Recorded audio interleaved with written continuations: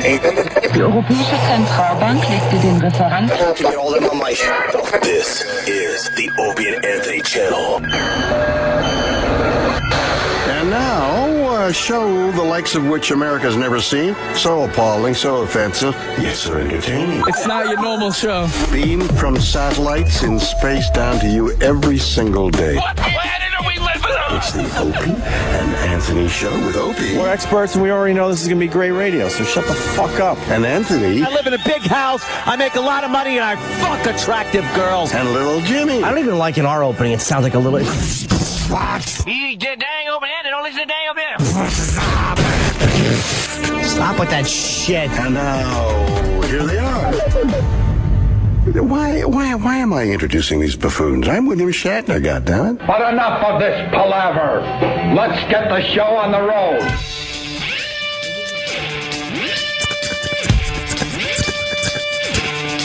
Sounds like a choo-choo train. The O&A Express is rolling into your town, any town, USA. Hi, everybody. How is everybody this morning? It's a rhetorical question. You don't have to answer as you're driving. If you're driving, text me. That's dangerous. Oh, that's very dangerous. Very dangerous indeed. Hi, everybody. Opie and Anthony program. We have, of course, the incomparable James Norton to my right. And today, Sam Roberts. Yeah. To my left. For those of you keeping tabs at home, drawing diagrams. They have little baseball scorecards that they fill out. It's like, oh, Sam's to the left today. Oh, yeah. Sam's usually in front of Anthony, but and they have to the left. Shitty little symbols that they put, like a circle and the slash, and I don't know what that means. I always thought those guys at the baseball game with the fucking book and they're writing in their book when something happens is the dumbest fucking thing to do. But I think Travis used to do that, right? Did you? Never. You never did that? No. My dad. But a lot of people still do. I assumed it was a dicky thing, so you probably would have done it. What the fuck for your dumb Baltimore team? Yeah. Yeah. A lot of people still do that. Really? Yeah. Why? Especially like the. Isn't there an app you could do? And just sit there with an iPad and go, oh, he got a K. Baseball's a very old school sport. There's a big giant scoreboard. It's right in front of you. It's right in front from wherever you're sitting, there's one right in front of you.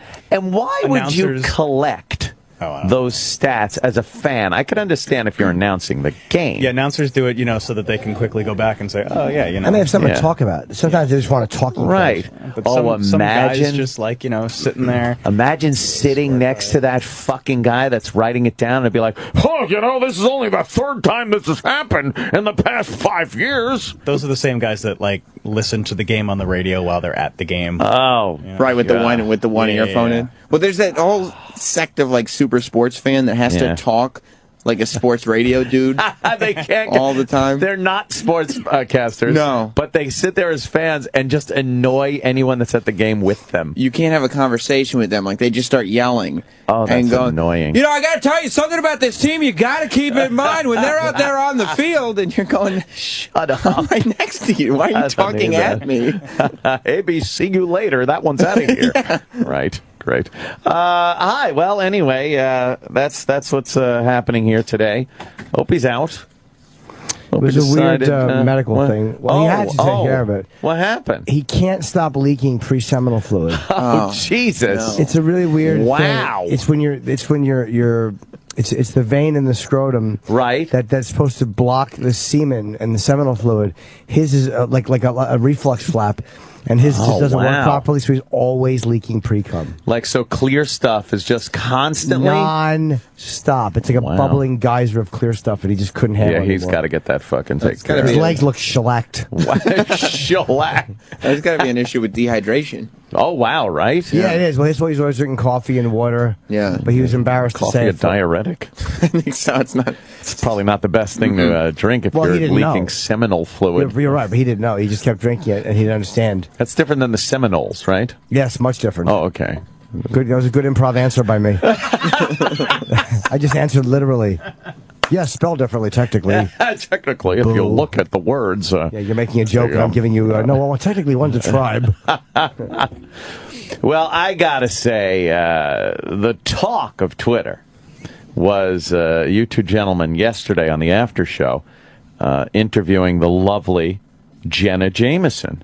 Oh, people heard it? I think so. Oh. I think some people heard that. I know I did on my drive home.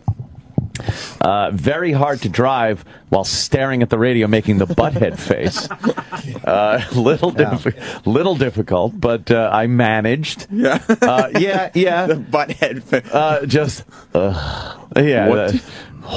What the hell did she say? Whoa, she sounds cool. Yeah, we all listened. I guess whoever wasn't listening or wasn't here, not many people were here, they could have watched the video that is up there. It looks I guess good, the video. Sam Roberts has it. Not Sam? Is that who you are? Yes, that's who I am. Not Sam on you bring in the card for me? the YouTube. Yeah. You're the best. It's also up on the You're Facebook. ready to smash It's me, also though. up on Facebook. Yeah. Oh, that's good. Yeah, if you just search Jenna Jameson, Jim Right, Norton, right. Sam Roberts, you'll find us. Yeah, there's only one video with all three of us in there, and it's not the kind that we would prefer. We were working on it, though. Oh, I heard. As a listener, I was a basic listener on the way home, just like all you out there. And I got to listen to this interview. Now, I knew there was a tad bit of an issue right when I heard, she's asleep in the green room. Right. Before she was even brought in, I audibly, alone in my vehicle, said, uh-oh. I literally, out loud, said, uh-oh. 2 minutes, because she was here early, and so we figured we'd start the show right away. Sure. And get her right in. But And then there was like, where is she? Right. And somebody said, well, she's scheduled for 10:15. And it's like, and I looked at my clock, and I said, it is 10:15.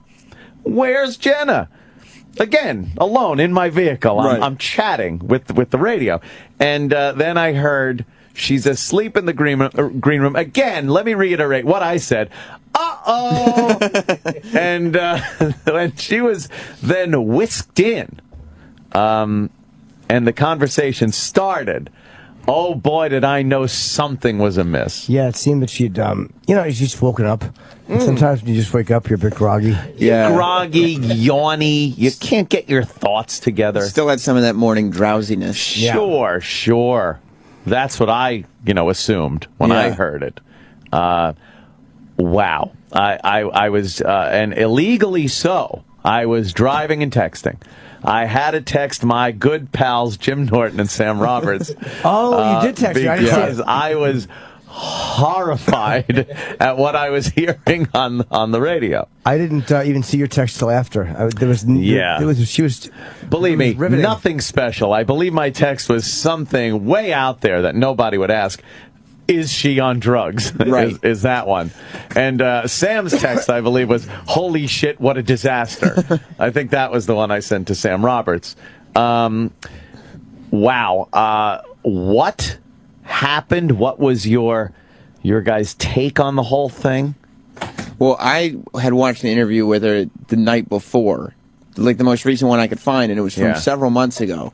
And she was like crying on Entertainment Tonight, and I was like, wow. I was like, that chick shouldn't be doing interviews. She needs my dad. Call her pissy eyes and fucking faggot. And then I saw on her Twitter, as I was researching, I saw on her Twitter that like 2 days before, she'd just gone on this whole Twitter rampage about Tito Ortiz and custody of her kids, and she was posting screen grabs from her phone of text messages that weren't returned of her begging to FaceTime with her kids. Nothing worse than the online argument with a loved one. But it was one-sided. To happen. Yeah. There was no back and forth. Well, he's probably thinking like, oh my God, my ex-wife is the biggest porn star ever, so people listen to her. It's not like she's just some fucking chick. Yeah. Everyone knows who she is. Right.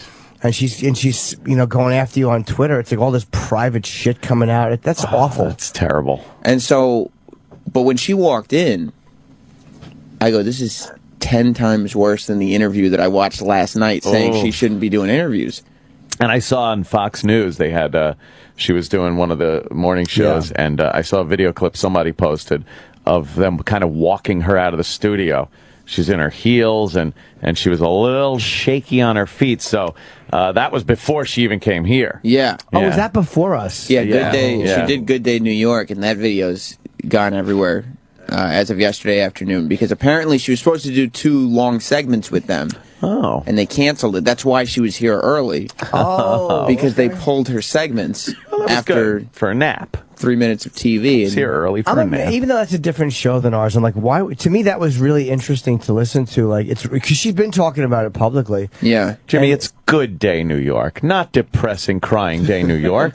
Right? What's wrong with you? But that's where she's at. Like, it is what it is. Like, she's promoting something, but everyone knows. It's like she's a really well-known person. Sure. And this is what she's. And it's not like you're going into her house with a camera and fucking, sandbagging her or whatever. She's coming out for an interview. But Jenna Jameson whacked out. Live TV segment cut short over bizarre behavior on TMZ. And the craziest thing about this, the Good Day New York thing, it's on TMZ, it's on all these places. Yeah. She's 10 times better on Good Day New York than she was here. Than she was here. And the video's available on YouTube. Yeah. Wow. Yeah, so she comes in, she sits down. As a listener, I'm hearing these long gaps of silence and sniffling and tears almost immediately. She got upset very quickly. Yeah, and it was like letting it sit there and just be was. I didn't want to interfere with it. Like honestly, it was that's what was happening. Right. And why there's no need to cover it up, and there's no need to rush through it. And there's no need to let it happen. It is what it is. Again, that was where she was at in the interview. And I kind of liked on the video when you're listening. You didn't catch this on the video.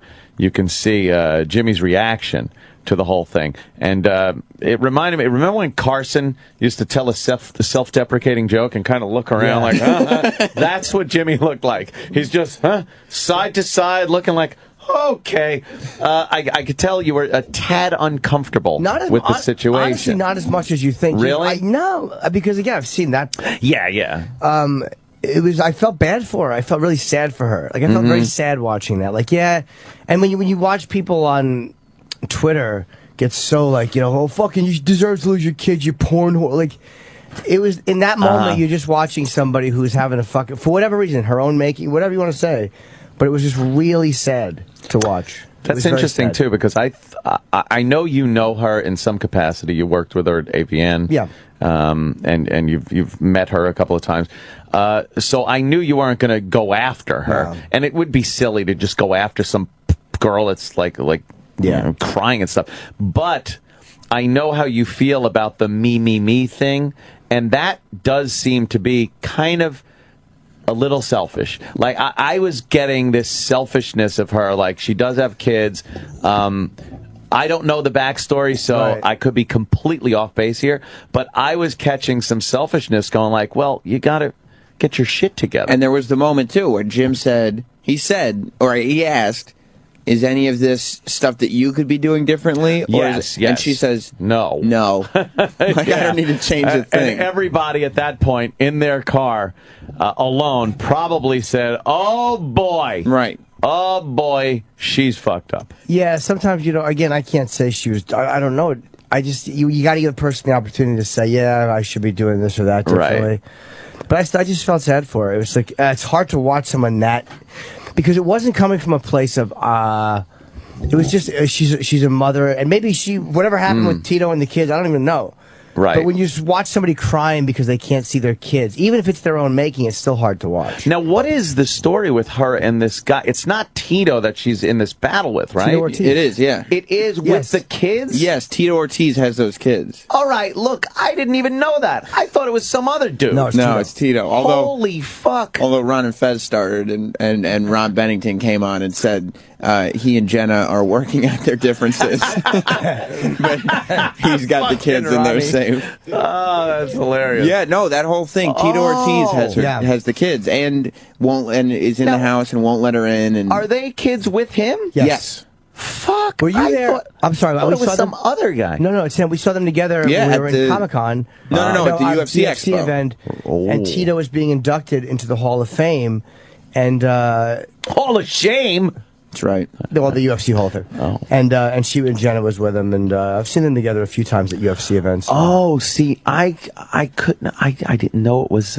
Yeah, it was Tito Ortiz. Him. I thought it was like some guy before Tito or something. I guess we okay. probably could have made that a little clearer, but it was We weird assume everybody knew it. and it was weird to tell the story. And I was wearing a UFC shirt. Oh my God, you wearing? Yes, you were. Dude, I wasn't even. It really, literally was. I wasn't fucking. Should have a big Tito shirt on. Hey. I wasn't doing it on purpose. Oh man. I doubt she even noticed. Maybe well, not, but probably I not. I was like, oh my She God. probably saw like some blurry writing, But something. There were a couple moments where it's like when she first walked in and started talking, Jim and I kind of gave each other this look like, all right, here we go with something. And then the second one, I think the look of that people thought Jim was uncomfortable. Yeah. We were both pretty surprised that she broke down within 5 minutes of being here. Really quickly. Yeah. She and to sit there and listen as she's trying to pitch this sexy book. As she's just weeping and conveying these depressing stories of losing your children. It's like, wow, I had my dick out and I'm just jacking as I'm driving. This was so hot. And you got to wonder, like, who are the people around her? Yeah. They're like, Jenna, we got to get you out. We got to get you doing interviews, because at the end of the day, it's not like we found out she was a damaged person and tried to get her in. Oh, right. She asked to come here, or somebody asked on her behalf, can she please come in? Okay, we'll talk to her. Yeah, you didn't go knocking on her door or like anything who like that. who are the people that are carting her around and putting her in? I don't know. It ain't hurt interviews sales, and that though. shit. It won't hurt sales. No, it'll do great for sales. Live appearances, people will go just to see her, and even though she's depressed or she's having a hard time, people are talking about Jenna Jameson today. It doesn't matter. At one point, when she did start crying and Jimmy brought it back to the book, I thought a publicist was fucking stink-eyeing you. No, I did that, and I knew when I was doing that, I'm like, it wasn't like I wasn't uncomfortable with her crying. Right. It was like I didn't know what else to do in that moment. Like, like I didn't want to be Barbara Walters. Nah, but there's a weird line between. Yeah. I don't want to. I look. She's breaking down and having a hard time. But I don't want to be like, ooh, good. Yeah. Like, hey, she should promote this. Just believe. I knew she was still gonna. You know. You were still gonna get. She had just gotten there. We could talk about the book for a little bit before we get back here. And I also was afraid they might pull her. Right. There was a part of me thinking like, was a publicist here with her? And yeah, but stuff? they were fine. Okay, they were in the other room. I was afraid that there was going to be that moment where they're like, we got to go. We got to go now. Like, and if you talk about the book, that in just a matter of minutes, the despicable Sam Roberts will bring it right back to tears. I didn't do anything despicable. He was listening going, oh, you son of a bitch. I asked questions that were loved it. legitimate Sam, and pertained to the conversation. And you needn't make an excuse. Right. I was going, I was cheering for Sam Roberts. I thought Sam was fair, though. I didn't think you were fucking exploitive or shitty. No, he was, but he brought it right back to the tears at one point. Well, that was also the real thing of like, of course. If we had just sat there and talked about the book for the next 25 minutes, it would have been, what is this? What? It was good to get into for a minute, and you got to plug what they're there for, but there really wasn't much to say, because it was fiction. It's not like it's real life. And you can't make your business, your private, you can't go out of your way to make your private business public and then expect people not to talk about it. They got to talk about it. It's not like we had to research and found out these secrets. It's like I was looking at your Twitter feed. Yeah. How did she look, by the way? Did she look weathered? Did she look, looked okay, a little man. haggard? Did you see my picture? I mean, I know she looked okay, but did she look her age? Did she look older? Did she look like a lot of work done? Did she look depressed? Like people get that look? Well, here. She looked better than she has. I've heard she looked better than she sounded from a lot of people. Yeah. Oh, and she knows how to pose for pictures. She wow. fucking knows. knows. She looks good in that pic. She's still not. I mean, she used to be like the hottest chick ever. And I tweeted pictures of her early in her career yesterday. Stunning. Fucking beautiful. And man, that porn industry will, it's like a meat grinder. But she did get out on top. I mean, again, with Club Jenna, and she came out. Again, seeing how they treat her at AVN, and this is in 2004, January of 04. She's royalty. Oh my God. Yeah. And I mean, it was in fucking full swing. the expo. Right. There was thousands and thousands and thousands of people there, and she was the fucking queen bee, man. Belle of the ball. Yeah. Jenna is royalty in that world. Yeah. But everywhere. It's not just in porn. Anywhere she goes, she's Jenna Jameson. So she came from a place of being quite on top. And it really seems like she let herself fall apart after she was well out, like years after she was out of porn. That is odd. She did very well for herself out of porn. Wasn't she? She had the website, right? Yeah, Jenna. Yeah. Club Jenna, and she was selling like other people's porn, other people's work, whatever the fuck you want to call it. She became a producer. So she's making a lot of money. Now, what happened? Did Tito get her shit? No. They sold Club Jenna to Playboy. Oh, Playboy bought Club Jenna and she kept got Jenna and her ex-husband on as like executives. What year did that happen? I didn't know that. That was her other ex-husband. Her ex's name is Jay. He was a performer named Justin Silver. Right. And his real name is Jay, like Gardenia or something. Yeah. And you doesn't have to call him Jay. Yeah. Oh, you could call him Ray. You could just call him Lucky Motherfucker. But he was a guy who was very. You could tell he was a bright, savvy business guy. He wasn't some dumb dealing, because he was the one who kind of oversaw everything they were doing back then, and you knew he was a guy who knew what he was doing. Yeah. Oh, okay. So he probably, in the divorce or something, he wound up getting the lion's share of the goods? Where she spent hers, I don't know. Maybe she spent her, oh boy. I've heard there are rumors that he took a lot in the divorce. Wow. Like he walked away with a lot of the rights to things. It's not like he was getting a fat cock up his ass. That's right. Well, but he was in charge of her, and he did films with her, and he was. After they got married, he was the only one that shot with her. The only guy. That's like he changed he had an on-screen name and that. Justin Silver. Yeah. Oh, wow. okay. Yeah. So she's left now without really an income aside from book or appearances that she does, right? And without her kids, with no fucking man in her life. Depressed and coming from a place like we said of being very much royalty. Yeah, you're on top. You're on top, and then it's just like it really made me sad for her. Oh wow, I understand all about people doing their own shit and making their own bed, but I get it. But it's still hard to watch because she's always been. She made her own bed. Now roll over and take a big dick in the ass in it.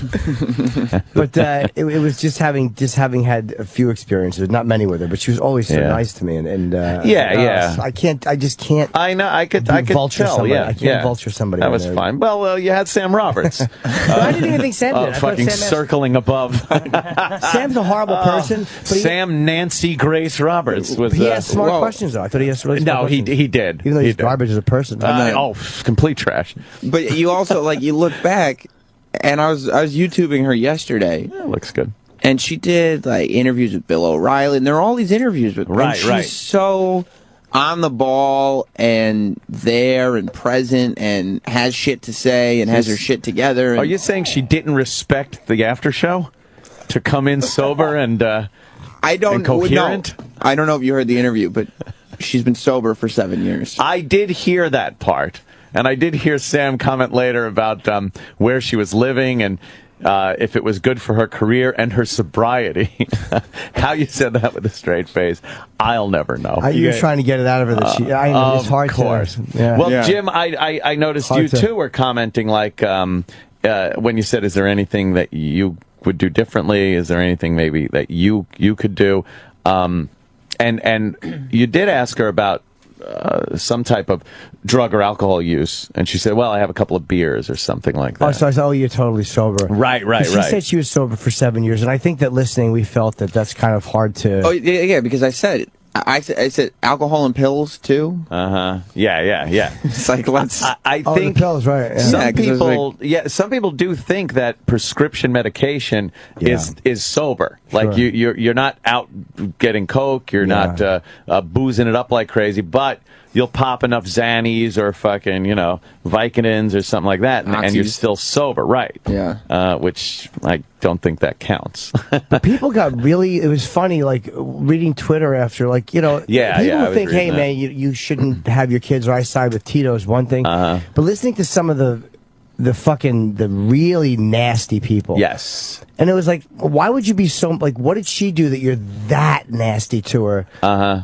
And it's like, you'd kill the woman you're married to fuck her. Yeah. Like, you don't genuinely feel that way. There's like this really weird thing, like, well, you deserve it, you bitch. Like, yeah, I don't know where that comes in with people. I think that's them yelling at every girl that's ever turned them down.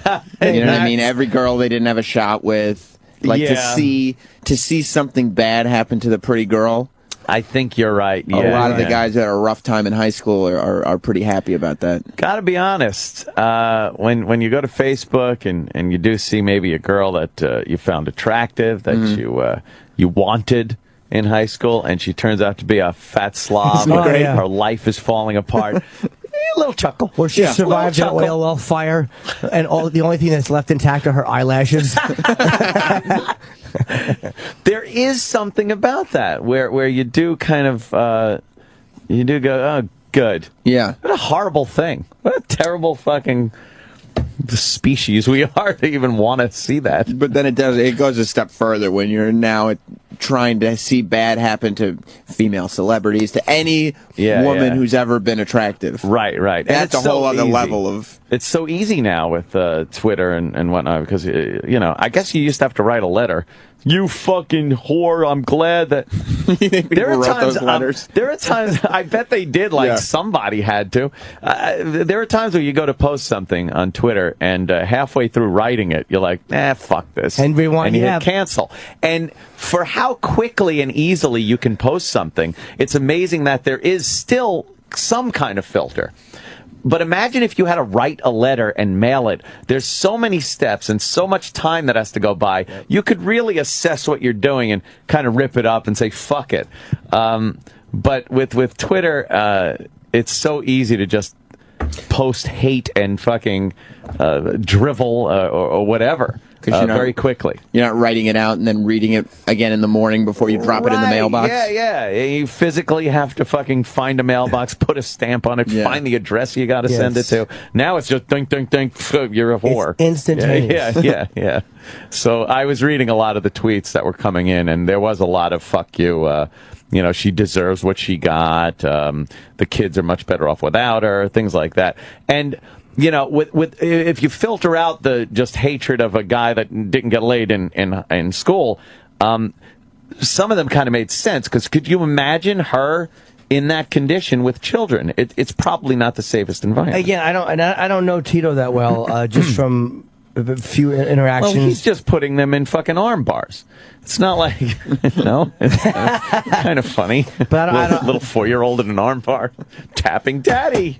I don't know what he's like. I don't know. I really don't know. I don't think that because she's like she's kind of blaming the whole thing on him. And I think every there's always two fucking people who choose to be involved, and usually both contribute. You can't know what he's doing, and you can't know exactly what the situation was. But what you can know is, I probably wouldn't leave my children with the woman I talked to yesterday. Right. There you go. That's kind of what I took away from it when she's talking about she hasn't seen her kids and stuff. I don't think it's the courts, the being mean. I'm sure Tito's being vindictive, because that's what you do as a ex-husband with a wife that's like that. Because there were certain points that I was listening and I was having fucking flashbacks, like, oh brother, I would not want to be married to that. And then I'm like, oh, fuck, I was. Shit. So he probably isn't the most pleasant guy with her, just based on if she's like that. Why would you want to release your children to a woman that's that fucked up? Let's be honest. Yeah. Yeah, she sounded a little bit out of it, and again, a little bit out of but it. I'm Jim. meaning like I've seen more fucked up people than that. Just being diplomatic. Yeah. I've seen a lot worse. Being diplomatic. She just sounded. Again, it's hard to say, because I don't. It sounded to me like somebody who was either hungover or who is on something for a prescription. Yeah. And again, the pills affect you so fucking That was definitely weirdly. Prescription medication. It sounded like it. Yeah. But you've seen a lot more fucked up people, but never on a book tour. Just Probably brought not, around. Yeah, never in a radio studio brought in. You would think her people would be like, all right, Jenna, we're starting our day of press. I'll come to your room or whatever and come and get you. And then the second the door opens, you go, yeah, we're canceling everything we have today. You're fucked up. No, her people are like, we'll just catch a 10-minute nap in a green room. You should be fine. Nap. Well, you would think after the Good Day interview, that would be it. Right there. But then they still brought her over here. They might be book people, though. They might not be her personal. You know what I mean? Like, they just want to sell books. Get out there. Just that's their thing. She was with like a couple of people. Yeah. Only one of them is the book person. Yeah, but they're all in the business of Jenna Jameson. I find them despicable. That they wouldn't protect her a little bit more and have her, not do that. It was kind of embarrassing. It's fucking. It is, but I kind of like the fact that she did it. Oh, believe me, I loved it. Not just for us, but I like the fact that there's something really honest. Even if someone's falling apart, there's almost like let people see what it is. Like she's having a really hard time. I think she's in a bad place right now. Yeah. Let people see it. This way you don't just fucking read about it one day and go, oh my fucking God. Like let people see it and understand what it is. At the same time, that interview can come back and haunt her in court now. That's another thing. And the Good Day thing can come back and haunt her in court. A lot of people are saying that, like, oh boy, that's testimony right there. No, I think it'll do good because she said in the interview that she's sober. Yeah. If it drives you into if it drives you to rock bottom, like I wanted to, and I didn't ask you because I should have, but I feel like I'm watching a person hit bottom. Right. That's what it felt like when I was talking to her. Yeah. And that's always a good thing. Because when somebody hits fucking bottom, they can start to, you hope they don't die or wind up in prison, but right. That's the best way up and out is through bottom. So maybe this fucking horrible thing will help her out, I hope. Yeah. I don't know. It's sad all around. Yeah. I know. It was very compelling to listen to. I got to give you guys that. That's for sure. Your video is part of the Mirror's article. No. And they say that show hosts Jim Norton and Sam Roberts were visibly uncomfortable with the damaged state of their guests. But that's literally ask the troubled blonde questions. That's not true that we were visiting. I didn't feel that uncomfortable. You know what? I didn't feel uncomfortable at all. Regardless, it looked that way. Regardless of how you felt when you watched the video, the way you're peering around, especially at that first breakdown she has. Yeah, absolutely. You're kind of, and you almost give this. You look at Sam at one point and almost like smile, like, "Holy fuck! What are we doing? Yeah. What are we in here?" There was definitely a feeling of where is this going? Right. What are we gonna do? What should we be doing here? Yeah. You had an engine go out on you. That's the look you had. One engine went out. If someone breaks down or cries, it's really weird. Like I want it to be legitimate. Like there's a really weird line where you don't want to be the vulture scumbag. Yeah. Like that. Just when someone is down, you start kicking them and probing them. Like, ooh, this will sound good. Yes. And it's really there's like a really weird balance with that. Because we bash people that do that on TV. Yeah. When you see Barbara Walters, when they smell blood in the water. You don't want to be that guy. But I also don't want to cover it either. Like go and pretend it's not happening. There was one part of the interview where she took a real long time to answer. A question was asked, and you heard her sniffling and kind of breathing funny. You knew she was very upset. And I don't know why, but I just pictured Jimmy like maybe putting his hand on her hand and like comforting her. Well, he did as I was driving. He did open the water for her. Oh, you did? And put it next to her and put the tissues. I did. Well, they asked me for a tissue in my ear. Oh. E-Rock, which I thought was her publicist or somebody, which should, but it was just good manners. I should have done it anyway. Yeah. E-Rock said, could you give her tissues? I should have thought of that. There was a funny comment on the video because you can see Jim gets a bottle of water and opens it and puts it in front of her. Yeah. And they were like, did you learn nothing from Mike Francesa? There's no cap on that water. I didn't think of it. She actually in that moment collected herself better than I thought she was going to, because it was like the question was something about what. Well, the first question that got her was, "Are you okay?" Yeah, are you okay? Yeah, because you were obviously concerned at her state there, so you asked if she was okay, and then the answer was no. But I didn't want to get into it, and again, how else to get into from this book, which is so different than the way she was being at that moment. It was a really weird. It was like somebody promoting fucking balloons. Like, you know, they're out promoting balloons, but they walk in with a bandage on their wrist. Like, how do you... That's exactly what it was. Right. Here's this book that's supposed to be sexy and fun and everything, and then she's just this depressed disaster on the radio. Yeah. So it was... she collected herself very compelling in that moment better because it looked like she was going to really have that was later on. That was something about the courts. You might have asked something about Tito and what did he say or whatever it was, and she was ready to. But so that's why her pause. It sounded like something really fucking bad was coming. Yeah. But then she kind of collected herself. But I think that also the way she was able to collect herself and then get sad again and then come back from it was that manic kind of you're fucked up behavior. Because that was weirder than if she would have cried the whole time. It was the way she came out of it, and she's laughing, and then, and then fucking Sam Roberts pops back in with a goddamn question that gets her all fucking upset again. Towards the end of the interview, it was very upbeat. Yeah. Yeah. As I was trying to seg my way into getting a date. Into fucking her. Yeah. I wouldn't have fucked her in that condition. I honestly Did you text her? Yeah. But not, just to say hi. Wait till she passes out.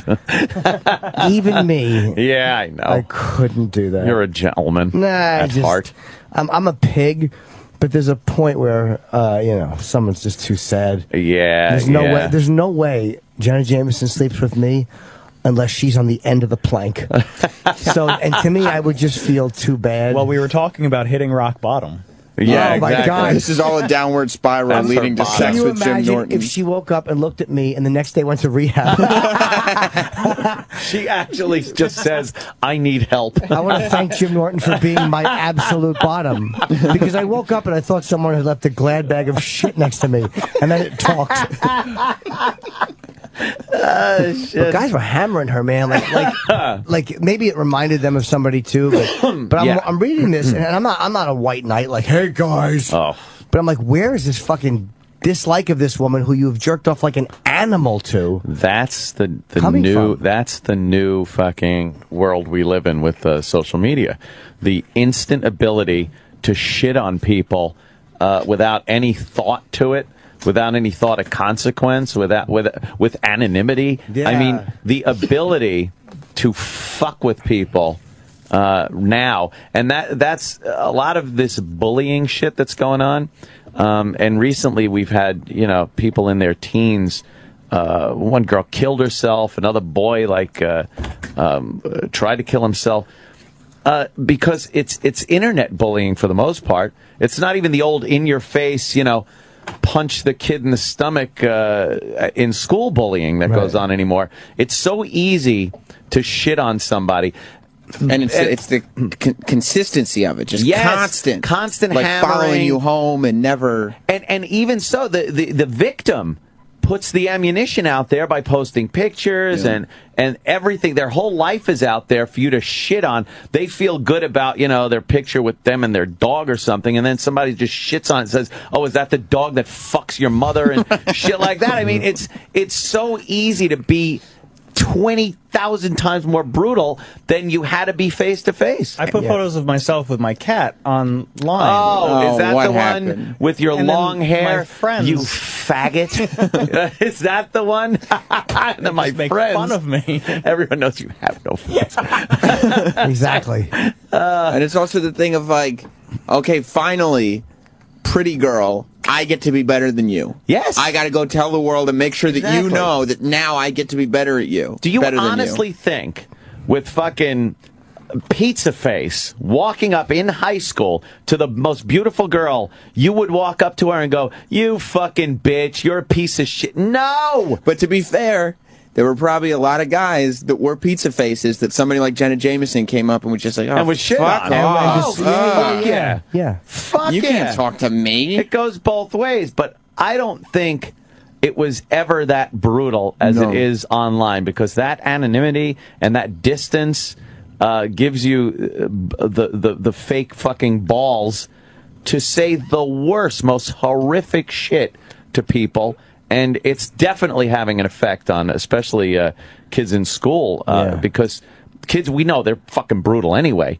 But now to have that outlet, it's fucking horrific. And the weirdest thing is when you read it, and then you go to the profile, and it's like a picture of a guy with his 2 kids. Yeah. And you go, you're still doing this and you're raising kids? Yeah. Like, what if somebody was doing it to your kids? You'd think that once you have kids, you wouldn't do things that you wouldn't want people doing to your kids. To your kids.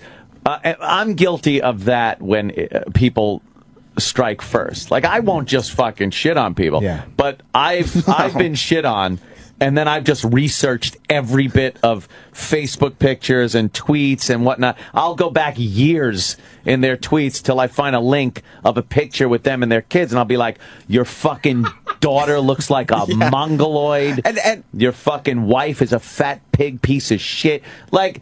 But, you know, you fired the first round. And they want to treat you like you're a public figure so I can say whatever I want. Well, fuck you. You made yourself a public figure. Now I see what your kids look like. You stepped into the public arena and publicly said something. There's a difference between somebody emailing you something and then somebody publicly mentioning you and saying something. But again...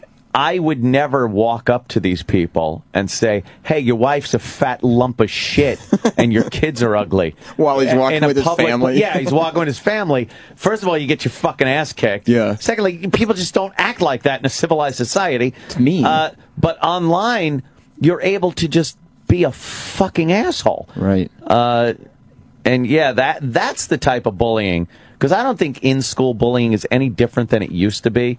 I remember... It's probably less, actually, now. You're probably right.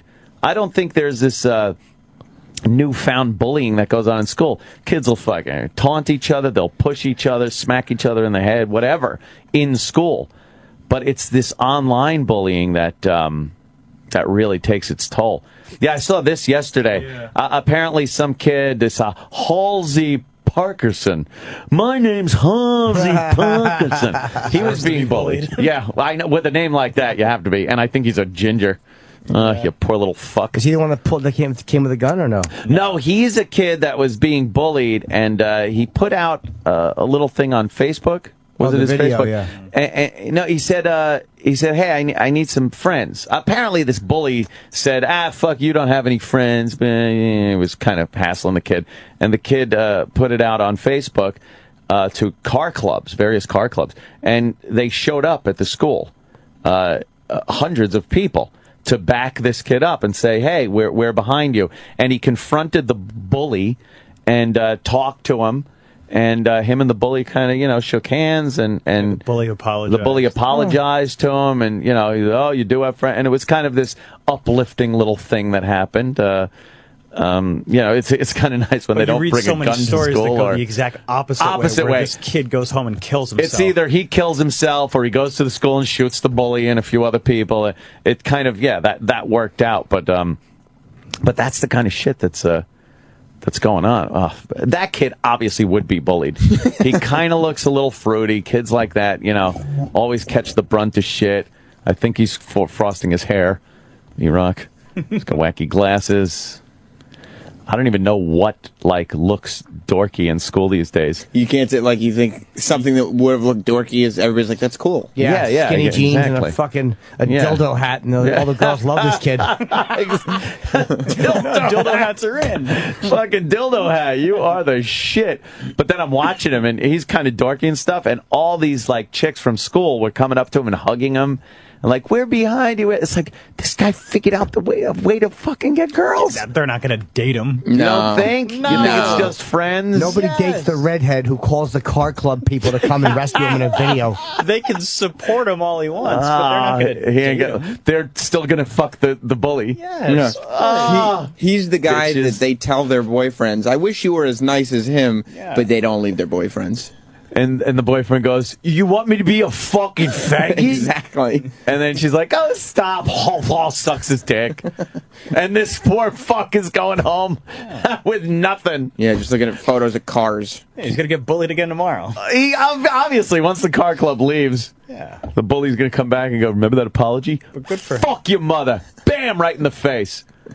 Oh, it's so I don't know. It's terrifying as a parent. I'm trying to think back. You know how they say you remember like the better shit and kind of the bad shit goes off. I'm trying to remember like some real evil shit from school and stuff, and I don't know. I can't really place it. But it's got to be worse these days. I don't know why. I just think it is. Is it because you cried so much that they all just blend together? Oh, I was just so weepy. By high school, I had cut off all emotion, so it wasn't really. That's why you don't remember anything I think bad. Junior high was the last time I was very emotional or felt bad or cried.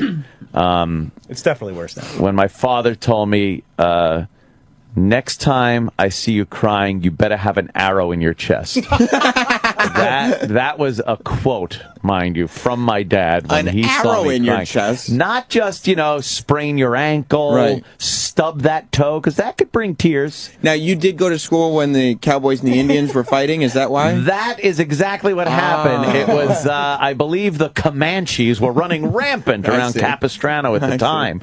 And it was a viable chance that an arrow would be in my chest. Happened to children all the time. See, what Dad meant was, I never want to see you cry.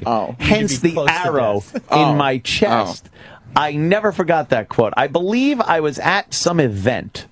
I remember there were bleachers, something. I was there, and I got a cramp in the back of my thigh, and it hurt very badly. And I straightened my leg out and went, ah! And I started crying. Because you had a cramp? It hurt really bad. Were you in your period? All right, look, I was probably 13. Oh, that's awful. And my dad did tell me at that point, next time you cry, you better have an arrow in your chest. I wonder if you're secretly gay, but you cut off all your emotions, so you have no idea. Yeah. Secretly? Exactly.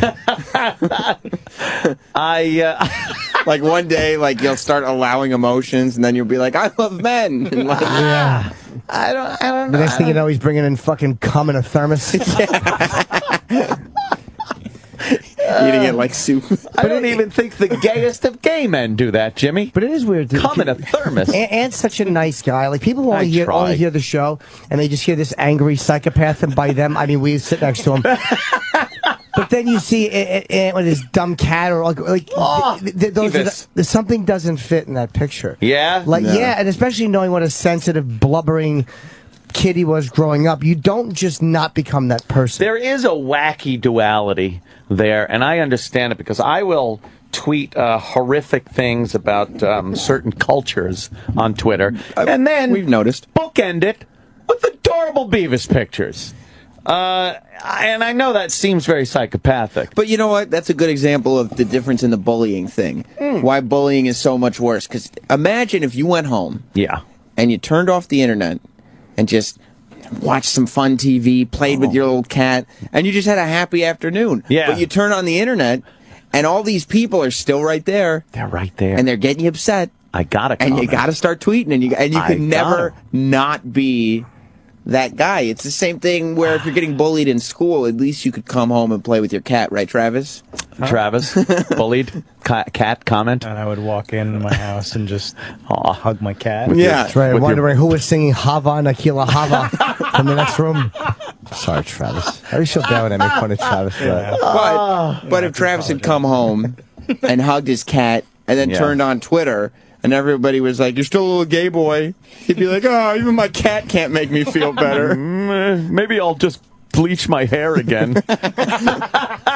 You little fruit. This will be cool. I'll look cool, and they'll like me now. Look cool. You did look cool. Yeah. Yeah, there is no escaping it. Yeah, that's the difference. Yeah, you used to be able to go home and, okay, I don't have to deal with that again until, Yeah, there's no morning. bully-free part of the internet that you can go to. You're either not using social media at all, or you're going to catch shit on it. Like, imagine laying in bed.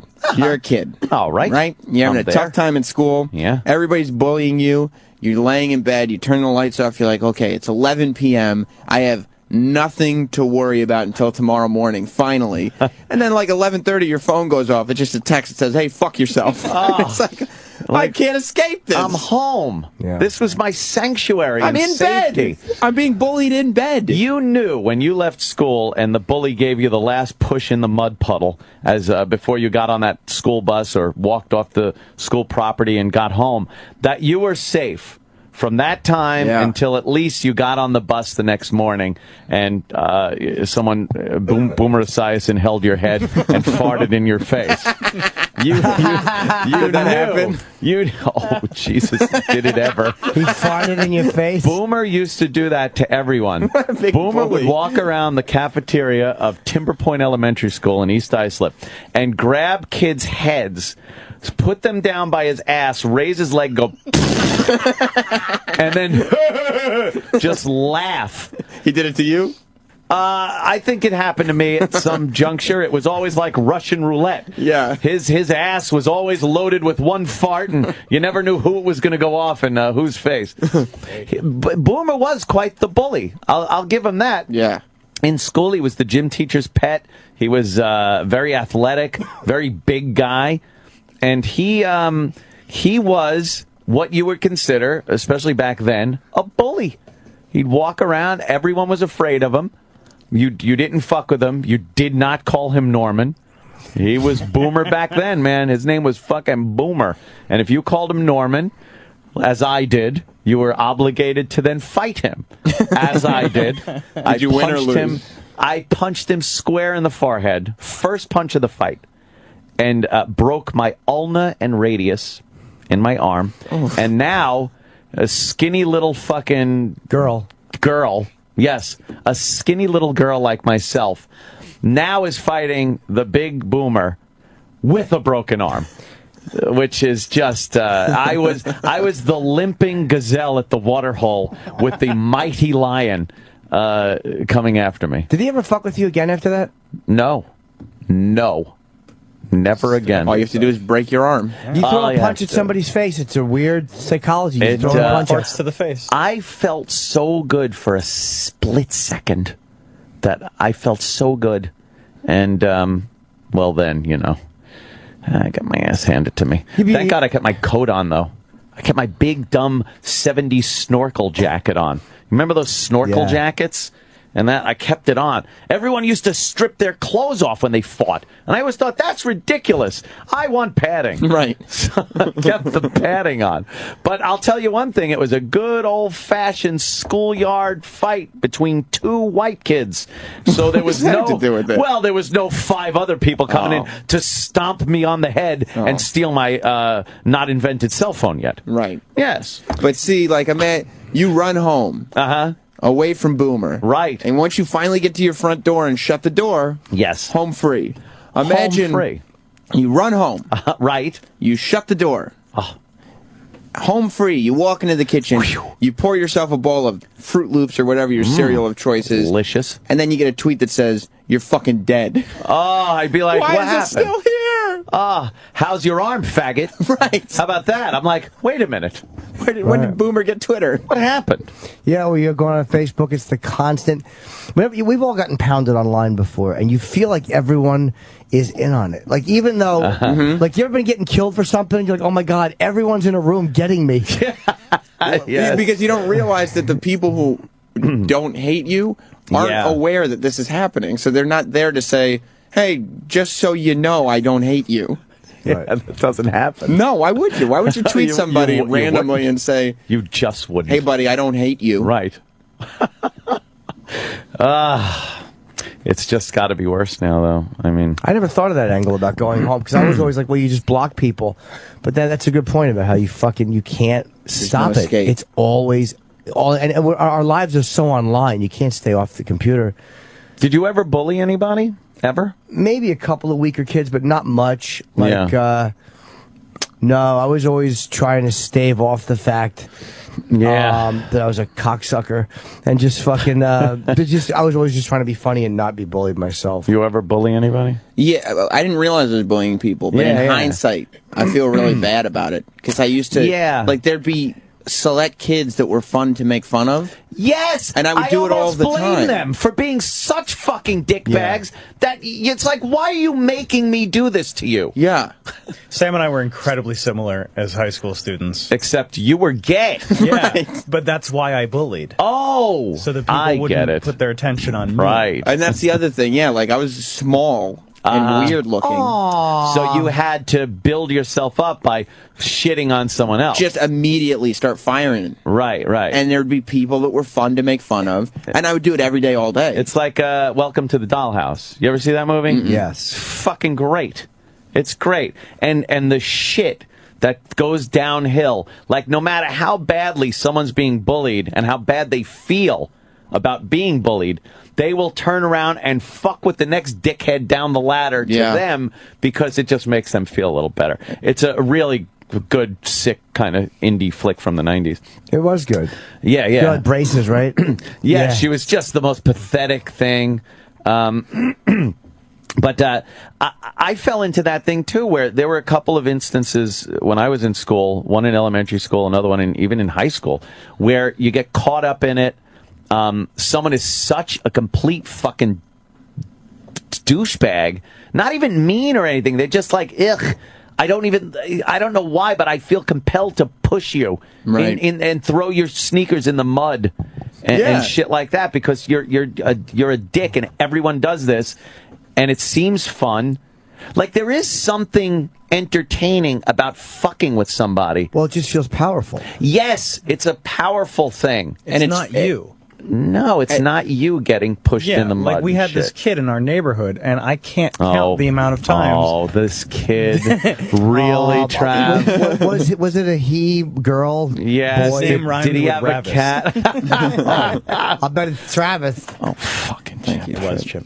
But I can't count the amount of times we sent him home crying, like just playing. And then you'd laugh as he cried. Yeah, that's hilarious. Yes. He's crying again. He went home crying. We've reached our goal, everyone. We made him cry. And you think about it now, and you're like, God damn. I destroyed that person's life. Yeah. Like I was also he had a terrible childhood because of me. But you're oblivious at that age to other people's feelings. Yeah. You don't understand that. Like I remember in 7th grade, there were these mean girls. Oh. And they told me a list of all the boys that all these girls had crushes on. Oh man. And they were like, you should send out an email and send it to everybody that has all this information on it. Ooh. And I was like, yeah, that'd be funny.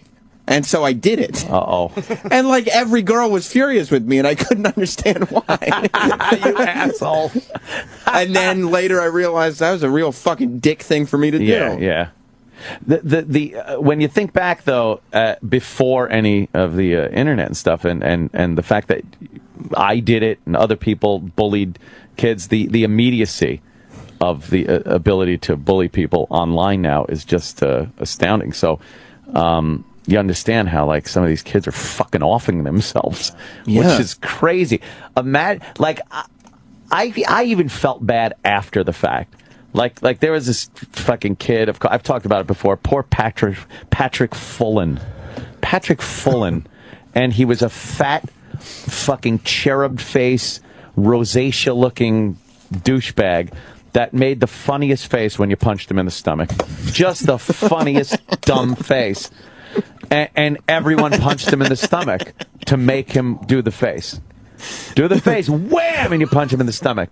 And I just, like, even afterwards, I go home and kind of be like this very show. Mm-hmm. When you're here, everything's hunky-dory. It's funny. The second I'm getting into my truck, I might feel a little bad about what I said while I sit here. Same thing. Poor Patrick Fullen. Why'd I make Bobo take his pants off? Right, exactly. But then you see Patrick tomorrow, and you're like, it'd be really funny if I punched him in the stomach right now. Gotta see that face. But you never forget being bullied, and you don't realize, because I'll never forget in kindergarten. Oh no! My first day of kindergarten in England. Someone dropped the N-bomb, right? No. Oh, but that's probably what they did.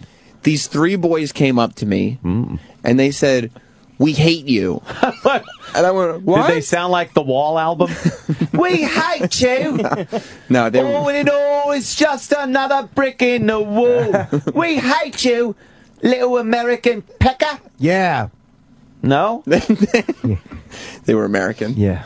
What? Yeah. I went to an American school in You're England. living on an Air Force base? Sam wanted to have some pudding, and they said, you can't have your pudding until you've eaten your meat. You can't have your pudding until you've eaten your meat. I'm going to kick you in your twigs and berries.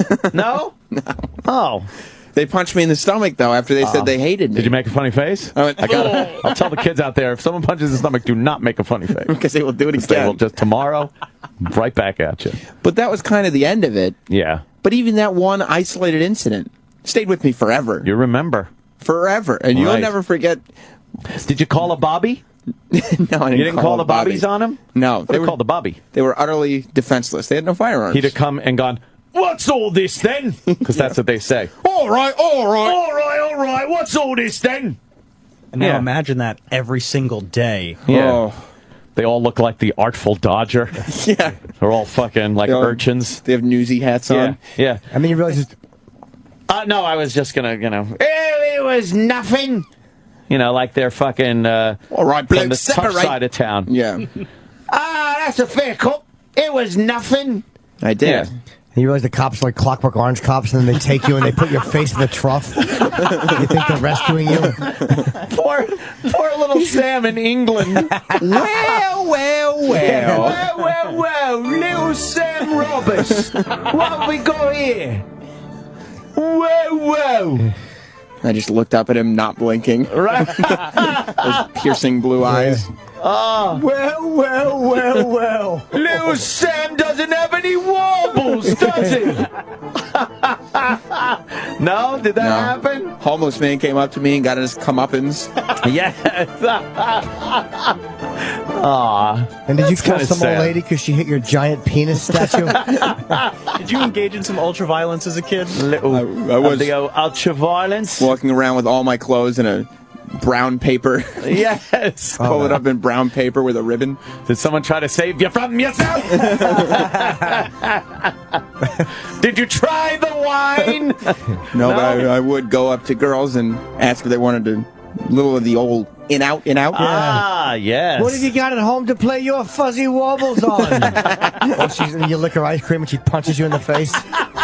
Little Sam Roberts in England. I was so Couldn't pissed. imagine that. My mom, I was gone from the house, and she gave away my pet snake that I kept in a drawer. Oh, no. That's right.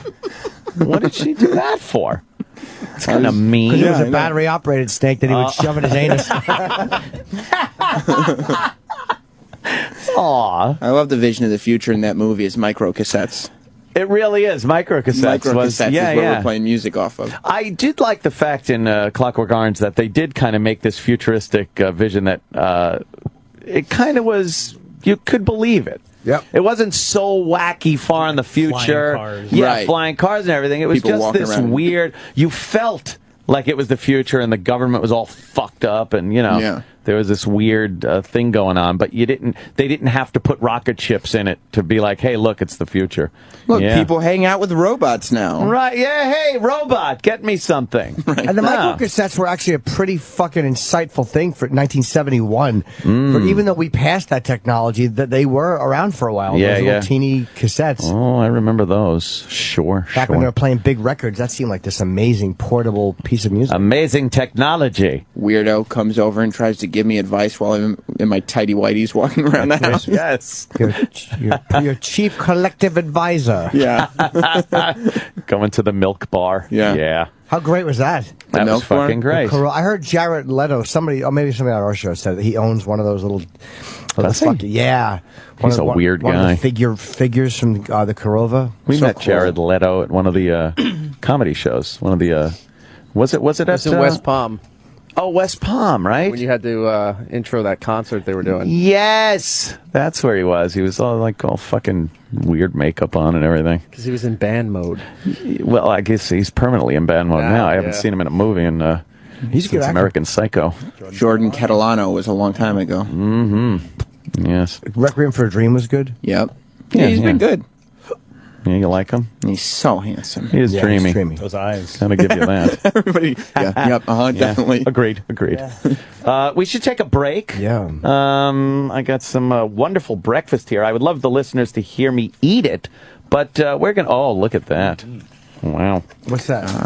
Jordan Catalano. Is that Jared Leto? My so-called life. Okay. Exactly. Did you watch that show?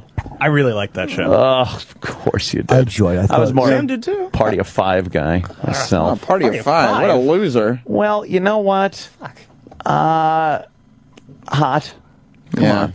Yeah. I guess Travis and I were like grunge era kids at that time, and you were like 42? Hey. I don't think I was 42. I'm bad with names. But, you know, I'd rather say that than say what else I was watching, like Clarissa Explains It All. You were? Oh, I love we were Clarissa. watching that too. Clarissa was the shit. I loved watching Clarissa. Because the kid who came in the window was named Sam, and I was like, I wish I was as cool as that Sam. Exactly. And you should be coming in a window. That's what you should be doing, just jerking off in shrubs. I used to love Nickelodeon. I watched Clarissa. Secret World of Alex Mack. I watched Pete and Pete. Pete and Pete's a great show. I watched some of the cartoons. Fucking Football Head. They're Hey Arnold. Hey Arnold. I was talking about this the other day. Like those Nickelodeon's shows when we were growing up were written so smart and they were written so well. They didn't talk down to kids. And now the shit that's on Nickelodeon now, it's just. What you mean overacting kids being smart Alex to their parents? Yeah. That whole thing. I don't get it. That whole like fucking the kids and they're smart Alex. I always wanted to be cool Sam coming through the window, but I always knew I was more like Ferguson. Oh, you were Ferguson. I knew. Ferguson was the douche. He was a fucking douche. What a great name. Ferguson. Yeah. Oh, look at him. Face. Fucking. I knew. He's one of those daywalker gingers. Good head of hair on that little bastard, though. Oh, big red head. He's probably fucking completely bald now. Oh, he is. Yep. Wait a minute. He is. He looks like that gay gymnast. Moby? Or the radio wizard. He looks like Seth Green. Or Seth Green with a shaved head. How did he lose that big, full head of red hair? And he started losing it and he just got rid of it because there's nothing worse than wispy red hair. No, but only some people can shave that shit. Man. So you got a good fucking shaved head, Jim. Thank you. Nice shape to it and everything. Some people, they shave their head, it just fucking screams chemotherapy. Yeah, I got a pale watermelon perched on my neck. Can't have that. Can't have it's great. Nothing in it. I knew too. My Big my brother fucking pulls off the shaved head. Yeah, fine. Yeah. He can fucking pull it off. He grows mutton chops and a beard and fucking the shaved head, and it's fine. Me, I had to spend whatever money I had to keep every little fucking bit of hair on top of my head, because the shaved head for me, you can't do it? an undertaker would be following me around, thinking I had mere hours left. Can't pull it off. Maybe if you grow a goatee and scowl a lot, people would think you're like Walter White. No. Walter White, another one that pulled off that fucking shaved head thing perfectly. I just don't have it. No. I don't have that look. The shaved head, it saved a multitude of bald guys. And black dudes. I mean, black dudes got it. Any black dude can pull it off. Any black dude can pull off the shaved head. Black women can pull it off since Uhuru. Uhuru? Was she bald or no? Uhura? Uhura. Was she bald No, or she had a full head of hair. Who am I thinking about bald black woman? I'm thinking of somebody I can't remember the name. Yeah. I have no idea. Every one of them, if you take the weaves out their head, or the fucking No, I'm thinking of somebody, hair. but I can't. All right. I can't, let me see. Does anyone know? Erica Badu? But she had a big, no, she didn't have a bald head. Did She had she? giant. Grace Jones? No. Grace Jones was bald. Grace Jones had, no, she had like a mohawk thing. She But had I mean, a fade. very short. Not She had the necessarily. fade up the side. Yeah. Yeah, she had a head of hair on her. Yeah, she's very pretty. Who She's used to bang her? frightening. Sting or no, Sting. Who used to bang Grace Jones? Oh, yeah, who banged Grace Jones? There was a white dude, right? I'm thinking of David Bowie and Imam. Yeah. Or Iman, not Imam. They're still married, I think. Are they really? Yeah. Dolph Lundgren. Did Dolph used to bang her? That would have been an awesome photo. Right? Holy shit. Imagine what that would look like, the contrast. Yeah. Fucking, you wouldn't need any fucking Instagram filters on that picture. Chiseled jaws. Fucking. Oh, my God. Yeah. Be intimidating. What the hell am I doing? I gotta eat. All right, we'll be right All back. right. And stay tuned. There's probably some great. The Opie and Anthony Show. on Sirius XM. The Opie and Anthony Channel on Sirius XM. What up, my niggas and niggas? Niggas and niggas. Here's another Opie and Anthony Show radio nugget. Could you at least just say what, because Gene, I guess, was really weird about certain things, and what you and Ace would do to Gene while he was sitting there putting his makeup on? Well, we kind of put them on his shoulder. You know, we would. I mean, at this part of our lives, it was a constant erection. I mean, everything. You didn't need any Viagra, trust me. And we would sit and get bored, because it would be back in our day. Was you work. You do an album, you go out and push the album. Back in the radio days, that's what you did. It was, there was we didn't have computers, you didn't have the internet. So you constantly recorded, you constantly toured with the album, and that's all we ever did. Out of boredom, one night I was making up and I got an erection and I said, I'll go over to Gene and put this on his shoulder. and so he was making up and also he kind of looks at it. Oh, and he freaks out. And then Ace got the idea, and so Ace came over and put it on his other shoulder. And so he's like, oh, you guys. But he didn't really freak out and throw us away and push us away. Right. Not that I'm indicating anything, but he actually, after a while, I think got a really big kick out of this little game we would play with him. We never did it to Paul. No, why not? I don't know. Just because I don't know. Oh, my God. I don't know. The Opie and Anthony Show. The Opie and Anthony. The Opie and Anthony Show continues. What's that? Ooh. Okay. Ooh. A little hotter than hell. Is that what this is? Any reason for this, Mr. Rock? Only because it's Kiss and Jimmy. 39 years ago, this was released. Kiss and Jimmy, I bet you wish you were. Look out. Kiss, huh? Yeah. I realized when I went to see Kiss that time they were around and we all went to see them, how few Kiss songs I really know. Yeah. Really? Like, I know their hits, their big hits. And those are kind of few, if you really think about it. And they played a lot of songs. I was just like, what the fuck is this? I don't even know this song. One of my favorite Kiss songs off of record. It's off of Dress to Kill. It's called Getaway. Peter Criss sang a couple of great fucking Kiss songs. Do you know he did Beth? I did not know that. You know, that was actually supposed to Ace and Paul. It was supposed to be Beck, from what I hear. That's right. And Gene saved the whole universe, apparently, by... All of its success hinged on Gene Simmons. Always on Gene. Is this the song you were just talking about, Gene? Oh, Getaway, yeah. Getaway? I like a lot of Kiss songs. I wouldn't know this. Yeah, this is like a... I think Dress to Kill had Rock and Roll All Night on it. It's very basic Yeah, song, but I just right? like Peter Criss in this, and I think that he never got the accolades. Little riff, very common riff right there. I've been trying to get away, to leave this old town. I've been trying to see my way, so I won't be found. Many times I felt alone, but that's all behind. One thing I know, one thing is that I know I have to go. See, it's very generic, but it works. It's a very generic song, yeah. Well, I don't think so. It's very old. Well, it is Everyone old. has been ripping this off since 1974. I don't care for it. I think they've been ripping this riff off since fucking the 30s. Very good. Little Kiss. I had to get my sleep study last night. Yes, I wanted to ask you how that went. Everybody is in a tizzy, wondering how your sleep study went, Jimmy. I do understand nobody cares, but I had to go. I went. I was on no sleep yesterday, so I went to. I had to get. I wanted to get one Ambien for my study because they put you probably have 30 wires attached to you. I said, how do you get one Ambien? I had my doctor prescribe it. I went to see my doctor and I asked her to prescribe one. One Ambien, please. I did that last year. One pill.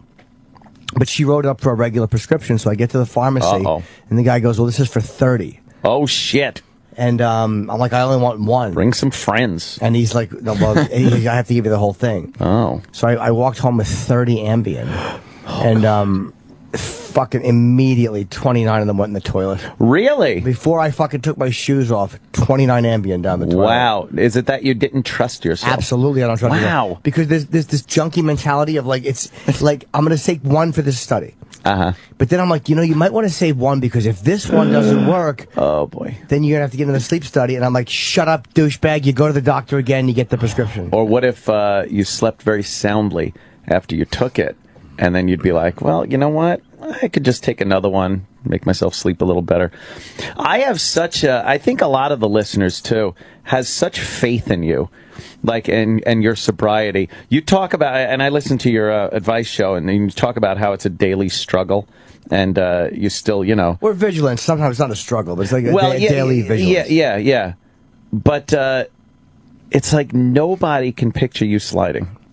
And it can happen. Believe me. I understand that. Yeah. It's like one of those things, but I mean, I don't think there's really anybody out there that could picture you sliding, because you seem very, very together when it comes to your sobriety. Everything else is fucking out of whack. You're a fucking lunatic, but that sobriety thing, I think it would crush a lot of people if you ever did slip. Yeah. I mean, but it's amazing how your mind works after all these years. It doesn't just say, take 5 and get fucked up, man. It doesn't say that. Because my mind, it's like too basic a fucking, but it's like, just save one. Right. There was the one point when I was holding the thing, I'm like, you could just take all these and you'd be dead. Oh my God. I wasn't going to do that, but I'm just like the power in your hand right now. I very rarely have that shit. It probably also helped you to get rid of him spending the morning with Jenna Jameson. Yeah, but that doesn't really matter because again, I've seen so many people in worse shape than her. That's just one of many people you see having a rough day. And Ambien it's pretty il potente, as they say, but it's not like you have morphine in your hands or anything. Right. Maybe I couldn't have killed myself. But I don't know still. That mentality was there where you're like, And I couldn't get it down the toilet. I saved one out of the 30, and they wouldn't probably flush. a big log you fucking put in there. Dude, they were all sticking to the fucking. I'm flushing, and I come back, and there's 20 of them still stuck to the bottom of my toilet. So I took a shit on them and knocked them loose. Very symbolic. That was what I did. I took a fucking awful post-workout veggie juice dump on them and knocked them loose. Oh, shit. And I get there at fucking 8 p.m., and it's not like the other place I went. You don't have your own bathroom. You have to share a bathroom. And with who? Just whoever else is up there. It's other like people a medical area. And it's like the day room at Rikers Island. There's like fucking 6 black guys watching a football game being loud. I'm like, this is a fucking nightmare. Were they working there or study? A couple of them were working, but the other ones were there for other kind of studies. They had people that do like volunteer, like I guess paid crime studies, right? Or just brainwave stuff and sleep. Oh boy! Beep. So I had to wait 2 hours to get. I'm like, how long will it take you to put all the wires on? And the guy's like, about 40 minutes. Jesus. So that's a lot of wires. He put I took a cold medicine because I was very congested in coffee. And then I bit the Ambien in half. I took half of the one pill I had. And that fucking mask went on me. And I slept. I kept waking up. I can only sleep a little bit. Yeah. I'm a bad fucking sleeper, man. That's a goddamn on cold medicine bitch. And a half an Ambien. And I don't indulge at all. And I still kept waking up every fucking hour. And I went and pissed a couple of times. You have to carry all these wires with you. And it's a fucking nightmare, dude. How do you not knock the wires off while you're sleeping? You're just laying there. I was laying on my back still. You don't move. I can't move. Sleep on my back like I can't either. I need to be curled up. Yeah. Fetal position. Yeah. Yes. I think he got enough data. And then it was like 3 o'clock in the morning. I woke up. I'm like, I'm awake. There's no. I wasn't going to take the rest of the pill. I'm like, is somebody awake, like monitoring the whole time? They're watching you on a camera. You just speak out loud in the room. And I'm like, I gotta pee. And I guess he was with another patient. So I just unplugged myself and went. And I'm like, I'm not going to sleep again. And I made myself lay there. And you must sleep, Mr. Norton. You must sleep and eat. Eat for the trip, Mr. Norton. It's a cookbook. It's a cookbook. So I got a little more sleep, but I'm hoping I got enough data, man. Fucking done with these cunting sleep studies. Yeah. But the mask you said was working. It was there was the machine that I needed called the ASV machine, and it was so much more comfortable than the other ones. What does that do differently? when it senses I stop breathing completely because of my central apneas, it breathes for me. Calls your family and congratulates them. Yeah, it writes Sirius a letter and buys stock options. So wow. I'll know the results, whatever, but hopefully I... How long before you know? You don't know? Yeah. God, that white gunk on me. Bitch. Yeah, I see that. Like, what is that, glue from the fucking... Yeah, they have to fucking exfoliate like 30 different spots on your body and rub it with alcohol and then put these fucking... It's like being hooked up to a... God. It's like you're a test dummy. That's what you're hooked up like well, one of you those... are at that point, yeah. Without the test part. I'm just a non-breathing dummy. Oh, shit. Well, good luck, Jimmy. Thank you. I'm talking about this guy. Remember the guy, the Jets fan? He popped that fucking Patriots chick in the face at the game the other day. Apparently, he's been a very bad boy over the years. This guy, Kirk Paschke. Kirk Paschke. And yeah, he's the guy who's caught on video punching this chick. Chick got in his face. You know, we talked about it yesterday. It's never good to pop a girl in the face, but as Chris Rock said in one of his very funny comedy bits, I understand. I understand. You can't kill it, but I understand. Oh, did you, Chip? Yeah. When? What was the context? My mother was getting the floorboards fixed by Lamar. I'm like, what are you doing? She's like, you wouldn't understand. I'm like, I understand. That's not even close to what Chris Rock was talking about. And it never happened. Chip, fuck you. Good. I've had it. Yeah, so this guy, now they kind of reached back in history, and when he was 17 years old, he stabbed someone and killed them. What? So apparently he has a little anger issue. He did 3 years in the joint for killing somebody. This guy, first of all, he's from Long Island. Now, I take pride in being from Strong Island, as they call it, Strong Island. But man, what a collection of douchebags has come from this little strip of real estate to the east of New York City. This guy is the typical Long Island dickbag. Everything from his high school yearbook picture to the video of him punching a chick in the face spells douchebag. I'm curious if he's a fan of the show because he probably is. Sure because I'm getting word that one of our former interns is friends with him, and he's giving me his number right now. Which intern? Paul. Which one was that? He also worked here for a period of time. We almost hired him. Oh, yeah, Paul with the bandana. Oh, bandana Paul. His mother made better fucking snacks than Sam's mother. No, he doesn't work here anymore? No, we hired Sal instead of him. But I thought he was working here. Nope. No. He was good. We erred in judgment. We really did. We got Sal. We got Sal. Sal, I'm behind your hiring 100%, and I think you're doing good. Why is that? That's a mugshot. Because when he walks in with a pistol, I want him to know who not to shoot. Oh. Yeah, gonna watch that. Yeah, so, wow, he knows it. Wow, that's fucking cool. I hope we get his number. But I'm just gonna say, he looks like one of these Long Island douchebags. It's even more of a reason not to punch a woman in the face at a public event. Right? If in your past you've stabbed and killed somebody. You do 3 years for killing somebody. Yeah. And I guess he claimed self-defense. His mother has been coming to this guy's defense, and this is another one of these typical fucking things. Mothers are fucking assholes. Gotta be honest with you. They just jump to the defense of their fucking putrid little offspring, no matter what. And this guy is no exception. No exception, excuse me. She said that the stabbing was involved some white supremacist or something that was hassling him, and he stabbed him. And he's then white. Yeah, I know. I don't get it. And then this is Jets Mobile, by the way. He owns that. Oh, he takes that to the tail. Yeah. This guy, I'm sure he's got a man cave in his mom's house. It's a short bus. It's like a. Oh, does he look like a fucking douche? It's a school bus that's painted white and has the Jets logo all over it.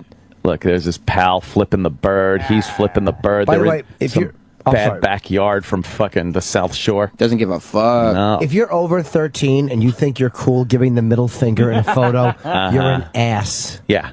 Yes. How else do you prove that you're badass in a single photo? Yeah. Jets Mobile. Jets Mobile is That's pretty, true. pretty Jets good. Mobile. It says Jets Mobile on it, too. I hope he gets sued for using the logo without permission. I bet he drives that to the games, right? And then other Jets fans beep, and he looks at him out the window and goes, yeah! He wants to be one of those celebrity super fans. Jets Yes. Mobile guy is here. He wants to be the new Fireman Ed. But instead, he's the guy who punched a woman in the face at a Jets game. He's just the stab-happy guy. You know the Jets Mobile? What? Oh, I think I saw that at tailgate. That's mine. Oh, man, you're a Jets Mobile guy? Yeah, that's me. Now the Jets Mobile is synonymous with stabbing people and beating women. And punching women in the face. In the face. So his mom rallies behind him and says that he was defending her.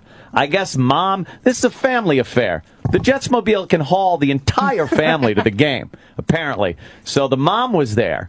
And the line they're using is that he was defending his mom. From what? When he punched that waifish Pats fan in the face. Who did shove him. Yeah, I understand. But, you know, if you're that big and a skinny fucking chick pushes you, you respond in kind, perhaps. You push her back a little. Maybe you grab her arms and say, knock it off. You turn to the guy and say, control your chick, you faggot. Right. Something. But he decided to step it right up to punch her in the face. Yeah, if you're a big galoot from Long Island. He is a goon, isn't he? Big galoot. Who drives a Jets Mobile. All right, look, you got to take the good with the bad. The Jets Mobile's pretty awesome. Well, it's badass. It is badass. Do you want to guess what the theme of his birthday cake this year was? Jets, Jets. He loves the Jets. Oh, does he love the When Jets? the Daily News went to his mom's house to interview Yeah. her, there was a half-eaten Jets-themed birthday cake for her son. How can somebody like the Jets that much? You would think that going to a Jets game would be the happiest they'll ever be. Like, No. this is Especially my when mecca. they won. You Yeah, know? they won the game, and he still is leaving the building punching women in the face on his way out. I wonder if the guy he stabbed bled Jets green. Or if it was just regular red blood gushing out of him until he collapsed and died on the floor. I'm not sure. I just gave Eric a phone number. We're going to see if it's him. Oh, well, do tell. I don't know if he'll talk, pending charges. I'm sure there are pending charges. Tell him it's the Boomer and Carton show. He'll talk to Boomer. That's true. He probably loves the Boomer. We'll just tell him, throw the middle fingers up. What's this guy's first name? Kurt. Yeah. Tell Kurt, if he asks, just tell him we just want to say fuck the haters. You. Yeah. If we're saying fuck the haters, he'll be like, all right, put me through. Kurt. Tell him we got some Jets cake for him. Yeah. Yeah, we want to pimp his Jets Mobile. Yeah. Look at that. Big Jets flag. Exhibit yeah. would Big love American that thing. flag. Chip, you like it? Fuck That thing's yeah. cool. You like football, Chip? I don't give a fuck. Oh, I forgot. It's painted Jets green and white. Yeah. The Jets Mobile is awful. You don't like it? No, I don't. It's a short bus. It is. It's the short bus. The big Jets flag. Will you stop with the Jets? Oh, does he love the Jets? But he drives a short bus to a Jets game. Season ticket holder. Yeah. Normally takes his dad to the games, but Mom went on Sunday because she's a breast cancer survivor. Oh, my And God. October is the month for raising awareness. I bet you that the Jets revoke his season tickets if there's a problem. Oh, man. That would be awful for him. It should take his bus away. Somebody goes up to him and says, would you take the short bus here to this Jets game? And he'd be like, yes, as a matter of fact, I did. I did. I did take the short bus. It's the Jets Mobile. It's a Jets Mobile, though. Yeah. Didn't you see it? It's parked out there. Okay. Yeah, pretty cool, huh? Tailgating. What happened? Try his voicemail. Voicemail? Yeah, we'll try again. What does it say? Hey, fuck. If you're a bitch, leave your message so I could come over the house and punch you in the face. Yeah, a little manslaughter charge, I guess he got for stabbing. Man, if you stab and kill someone and do 3 years... Yeah, keep your hands to yourself at that point. That right there ends your career of fucking with people physically. You shouldn't even want to draw attention to yourself anymore. Exactly. Like, he shouldn't even be driving the Jets Mobile at that point. It'd be like, oh, that's the guy that stabbed that guy. Exactly. The Jets Mobile. It's not like there's 2 Jets mobiles out there. What, you mean the Stab Mobile? Yeah, he calls it the Jets Mobile, but we know. We know. all know what it is. It's the manslaughter mobile. Yeah. Yeah. Yeah, mom's like that blind fucking support for kids. Mom's saying it was self-defense. I don't know what that's all about. That those Pats fans jumped them. Oh, Nike Kurt. That's what she's saying. And Were they just arguing and they got jumped? That happens sometimes too. You're arguing with people and they take a swing at you. Yeah. She said they were tormented by a pack of obnoxious Patriots fans. At a football game? That doesn't sound right. But in Jet Stadium, really? Sure, why not? I mean, will the visitors really start fucking with the home team? Yeah, have you ever gotten drunk before? Never. Yeah, I mean, absolutely. Yeah. All you need to do is get drunk, and then these people just act like the assholes that they are. You ever have mommy defend you? Sorry, Trav, you're out of this. You ever have mommy defend? Oh, you fucking Sam Roberts for everything, I'm sure. You should have heard when I was in school. I told her that my band teacher in 6th grade, I played the drums in the band. Oh, rock. And but in the stupid school band, not like a rock band. And I couldn't even play. Like, that's terrible. I forgot my drumsticks half the time and just sat there. You'd always practice on the skin flute. It's not even a drum. No, exactly. That's why you were terrible with the drums. But an expert at the skin flute. Yeah. But my mom found out that on the first day of like 6th grade, he said, right now you will all listen to me.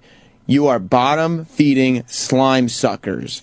And he went on this whole rant, and that was the quote I remember, bottom-feeding slime suckers. And I told my... Henry Sergeant Hartman? of drums. Yeah. And I told my mom, she made such a stink with the school. Oh, man. Such a stink. One of those anti-bullying moms. Moms like yours are the ones who are responsible for this nonsense that everyone's dealing with right now. She didn't like me being called a slime sucker. Are you embarrassed that she did that? No, because I got out of band class, so I was fine with it. Good deal. They let me just sit in the guidance counselor's office for the whole period because they knew there was a problem, so I didn't mind it. What a douche. We have a call. Oh, do we? Yeah. Well, we should take it. Sir, you're on the air. Hi, Colin. I was so afraid you guys were going to go, speaking of bottom-feeding slime suckers. Now, that would have been good. That would have been a real zinger. Yes. Colin Quinn. I'm only calling because I understand there's a problem. Speaking of bullying, I feel like Jim Norton is bullying Bobo about our tour. He's saying, oh, God. This is a Twitter fucking rock opera that's going on. With Colin and Bobo. Apparently, I don't know how Bobo got this idea, but Bobo is under the impression... And I don't know who's encouraging it either. I have no idea. Bobo is under the impression that there's... I don't know how you got this idea, and neither did the most finest neurologist. Apparently, there's going to be this car tour. Bobo and Colin are going to tour the country, stopping in cities near you, and go from New York to L.A. Together and broadcast and do call-ins to this program and just have a great time. Yeah. Well, he's had a bunch of great suggestions. Yeah, he did. Yeah, a bunch of them. Huh? What are a couple of them, Call? Well, that in each city we stop and we talk to a local person that we know in each state. Now, how do you know people in various cities? I know Bubba's never been out of New York, and apparently been out of Maspeth. Yeah, I know Colin tours around, but you don't really make friends and meet people. But some of the helpful Twitter followers have given suggestions how they'd like to meet up and possibly bring weaponry and. Yes, I did see that. I kind of joined in on the fun and posted a couple of video clips of what I perceive the trip will be like. One was a clip of Maury being stabbed in the back of the head from Goodfellas. I thought he'd never shut the fuck up. I love that line. Another one, I wished you well on your trip and hoped it went as well as the picture that I posted. And it, of course, was Kennedy with his head exploded, being cradled by his loving wife. But, yeah, you're encouraging this. I've seen that. Well, I mean, I just felt bad because I heard Friday Bobo called in to kind of promote the tour, and then Jim just eviscerated him. It didn't go well. We were in the middle of October. Things were happening, and Bobo just called up with this non sequitur about some car tour with Colin Quinn. It is literally one self-centered, nonsensical moment after another. And I fucking had my fill of it. I know that Bobo is not the best decision maker, but in the middle of something else, it's just this fucking, just banal fucking, we're going to be driving. Yes. Shut up!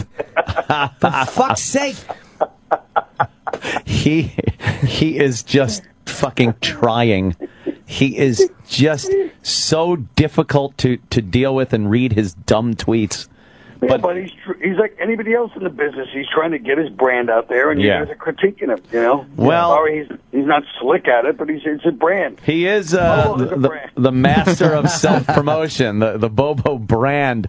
But now he wants to hitch his Bobo wagon to your star there, Carl. And travel the nation with you. I can picture it though. Mount Rushmore, the Grand Canyon, all the big attractions around this grand nation of ours. The great arch in St. Louis. Being sullied forever in everyone's mind.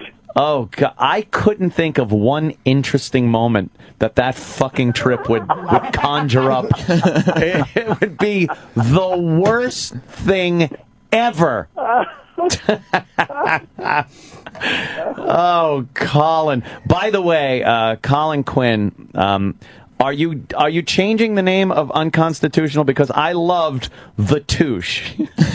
When he called unconstitutional the touche. Oh, is that great? It's like when I changed Ron Conkerman to the cock. The conch. Yeah, I call it the conch. You are just a bevy of these nicknames that I think could catch on, because the conch did kind of catch on with a lot of people. Yeah. The kids specifically. Carl, you know Long Island. You know Long Island pretty well. Did you see this kid that fucking at the Jets game? That this guy at the Jets. That girl, right? Yeah, he punched the girl in the face. Apparently, when he was 17, he stabbed a guy and killed him, and did 3 years in prison for that. And he just looks like one of these typical Long Island dickbags from his yearbook picture with his dumb tuxedo shirt on. He has something called the Jets Mobile that he drives to the game. It's a short bus, but it's painted jet green and white. And well, maybe he's trying to replace Fireman Ed. You know, I think he is. You know what would be great though? Bobo and Colin going cross country in the Jets Mobile. Yeah. Now that would be something. Absolutely. With that guy. Imagine Bobo chanting Jets, Jets, no matter what city you go to. And the guy who owns the Jets Mobile punching him in the face repeatedly. That'd be, or stabbing him, because he's been known to do that Even too. better. Yeah. So fucking bottom feeder. So Colin, when is this trip supposed to go down? Is it going to be a summer trip? Well, I'm in Charleston, South Carolina right now, so I'm just kind of like feeling people out about Bobo and my trip, and they seem to be enthusiastic. Feeling people out. I saw some of your pics on Twitter there. You went to some historic places? Yes, I've been all over the place. I saw you were at like an old church and a cemetery. And what are you, looking at some Civil War shit? Yeah, there's a lot of cool shit down here, man. Yeah? Unbelievable. That is good. You would love Charles. You ever go down here? I've never been down there. There's never a place that Anthony Comey would settle. It would be in this town. Is that it, really? Oh, boy. It's a combination of things that you love. I know what that means. Probably guns You really know. and complete segregation of the races. Yeah, it's a combination. Fucking liquor, gun store, fucking grammar school. Yeah, those southern states, I've driven through them on my way to Florida. That's about it. I've never really stopped off. Yeah, south of the border. Yeah. Maybe me and Bobo go to south of the border, get him a big sombrero. That'd be funny. A big sombrero. And you could buy some fireworks. Yeah. Shit like that. I'm with you. And he could light them off while you're dancing in a robe trying to sell coke. He could fucking light them off in the background in his underpants. I'm there. That was. He's Asian. I liked your Jeff Foxworthy statue too. Oh yeah. Who was that? Yeah, all the Civil War guys look like Jeff Foxworthy. Every Civil War guy. It's true. They got that dumb mustache and that great head of hair. How's the South doing these days? Are they still holding that grudge against the North, A lot of Southern flags. You don't know? They love the touche. That's all I'm going to say. They love the touche. God, do I love that. When are you back in New York with the touche? I want to go see it. Oh, it's going to be a couple of weeks. But I told you, the beauty of the touche is I'm not going to be in some foolish theater in New York City. I'll be in Bayshore doing it. You can come out there. Oh, man. Nice. You know what I'm saying? Maybe we could punch some women. It's all going towards, all roads lead to Ronkonkoma. All roads. The conch. I'm psyched. Well, all right, guys. Carl, thank you for the call. Always a joy hearing from you. Well, Jimmy, try to remember something. Yes, that's Carl. You better get in on the bottom floor with this Bobo Colin tour. Yeah, maybe. I really shouldn't miss the boat. I mean, it's right here being presented at my feet. I should probably grab this opportunity. Bye, guys. See you, buddy. Take it easy, man. Thanks. Should be an app where you could keep track of where they are and everything. That'd be great. Oh, man, is he just fucking feeding Bobo this nonsense about this car trip. And Colin doesn't know how dangerous it is. Colin doesn't realize that he's setting himself up. Like, Bobo is becoming obsessed. Yeah. And Colin is not going to shake Bobo anytime soon. No! Like, Bobo is firmly implanted in Colin's life. Right. That, remember that girl that was here the other day? That Lynn's girl? She was here, the little short girl. Oh, from Boston, yeah. Big fucking tits. Yeah. That was here. Apparently, they went to that cancer benefit. Right. That Otto and George was at, and Bob Levy and everyone. And she, took a picture and was hanging out and kind of talking to Bobo. I told her, I go, it's over. It's over for you. He will probably not stop texting you or DMing you and tweeting you. And you said big tits? Yeah. Yeah, that's a problem. Oh, yeah. Bobo loves him some titties. Bobo loves big tits. Oh, yeah, he does. Fuck does he love big tits. Well, because he's not a smart man. So it's just whatever is the obvious there. Like, oh, big tits is good. Right. Period. A pinwheel. Right. Visual things, colors. If you can start making a balloon animal in front of him and twisting the... Oh, yeah. He loves it. Fascinated. Yeah. Fascinated. Let's take a break. We have two guests coming. We have two guests, yes. Today, the wonderful John Lithgow will be showing up later on. But first we have that interview? DL. Which one? You think Colin's going to enjoy the John Lithgow interview? I do, no. actually. I do, actually. No, Colin bashed us for our interviews. Oh, I know. I was here when he did Yeah, and... who listens to him? Well, I got to be honest. Now, whenever we're doing an interview and I'm asking questions, all I think of is how Colin is assessing my performance. I wouldn't think of that even if Colin was the guy I was interviewing. I just can't get it out of my head when I ask a poignant question. I think Colin is sitting there laughing, mocking me. Well, let him. How about, if it was a guy like Charlie Rose who called up, I would say there's something to be said for that.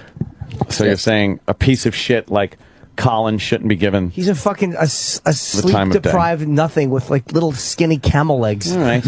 Cares what he thinks. He's a cyber bully. He's a bully. Colin's a bully. He is a bully. Okay. He's mean-spirited. Mm-hmm. I'll try to remember that. We talk to DL Hughley next, I gather. I guarantee you DL smells good, too. Always. Yeah. I always get great cologne ideas from DL. You love the way the guests smell. Sometimes, Jenna smelled good. It said Jenna smelled very good. Must have been the tears. Oh, and girl tears. They smell great. Okay, we'll be back after these words. Shut up, cunts. It's Bobo time. The Opie and Anthony Show. On Sirius XM. Sirius XM. This is the Opie and Anthony Show.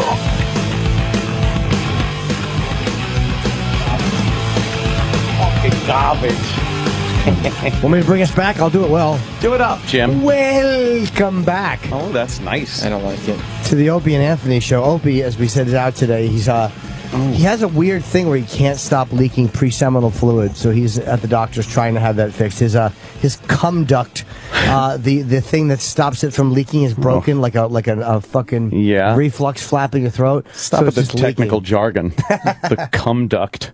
I thought it was a problem with the vas deferens. It might be. The vas deferens is what produced. Opie has an abnormally thick and productive vas deferens.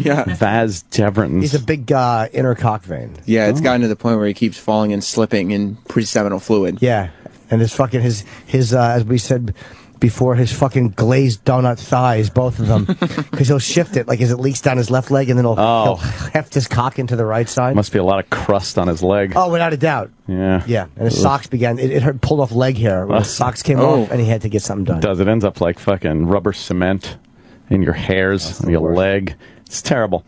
I guess. Okay. That's what they call terrible. Dr. Steve was tweeting something yesterday about vasectomies and whatnot. Says that the spermatozoa, is merely 3% of the entire load. So you don't have to worry about like smaller loads after you get a vasectomy. It's all good. A lot of guys are worried about smaller loads. I was, but I've heard you do have smaller loads. 3% smaller. 3% smaller. What's that? Yeah. How much? What's the fucking that? It's not even a fucking teaspoonful. Yum, yum. Eat them up. I guess DL is... He's on his way. Late, huh? Yes, he is late. All right, just checking. You know who else is late? Who? He's not doing this show. Who? Rick Ross is coming up here. He's late, too. Boss. It's Boss. Oh. Maybe they're... He's about 20 minutes late. Maybe they're hanging out. I want to go meet Rick Ross. The Bouse? Do you? Ricky! What are you going to say? Hi, Rick. What's your favorite song? Yeah. That fucking, the do. What was that one? Oh. Yeah. Right. I'll say, truthfully, I don't listen to the music, but I like him. Are you going to go up to him and just go, my nigga? You should do that. Shake his hand. No? No. I think you're allowed to do that now. I think white people are getting more permission to use the A version. On the websites you go to. Well, it's not quite the NIGGA version. They're progressive. Right. They keep it, old school, as they say. Right. I should just walk up and go, what do you bought the wood company, You think he'd appreciate that? He'd probably go, Chipper, you're a nut. What did he do? Is he another, badass criminal? No, I think he was a corrections officer. Yeah, as it turns out, he used to be a corrections officer who stole the name of a very famous drug dealer. However, he spits hot fire, so it's like, what are you going to say? What do you mean spits hot fire? He's very good at rap music. Oh, he is? Mm-hmm. He performs, or does he just... Of course, yeah. No, yeah, he's a rapper. See, I don't know anything about the rap community. He's a recording artist. Yeah? Yep. What's with the Godfather font? He's the fucking Bouse. The Bouse. That's right. Now, I assume that's a take on the boss. That's how he says it, yeah. I'm the Bouse. I interviewed him once when 50 Cent was making fun of him. You did? And I asked him if it hurt his feelings when 50 Cent bought his baby mama a coat. Oh, that's right. And then he said, no, that's the highest compliment you could give to a bouse. And then he started calling 50 Cent and his management team monkeys. Oh, is that amazing that he fucking didn't get broken by that, though? Not even close. I mean, he's a... Ja Rule's career was ended by 50 Cent shitting on him. Was it? Yeah. Yeah, and Rick Ross has never been more successful. Amazing. Do you think that is he a more respected rapper than 50 Cent? Rick Ross? Yeah. Right now, definitely. I guess he doesn't want to get in any beef with Bruce. So that's why he says the Bouse instead of boss. You think he's worried about Springsteen? He's very worried about a Bruce beef. He wants New Jersey to still have love for the Bouse. Exactly. So he says the Bouse and leaves the boss to Bruce. There are rumors that his beard is stuck on. What do you mean? Like fake? Red Band from Joe Rogan's podcast. He showed me a video of this thing that I didn't even know was happening. And I try to stay up on the community. Sure. But in black barbershops, there's this process. The barber shop? The barber shop. The barber shop. There's this process of you can go in as a man and have a beard stuck to your face. That's why so many of these beards look so clean. Come on, that's and cut. I swear to God, there's that's videos. Fucking silly. There's videos of guys getting these beards put on, and people are saying that Rick Ross's beard may be stuck on. So much like when chicks, black chicks fight and weaves get left in the street. Yes. You mean to tell me soon we may be seeing errant beards laying in the road due to black guys fighting? If it comes to fisticuffs, somebody may end up losing a beard. That'd be fun. Like, oh shit, he pulled off his beard. World star. Right. Yeah, that does look fake, that beard. Let me see it. Look, How long it's was he very big. He's had it forever. He's got an afro on his chin. Right.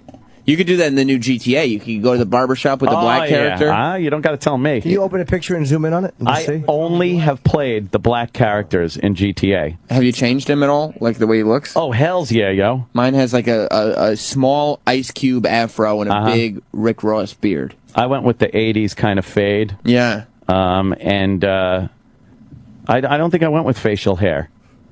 But it's just, I got to give it to the black people. It is so much fun to go to the rich white neighborhoods in GTA 5 as the black character and just punch white people in the face as you walk down the street. Because they don't fuck with you. If you go to the ghetto area in GTA 5 and punch one of the brothers in the face, he'll pull a gun out or a knife and start fucking you up. But the white people in the white neighborhoods, they run in fear and then you just stomp them. I did the most amazing thing in GTA 5 that I didn't even know was possible over the weekend. It changed my life. What did you do? You know how if you really want to get the cops on you, you drive onto the tarmac at the airport, and the cops get furious. So instant fucking at least 4 stars, right? Yeah, so what I did was I drove onto the tarmac. Oh, boy. And there was a private plane driving on the tarmac, getting ready to take off. Oh, shit. So I drove my car up to it, jumped out of the car, and jumped on the wing of the plane. Come on. They stopped the plane, and the pilot gets out. I jumped in the plane. Oh, man, you jacked the fucking plane. And I took off away from the cops. I took off in the plane. And then I flew that shit into a bridge. You're a terrorist, Sam Roberts. D.L. Hughley. What's that, man? What's happening, man? D.L. who does smell good. Looking sharp. Per usual. Yes, what's that? Per usual. Opie is out today. Yeah. He decided Tuesdays can go fuck themselves. That's what he says. Yeah. Well, Jimmy, you were accurate. I said you always smell good. Smells good. You're a very good smelling man. Damn. I bought a couple of colognes on DL's recommendation. Did you? Absolutely. Somehow it just doesn't have the same effect, does No, it? it doesn't. It's nice knowing that it has potential. Jimmy, it doesn't matter what you put on, you stink. Yeah, I know. Not at all. They say it's chemistry. Is it? Yeah. That's like you go to you watch some of the shows on Discovery Channel, whatever, where they put together a fucking steel built the radial tires and stuff. I've watched those dumb shows, and you see like these fragrance places, and they literally it affects the body heat, the chemistry that comes off of you. They did a survey thing where they made men. They played basketball. They ran. Then they took a handkerchief and they wiped their underarm by their pubic hairs and put it in their pocket like a pocket square, and the women always like that more. Holy shit. So by that standard, women should dig taxi drivers. But, right. Well, I don't think Swamp Ass was on that. Maybe a few dabs of the male musky shit, but this feels like I'm running from a rebel tribe. Sometimes you get in a fucking cab and it's just, and I know we've done this, people have done this 1,000 times, but it's distracting for the entire ride. Right. You can't do anything but concentrate on the stench that is in that friggin' vehicle. Like, remember when we had the Arab Spring, a couple of years ago? Yes. Like, it ain't nothing like Irish Spring. No. No, I don't think it's as fresh as an Irish spring. There's certain colognes you want to smell good with. There's one I wear that I get a lot of compliments on every time I wear it. That's a mouthwash. And then there's other ones that I wanted, and they smell good. I like them, but nobody comments on them. But this one cologne, I just have it must. But that's the only ones you wear. You wear when a woman says that. What is that? Yeah. Does it make you want to fuck me, or is that? Yeah. Because that's what you're going for. Now I'll just wear it all the time. Yeah, right. Yeah, I should stop trying to fucking one up myself and just take the one. Yeah, I'm going back and getting Obsession and fucking Drakkar Noir and Polo. Trying to recapture my high school glory days. Drakkar Noir. What are you, Persian? Drakkar was big for a while. It was a huge. That was a big one. Lagerfeld. Yes. It was CK1. Drakkar was so good. It was in those little vending machines in the bathroom. After a where while, you'd get that. That's when you know you're like, this is cool roast. This is going too far. Fucking high karate. Now it remind me of my father. Yeah. This smells like I'm going to get my ass whipped when I get home. There was always I remember as a kid, you walk into the bathroom and your dad's shit is just fucking all over the sink and just Brute by Fabergé and the old razor and fucking the little cup with a thing to mix up the foam. What is this, 1850? Right, what is this? Some sarsaparilla? But it was but it was always like a mysterious thing as a kid. You'd look at those adult friggin' bathroom things and be like, oh man, I can't wait to get this done. I gotta shave. We had my mother would only wash, she only washed all our clothes together, and it was me, my brother, my father, and she washed everybody's underwear together. Oh, but yeah. So you had to rush to the basket. Sometimes he got ours, and sometimes we got it. Oh shit! Sometimes they were so big they were hanging out, giving no support. Sometimes you just had to go. You had to rush to the basket because the good ones. She wouldn't separate and fold. None of that shit. None of that shit, right? Go get you some You're drawers. lucky I washed it, you motherfucker. right. And then everybody had jackets. All of us had jackets. Like a big family. All of us walking around a little circle on the...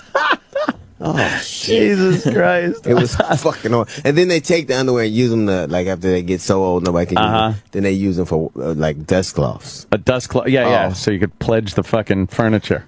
Oh, shit. I'd never go back to that shit again. I don't think...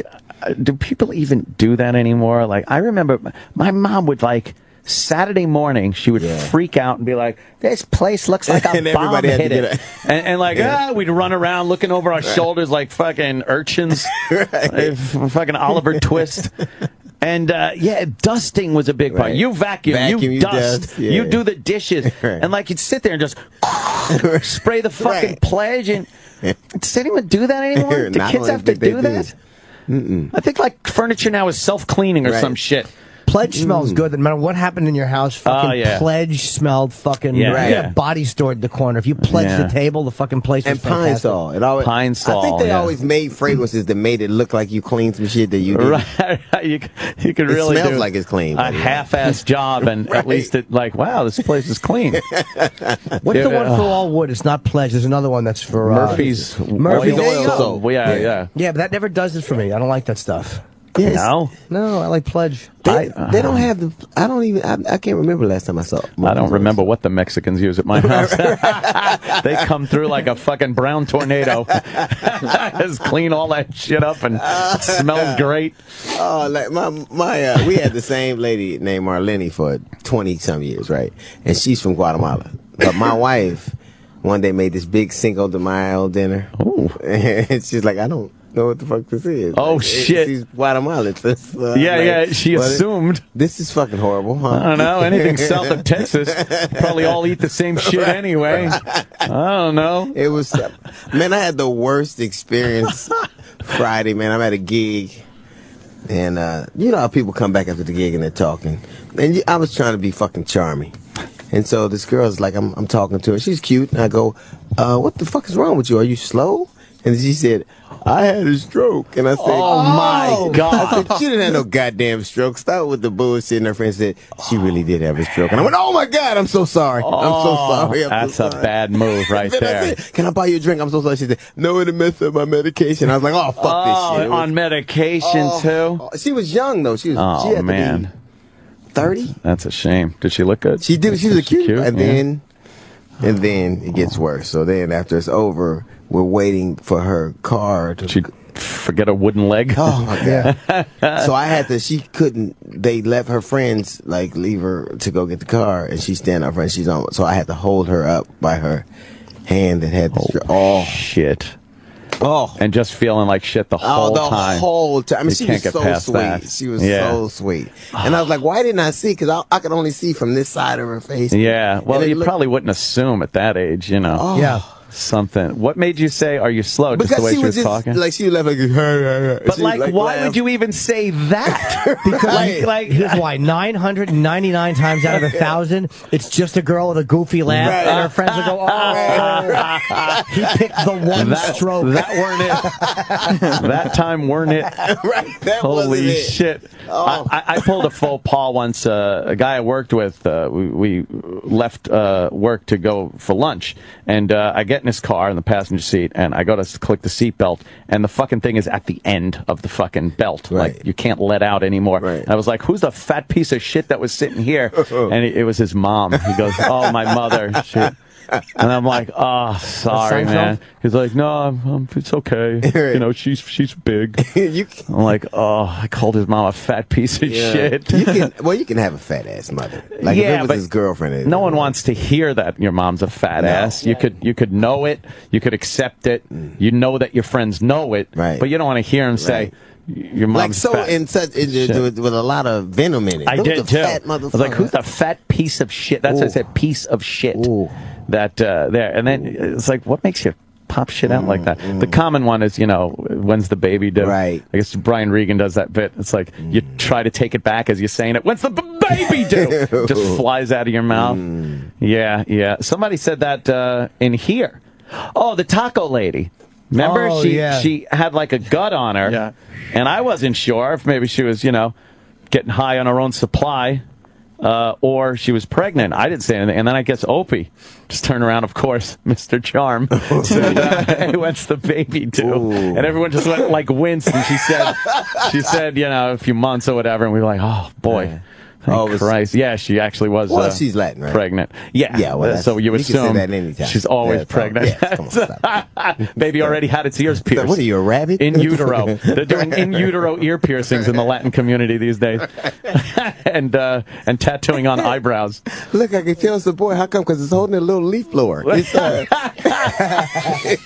I get horrible when I come here. I thought something terrible, because of course, again, Hispanic gentlemen do my yard work also. No. Yeah, go figure that one out, No. right? We used to have Asian dudes. Asian guys? Yeah. I hear they're pretty good. Yeah, but they're very expensive. They just nip every tree down to 3 feet tall. Like, look at Mr. Miyagi. I don't want bonsai trees. It's like I fucking had a big weeping willow here, and now it's a little fucking bonsai. Just trim down the oleander. I don't need... Bring you luck. Yeah, great. Yeah, and then he had one of those, the backpack on with the blower. Yeah. And he's going around, and I thought, it's like I couldn't get out of my head to call him Buck Rodriguez. Yeah, looked like a little rocket pack. Come on, it's funny. It's hilarious. You know, I still call him that. That's Tell all my friends. Oh, when he leaves away. Oh, it's just... I know. It's certain shit you just have to do. I don't... Like, you know, in California, they had the leaf blowers. They banned them because they were so loud. Yeah, they're loud and they're all over, like every yard. Yeah, but they didn't realize that that really cuts down the number of gardeners that you have around. So, like, if a leaf blower can take up the space of 3 people. So then they didn't have a leaf blower. So just the place was a lot of Latin. Yeah. Now they got to pull the rakes out and do it old school. You have to do it. That. I don't care what modern technology they bring back there. Gets them out of there faster. There you go. They banned it legally? Yeah. California's weird, man. It is. They make up all these wacky laws. Yeah, you can't have... Now, in Calabasas where I live, you can't have plastic. What? You have to bring your own paper bag. We have to bring your own bag when you go to the store. Oh, right, to the store? You can't smoke outside. Like, if you smoke in the common areas, you can get a $200 ticket. So you're just supposed to smoke at home? And now they're trying to ban where you can't even smoke at home. Yeah, I think if you live in an apartment, they're trying to stop condos. There's no condos there. No. And like, I live in the same neighborhood as Justin Bieber, so. Like, okay. And he's fucked up to the whole neighborhood because now police are in. Right. He made the neighborhood. He blew up the spot. Now it's all hot. I had a neighbor that got a DUI 1 house down from his house. Like one, I don't know why he didn't fucking just drive in his driveway and get it, open the garage and close the garage and run in the house. I've seen that in cops. Don't work. No, but what they gonna follow me because I do that? That's true. If you go, well, they probably would. You better hope that garage door comes down like one of those fucking Star Wars doors. I just ran, and then he talked to his lawyer and he said, "Why didn't you just go in the house and then they couldn't find you till you came down?" Yeah, come out fucking 8 hours later. Right. I didn't know you were behind me, officer. I had to drinking use the your coffee. How you doing, man? Right. What's up, sir? If they're in speed, but then they would say they were in pursuit and you were evading a police officer. But they weren't. They just. Yeah. Well, shit. That is true. I've seen like where they've been pursuing people on cops, and the guy is near his house, and he pulls in the driveway, runs out, and runs in his house. Oh boy, they follow him right the fuck in there. Yeah. Not even a knock. They're not gonna follow old white man in his house. Well, that's true. Yeah. Not in California. They would have. Yeah, they probably leave him. Okay. They would have done, but that motherfucker. He looked okay. Right. Let's go. He was home already. Let's go see what DL's up to down the road. Right. What's the point of giving somebody a DUI when they're pulling in their fucking driveway? That's true. He made it. It's like Ali and free. It's yeah. I made it home. I'm at base. Right. I'm at home base. So Unless you have a patent leather shoe in your grill, then perhaps further investigation is necessary. Is that blood? Jimmy is getting a picture and an autograph right now. He was very excited. Jimmy will leave the program for these things. He left, who did we have in here? Tony Danza. We had Tony Danza, the incredible Tony Danza was in here. And from Jimmy left. And who was the boss? Yeah. Right. And the amazing Tony Danza show, if you remember that talk show he had for a little while. Is amazing the word? Yeah, well, you don't remember it either. He had bangs, right? Yeah, he had sort of a... kind of like Christy McNichol in 8 is Enough, right? Christy McNichol bangs. Yeah, Tony Danza was rocking the bangs for quite 8 is Enough. Quite a while. What happened there, Jim? I just want to take a quick photo. Did you get it? Yeah. Oh, was he cordial? Skinny, man. Thanks, Theo. Didn't he? Yeah, he was very friendly. How did that? How much you lose? It's funny. I went to my doctor yesterday, and I said, "What was the heaviest I was?" And she said, "Right now, I'm coming out with clothes on at 153." Wow. But she said I was in 2011. I was 176. And 173 last year. So, and there was one point I can remember being 180. You lost 20 pounds in a year? More than 20, probably almost, but between 24 and 27 pounds. Damn. Just going to the gym and eating better. Go to the gym and eating better. I just ate better, and I do a lot of. I have 4 sessions a week with trainers. You ain't bullshit. You trying to live, huh? Fuck yeah, all but shit, you still can't get rid of this. This this mush under the. It's impossible. That's all right. You'll be around longer. You'll be fucking around longer. That's the you got to probably lipo that out. I don't know if I do or not because it doesn't feel like I know my eating is not perfect, and I know if I ate better, I should be swimming every day. If I swam every day for 3 months, I'll bet you that there's be a big then you would go for a swim. You weigh 153 and you're a grown man, and you're not from a third world country. You're doing it on purpose. So.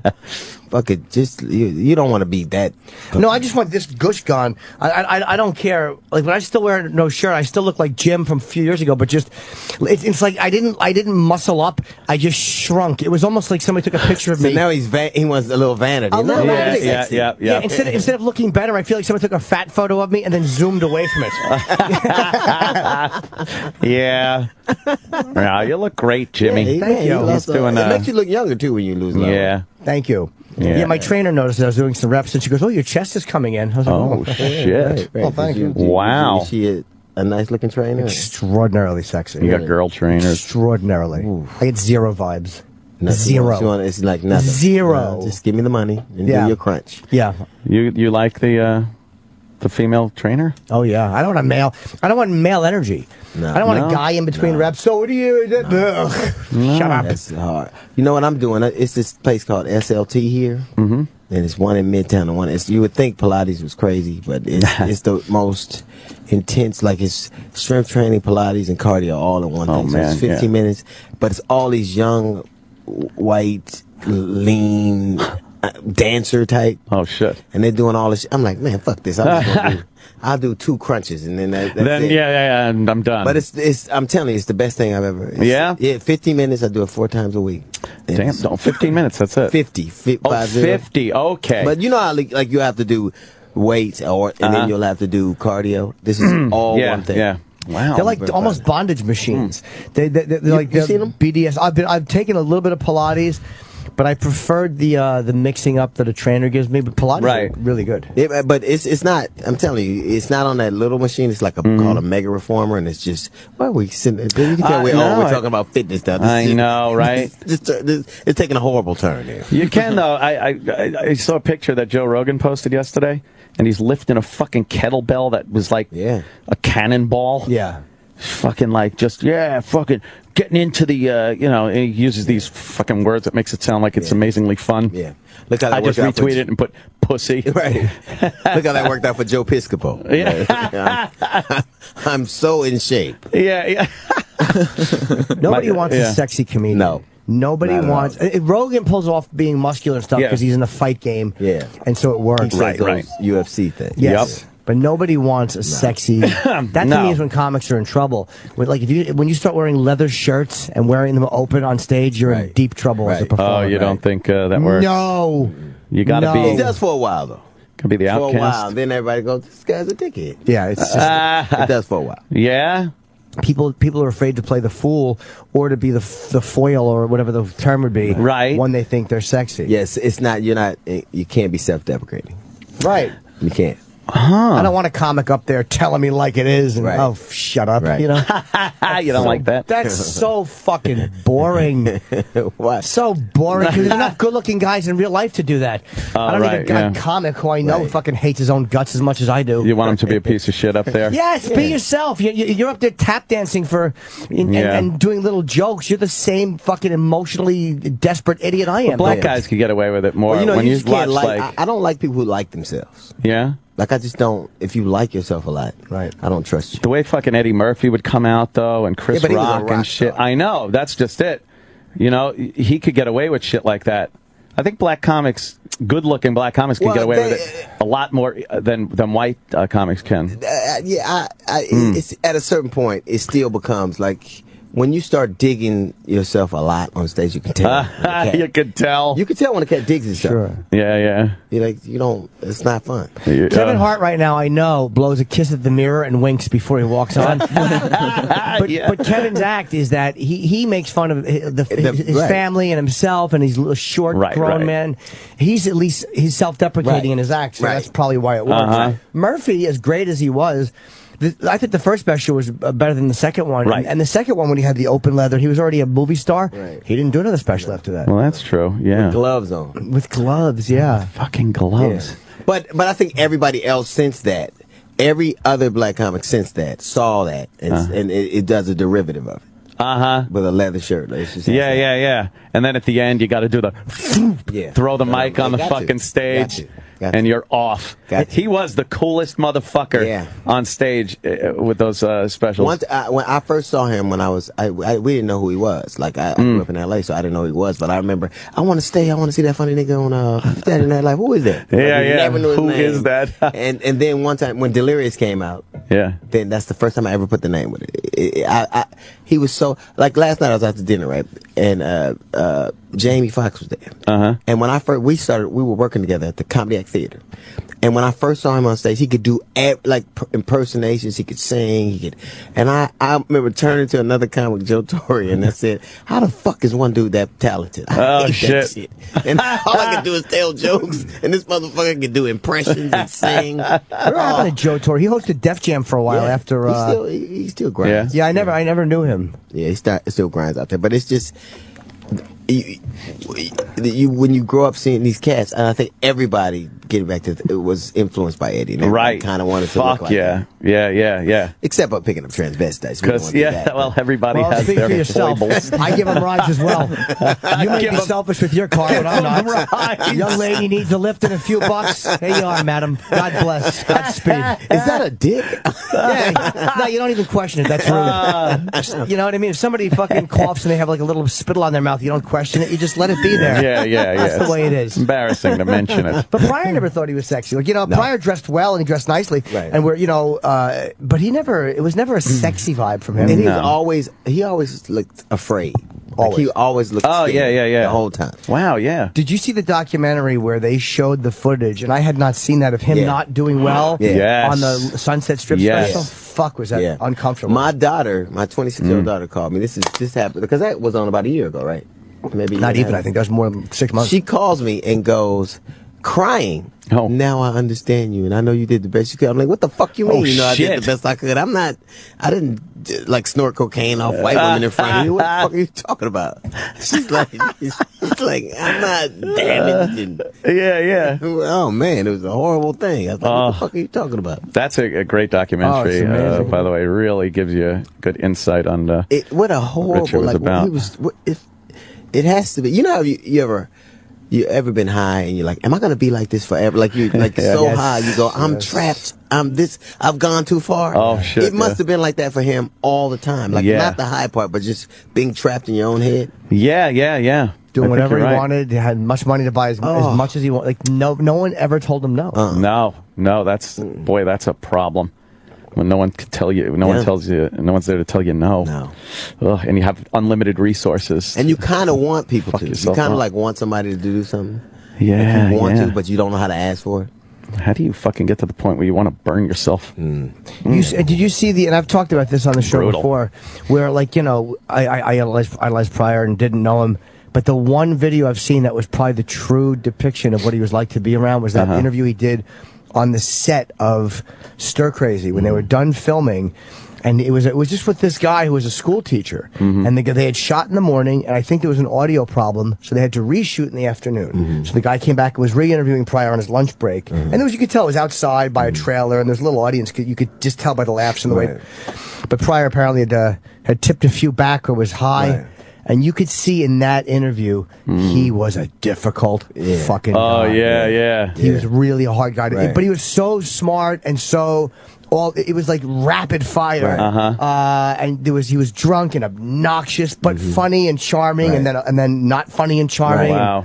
And the thing about cats like that is that they're so charming. This charming spikes so high that when they are fucked up, you almost go, okay, he's built up enough equity in this that he can spin a little. Right? Yeah. He could be a little bit of a fucking douche. Man. But most comics, when you talk to them, are fucked up people. Oh yeah. It's weird. They make you feel good about like.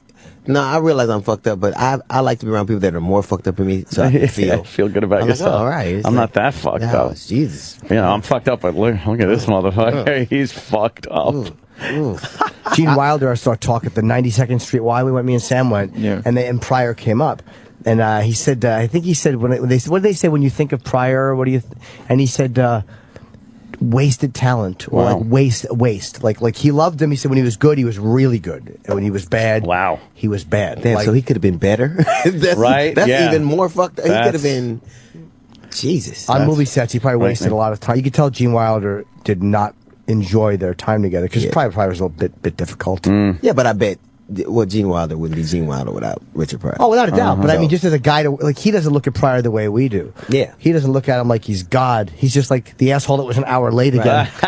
Right. Yeah. The guy who was, without a doubt he wouldn't, but, Because he was his Dean Martin to Jerry Lewis. I mean, that was he was. Well, Wilder probably knew that, so now he's like, I'm depending on this guy for my career. Right. And now he can't defend himself. Yeah. Like literally now he can't. Right. Yeah. What is he gonna say? I don't know. Whenever I saw Richard Pryor, whoever was with him, I never even paid attention to. Even when I was a kid, I never knew what it was about him, but I always knew that whatever he was doing was more important than anyone else on the screen. Yeah. Did you know him? Oh yeah, I met him a bunch of times, but he was never. He was really always like. You could tell he loved. You ever see somebody love a thing so much that even the people who do it, they give a certain amount of. Even the young cats that do it, they give a certain amount of. All right, let's see what this cat is all about. He was like that. He was like deferential. Like, wow. So it was. Yeah. But seeing him, because the comedy scene here was much different than LA. All our shit was, you could either go to the Comedy Store, which they didn't let niggas go to, or you could go to the Comedy Act Theater. And that was and then everybody would finish going to the Comedy Store and they come down to the Comedy Act Theater, and that's how you saw everybody. I've never played the Comedy Store. Oh, really? Really? Never? Never. Huh.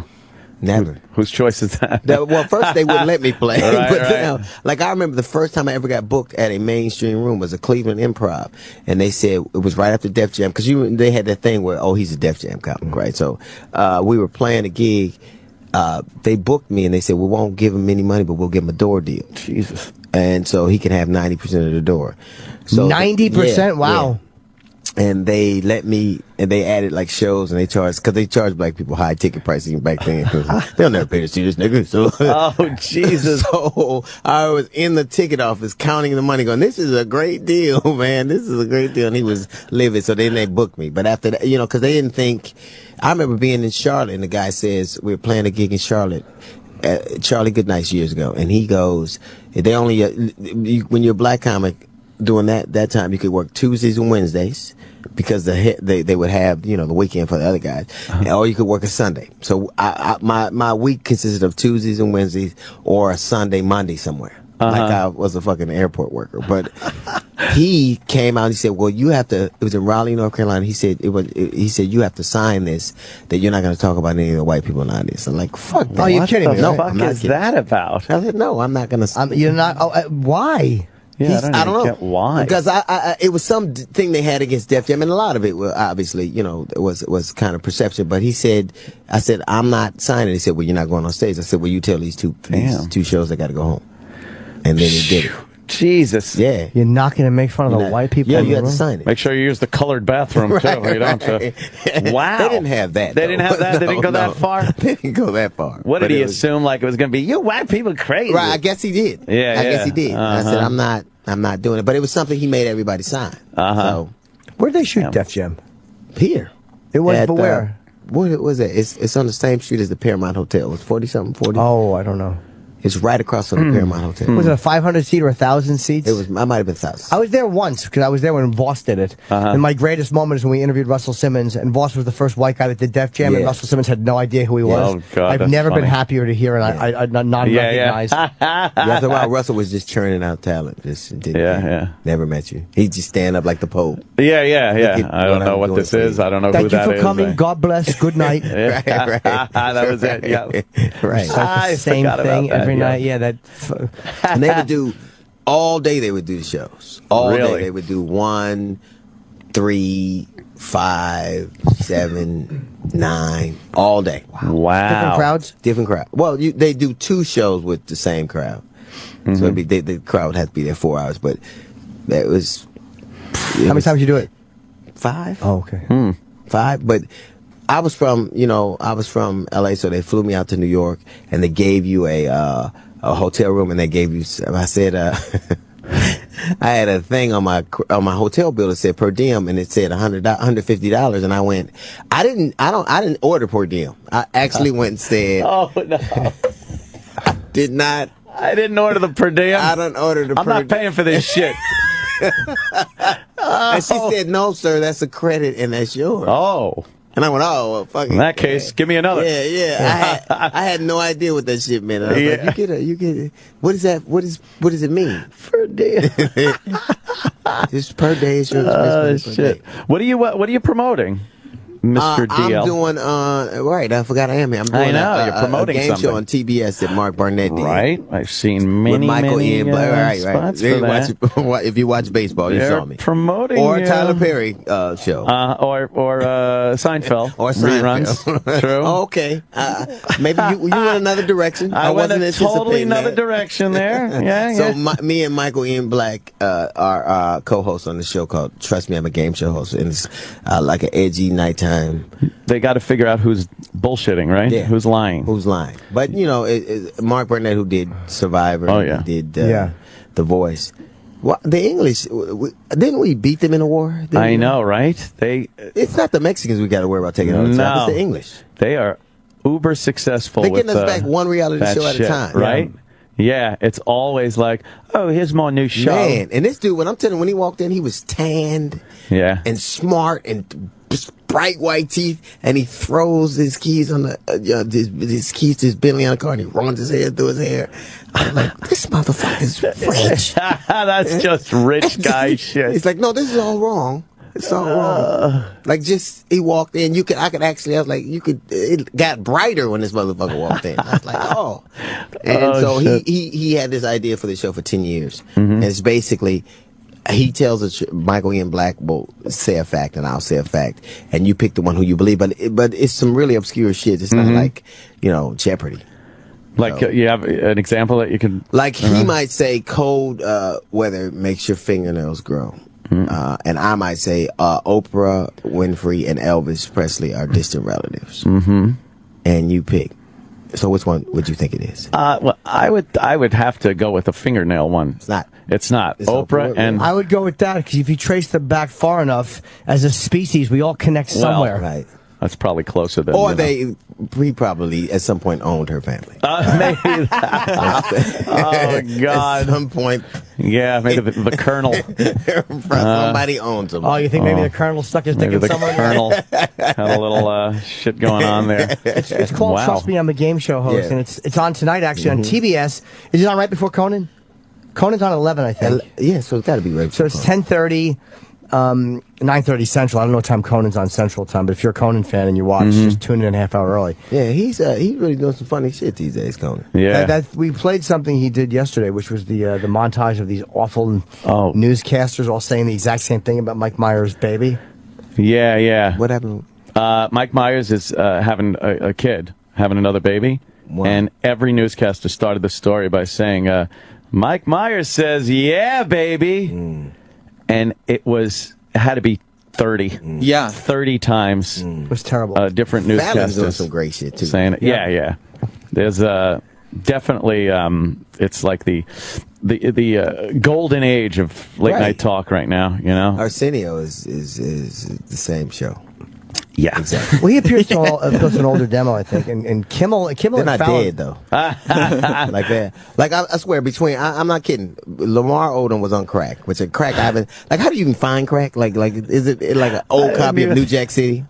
I didn't even think there's crack anymore. Right. So between crack and the Arsenio show, like when the fuck did we go back to the 80s? What happened? What happened? Yeah, what happened? I just these cats are doing. I think Fallon, Kimmel, Conan, they're doing shit that it's really like cutting edge shit. Yeah. And it's very relevant. I mean, the way Kimmel uses the internet is amazing. Really social media. Same thing with Fallon. Yeah, with using Twitter and getting shit for his show through Twitter. And the shit he gets people to do. Yeah. Really clever. Good. It's not only about, having some celebrity come on because they're plugging something. I mean, that was pretty much what Carson was all about. I mean, it was great. Believe me, I love watching Johnny Carson. But I think he was that for that generation, and like he was that absolutely. But I think everything else seemed like it was kind of an aside to the interviews, right? Even though it was very funny. I think it went, I guess Parr, then Carson, and I think Letterman did some great. Oh yeah. Letterman kind of opened that up, right? And then then for a very long time nothing, and it took those cats a long time. Like Kimmel's been on a long time. Yeah, yep. 7-8 years now. Yeah. 10 years. Yeah, it was longer than 10, probably 12. It's been a long time. Been that long? Long time. Because Fallon's been on like 8, 7, 6. No way. Fallon's been on 5, 6. 8. Holy shit! Really? He's been on a while. Fuck. Yeah, and remember how slow it started, but now it's just now I have to watch that shit. Yeah. Yep. I was watching an old Robert Klein special again because I own the HBO specials. There was this, and I was watching his second one, which I actually haven't seen. It was done in NYU in 1977, and it's fucking really good. It's 77? 1977 was his. He was the first HBO special. Really? And has done more than anybody else too. I think Carlin has. I could be wrong about that, but I think he did a special where he talked. Where it was, maybe he did. Yeah, he's done the most.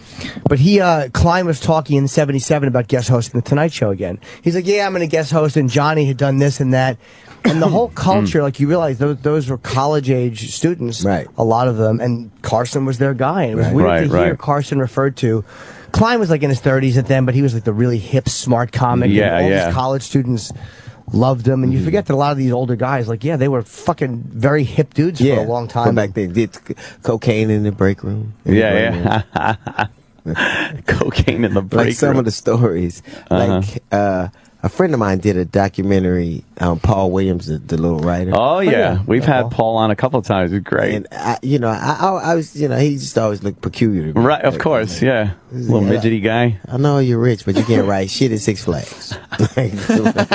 You can't.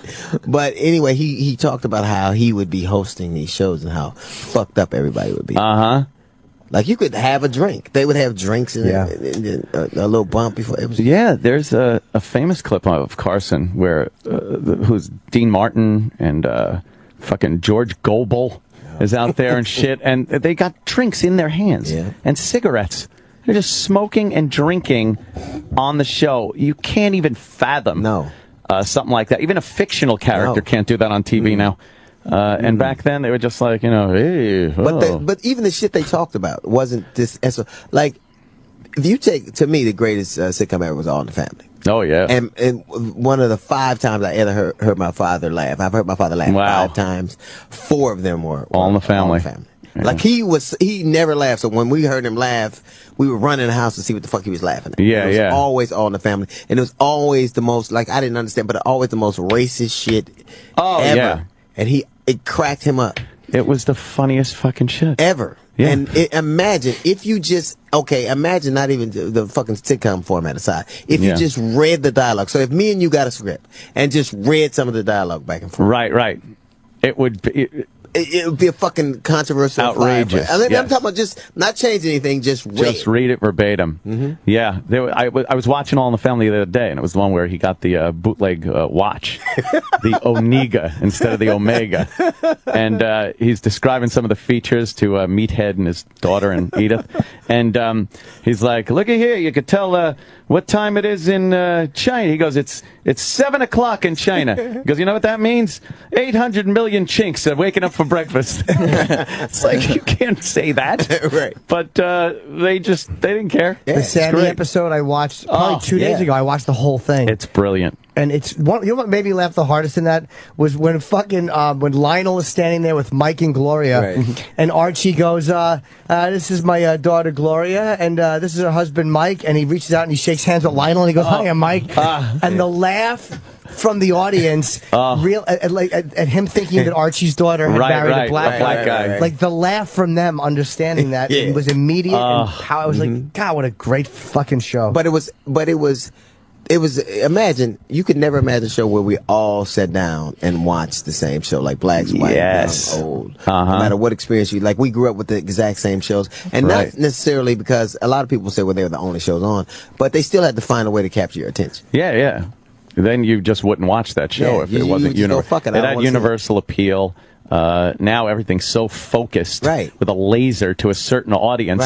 They know who they're gunning for, and that's it. But yeah, back then, and I think it was because it was so limited. The options were so limited. You kind of had to make it a.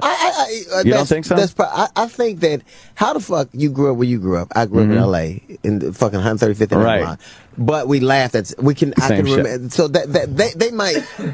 True enough, there might not have been many options, but they couldn't force us to laugh at the same time. Right, that's true. Yeah. They couldn't make us laugh at the same time. It had to be in the writing. It had to be in a sweet spot. And the And now, nothing like we do a syndicated show now where we're talking about the preachers of LA. Like, and in the black community, the church is the biggest thing ever. Right. Like, but only like 3 people go to church. Is black women, the children that we may go with them, and the gay dudes who are in the choir. That's really like because men tend to just not to go, not because you're apathetic, but just because you're tired of a motherfucker hustling. Right? And so I'm watching this shit on, like, I have to watch the show because I want to be able to talk about it. Yeah. But it's just, now when God needs a reality show from these fucking worthless ass dudes who are just, it's just gone too fucking far. Like, Jesus, you don't need a reality. It was a preacher that got shot in fucking Baton Rouge because he was fucking another man's wife at a revival. Get that? Oof. He got killed in public. And, you know, every time you turn around, a preacher was giving HIV to kids. You know, I saw that one. Yeah. And you motherfucker, you don't need a reality show. You need a reality check. Are you fucking crazy? It's just, and that's the thing people watch. Right. Yeah. That's what they you know, they'll put a bunch of those shows on. Like, I dig Tyler Perry. I think he's talented. Mm-hmm. But if you put Tyler Perry and Amos and Andy and you ran them together, you couldn't tell the difference. But one is vilified and one is glorified. Right. Yes. So it's perception. It's not. Because it is, you know, just the buffoonery. It is. But one was, okay, now one group, like Amos and Andy did it because that was all they were allowed to do at that that was the only way that society would accept them. So they said, we'll play along with it. Just to get somewhere, yeah. Just to get somewhere. And they were incredibly accomplished guys. Right. And then a group said, oh no, you're making us look bad. Mm-hmm. Don't do that anymore. Now, that same group says, you're doing a great job. Yeah. And here's this award. Brilliant. Wow. Thank you. Yeah, and it's so, but it's really people's really dumbing down. Yeah, that's the thing. They've dumbed down everything. Everything. And I think that does divide up the audience, that's for sure. It is. I don't think a lot of brothers are watching Big Bang Theory. I've never watched one episode of Seinfeld. Yeah. Seinfeld? One. Yeah. One, and I never one. Wow. It's just not. Never one. Sure. Yeah. Not on purpose. Never went. Never said I'm going to deliberately ignore this. Right. It just not. It just never Is happened. that a popular show in Compton? You know what? On the show, Steve. What is the? What's my fucking? No, Steve. My fucking co-host. Oh yeah. Steve Wilson. He was talking about. He made a reference to Emo Phillips, and I'm like, I don't even know what the fuck that is. God. Oh. I have no. Right. Like, I didn't even know. Like, I remember once we were doing Studio 60, and they were talking about Stairway to Heaven. I talk about it, and I'll say, oh, the OJ song. They're like, no, that's a fucking Led Zeppelin song. Led Zeppelin song. Yes. You don't know I've never fucking had. I mean, I knew who he's the Emo cool Phillips Bubba was. Ice of the white community. Jesus. He's the hamburger. Yes. I never got it, quite frankly. But I never had heard Stairway to Heaven.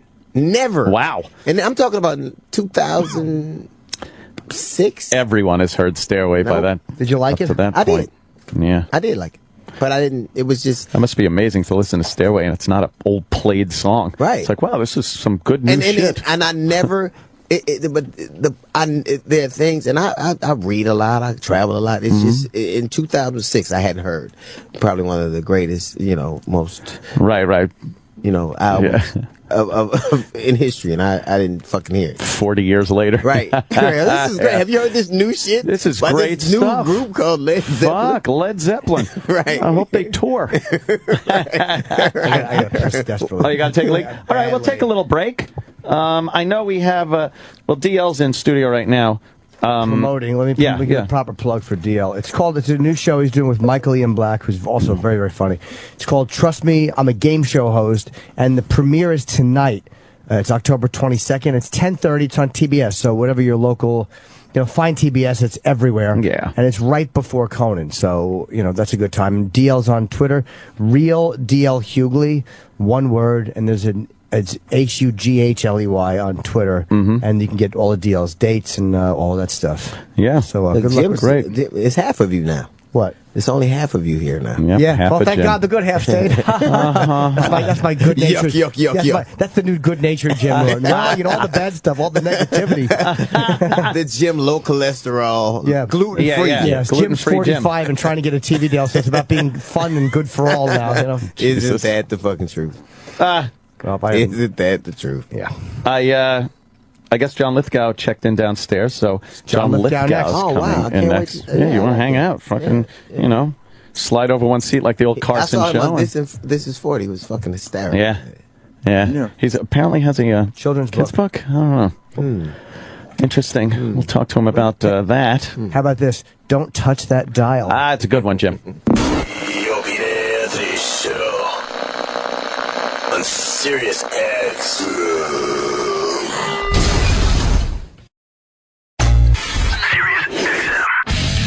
This is the Opie and Anthony Show. Yeah. Bring in Mr. John Lithgow. Lithgow is coming in. Yes. This is a treat, I'm here Mr. every day. Lithgow. Oh. Please take a seat. We are on the air. Already? As Yes. we speak. How are you? We like doing that. How are you? It eats up that awkward time when you're off the air, before you come on the air, when people sit down, you don't know anybody, and you're kind of, so, how's the weather? It's pretty cold out. We could get right to the show this way. That's fine. I like it. I like it. Hurl me into the deep end. Yes. I'm here. What a treat having you. I mean, over the years, a huge fan. What a great resume you have in film, television, stage. Yes. Yes. And now books. And books now. I see this nice, cute little children's book, apparently. I don't know what the title means. I hope you elaborate. Never play music right next to the zoo. Yes. The book is, it's actually the narration for a musical suite that I and a composer named Bill Elliott cooked up a few years ago. It's just a simple children's story about a little boy who goes to a concert with his parents at a band shell right next to the zoo. It's the performance piece, and there's a CD of it with the book. The core is sort of verse chorus. It's spoken and sung, and the chorus is, "Oh children, remember, whatever you may do, never play music right next to the zoo. They'll burst from their cages, each beast and each bird, desperate to play all the music they've heard," etc. That sounds dangerous. Animals crash out of their cages and take over the orchestra. Oh. And when I perform it with an orchestra, you have to instruct the instruments, the musicians, to play their instruments worse and worse as it goes on. Oh, because obviously the animals they attempt to play. They try. Yeah, animals are terrible musicians.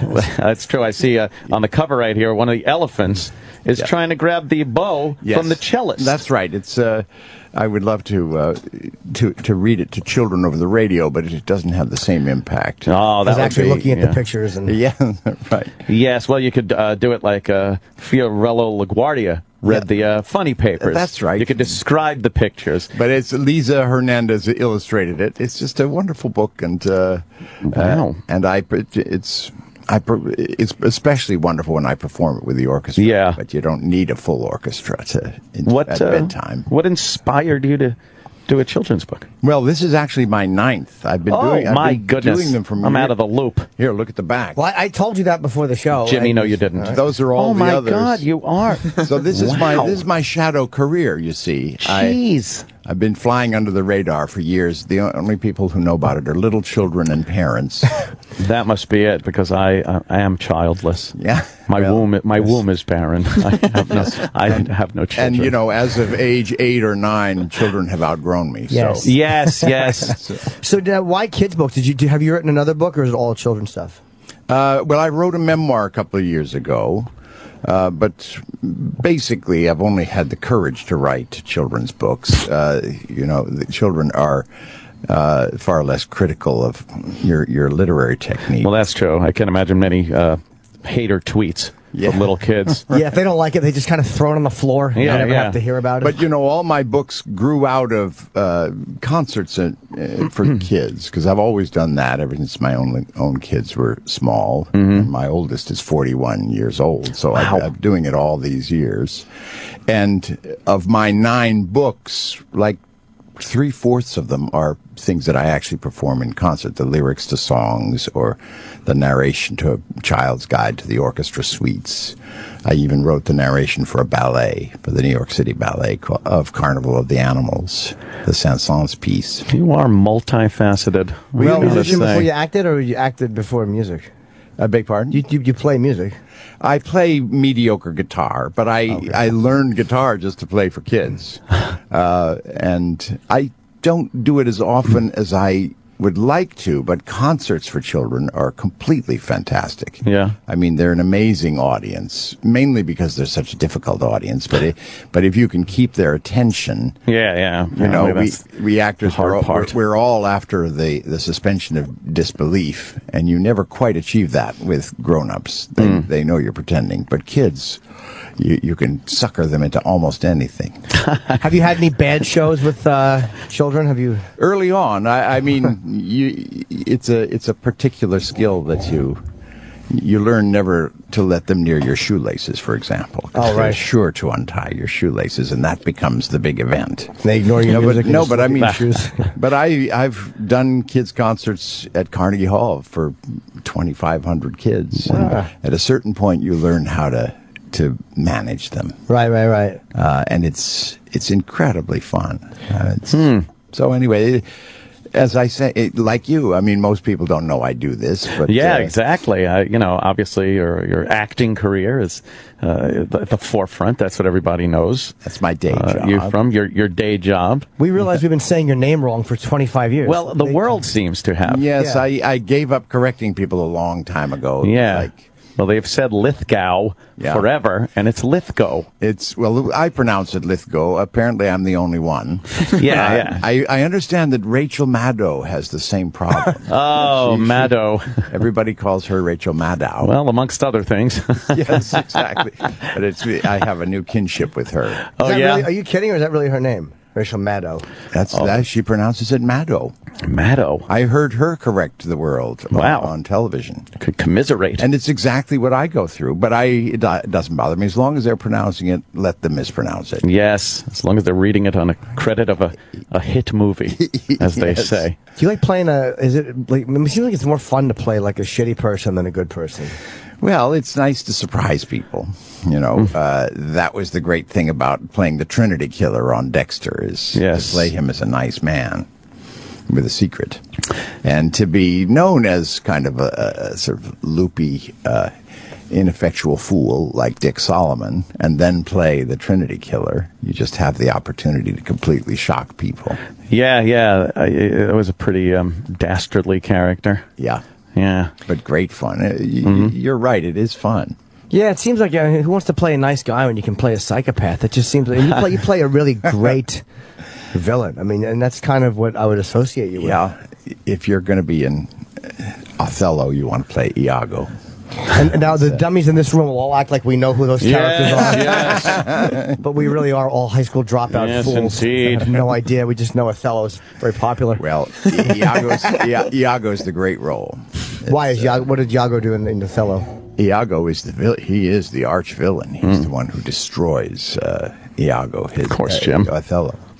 And please, but he has this incredible connection with the audience. He tells everybody what he's doing. Yeah. So Cool. just listen to your partner. He's right, and he thinks that Othello is a board game. Remember that one? Yes. Well, it's that too. Yes. Do you do good Shakespeare? Shakespeare seems impossible. Well, it's not easy. I grew up. My father was a theater producer who created Shakespeare festivals. I sort of grew up. I was in like 20 Shakespeare plays before I was 20 years old. So wow.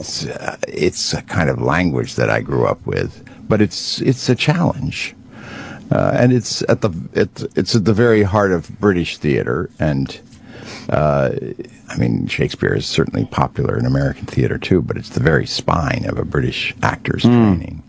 And it really is, you do have to learn how to perform it.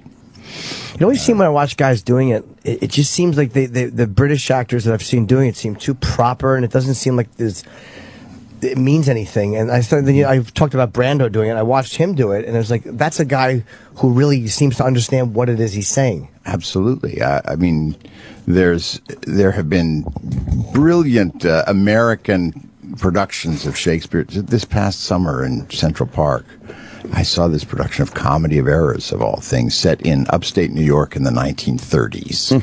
And the characters were all reimagined as the mafia up in so the Duke of, and they even used all the sort of classic Greco-Roman place names in upstate New York, like Troy, New York, and Ithaca, New York, and Rome, New York.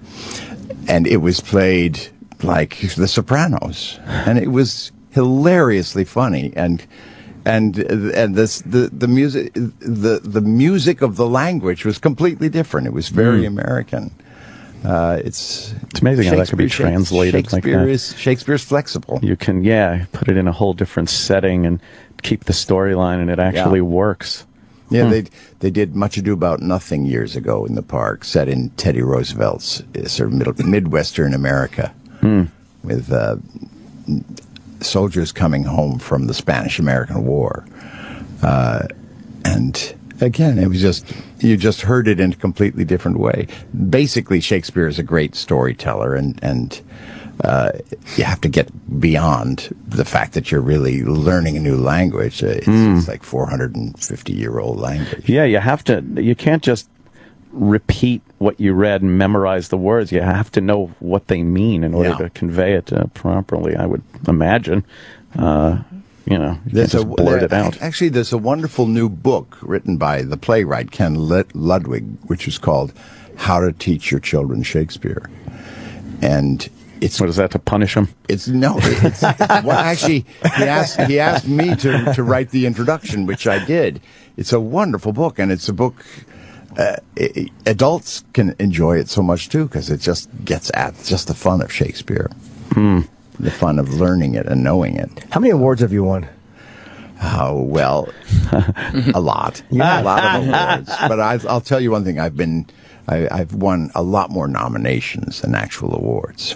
And this might be a hard question, but like I'm always, when somebody wins something and they're up against competition that's very impressive, is there one person that you've beaten that you were the most impressed that you beat because which is kind of a sign of respect for them? Like, I can't believe I beat this person. Well, it's always a great gang of actors.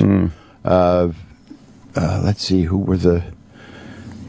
Rob Schneider? I tend to forget them as soon as it's done. That's somebody who's truly won a lot of awards. Yes, right. I won a comedy competition in 1993. I won a trophy for Black History Month. Wow. I did. It was only 4 of us as comedians, and I was terrible, but I was less terrible. And I still have that trophy. And you remember who you beat? I do. Yeah, I mean, we're all suckers for awards. It's a nice thing when it happens, and it's far too important when you don't lose. You get into a terrible funk. Really? Sulk about it until you get When you over don't it. lose? Huh? You mean when you don't win? Yeah. You said when you don't lose. Oh, yeah. What do you seem like you're busy all the time. You're working. Do you get a chance to relax? What do you like to do when you're just doing nothing? Well, I'm a huge sports fan. I can sit hours and hours. I can't wait for this World Series. Oh, okay. And I have a sort of discarded ambition. I wanted to be a painter when I was young, and I'm actually still a sort of hobbyist as a painter. Yeah, set the old easel up and take a stab at it. I even have had a studio in California, but until they tore the building down. What do you paint? I paint figuratively, portraits, and I work in oils, but I mean. I sort of live out the fantasy of having become an artist. I'm not an artist. I don't even pretend I am. I have too much respect for great artists to put me in their company. But it is an amazing activity to just sort of lose yourself in a painting. 4 hours can go by, and you're just. You don't remember a single conscious thought you had. You've just been completely immersed in that activity. I tell you that my favorite thing is something that demands great concentration but no thought. Oh, yeah. That's, to me, that's great relaxation. Now, Harry and the Hendersons. Oh. We all wanted to talk about that. Absolutely. Why no more of them? Why no more of them? Yeah. Well, I don't know. It's... it was not actually that successful a film when it was released. Amazingly, you'd be amazed, because I mean, I wish I had a nickel for every adult who said they grew up on Harry and the Hendersons. But it you have to be a big success to get a sequel, because it all happens it has to happen almost immediately, putting another one into motion. Right. They did make a sitcom out of it. Yeah, but it was a Saturday morning. Most people don't even know it ever happened. Right. Yeah. And I was not in that. No. You were in a very successful sitcom there, Third Rock. Oh, yes. Yes. He's got to remember that. It's like, yeah, it was a hugely successful, multi-year. Yes, although these sitcom. days everybody tells me how much they love me on 30 Rock. Oh, see, that's different. It's a semantic thing. Do you correct them or just kind of silently I hate them? just thank them. I also thank them when they tell me how much they liked me on Monty Python. Oh, no. Do you get mistaken for John Cleese? Yes. Wow. Even called John Cleese. And he's a friend of mine. I've never actually asked him whether anyone mistakes him for John Lithgow. Well, probably John Lithgow. Yes, That's exactly. what they. Do you sell your paintings? No. See, a lot of celebrities paint and then sell them. That's what you should do. Like John Wayne Gacy. Well, yeah. I know. Oh, God, it's terrible. No. I know Pierce Brosnan paints and sells his paintings, but he sells it all for charity. Oh, okay. But no, I don't paint enough to. I hate to let them go. I give them away. I give them away, but I don't sell them. Can you paint hands? I could never draw hands. I really sucked at hands. Hands are a challenge. They will drive everybody crazy. Yeah. Jim's life in all arts would be so much better if hands didn't exist. He always says his problem in acting is that he doesn't know what to do with his hands. I never know what to do with my hands in a scene. Like I don't know where to put them to be natural. It just seems awkward to leave him hanging. That's right. Or put him somewhere. Pay attention to my acting. You'll see that I'm always messing with props. Do you always have something in your hand? Next time you watch a movie, you'll see. Wow. Inevitably, I'm doing something. But I always give myself something unimportant, like a little business. Like I'm in a love scene, I'm holding a bedpan, and I'm just giving it back. Exactly. But you have to give yourself, I guess, something to do. But it's so awkward. Like we're talking right now, my hands are on my lap, and they're not moving, and it's comfortable. Naturally. Yeah. But if we were in a scene right now, I would think something was wrong. Like those bowling balls in my hands. I would feel awful sitting like this in this. Well, acting is a funny thing. You can be so even me, and I've done a lot of acting in my life. You're capable of feeling incredibly self-conscious and uncomfortable until it feels right, and you somehow, over time, you just figure out how to keep working at something until it feels right. Everyone is an amazing actor when they're not acting. Yeah. It's the simplest thing to carry on a natural conversation with somebody and look authentic, because it is. But then trying to recreate it, which seems bizarre, that you need to be very talented to recreate something you just do every second of your life. Yeah. It's very interesting, and ask any actor. They always feel that they act better off camera for somebody else. They'll do their close-up, then switch around to allow someone else to do his close-up. And that's the take that would... Off camera, you suddenly feel so real and so relaxed and so witty. It's just... And you think, damn, the camera's not on me. Can you use the back of my head on this one? Yeah, it's brilliant. Yeah. Yeah, wow, that's... I never know. It's with the hard part is there's a part of me that just goes, you're faking it, and you're not supposed to think that while you're acting. You're faking this. You know who's an amazing director in exactly this area is Judd Apatow. Oh wow! I worked with him on This Is 40 last year, right, for the first time.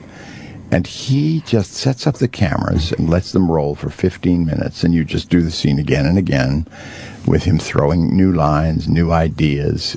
You're fully expected at a certain point to start improvising. And he works with a bunch of actors who work with him all the time and are very familiar and easy with this technique.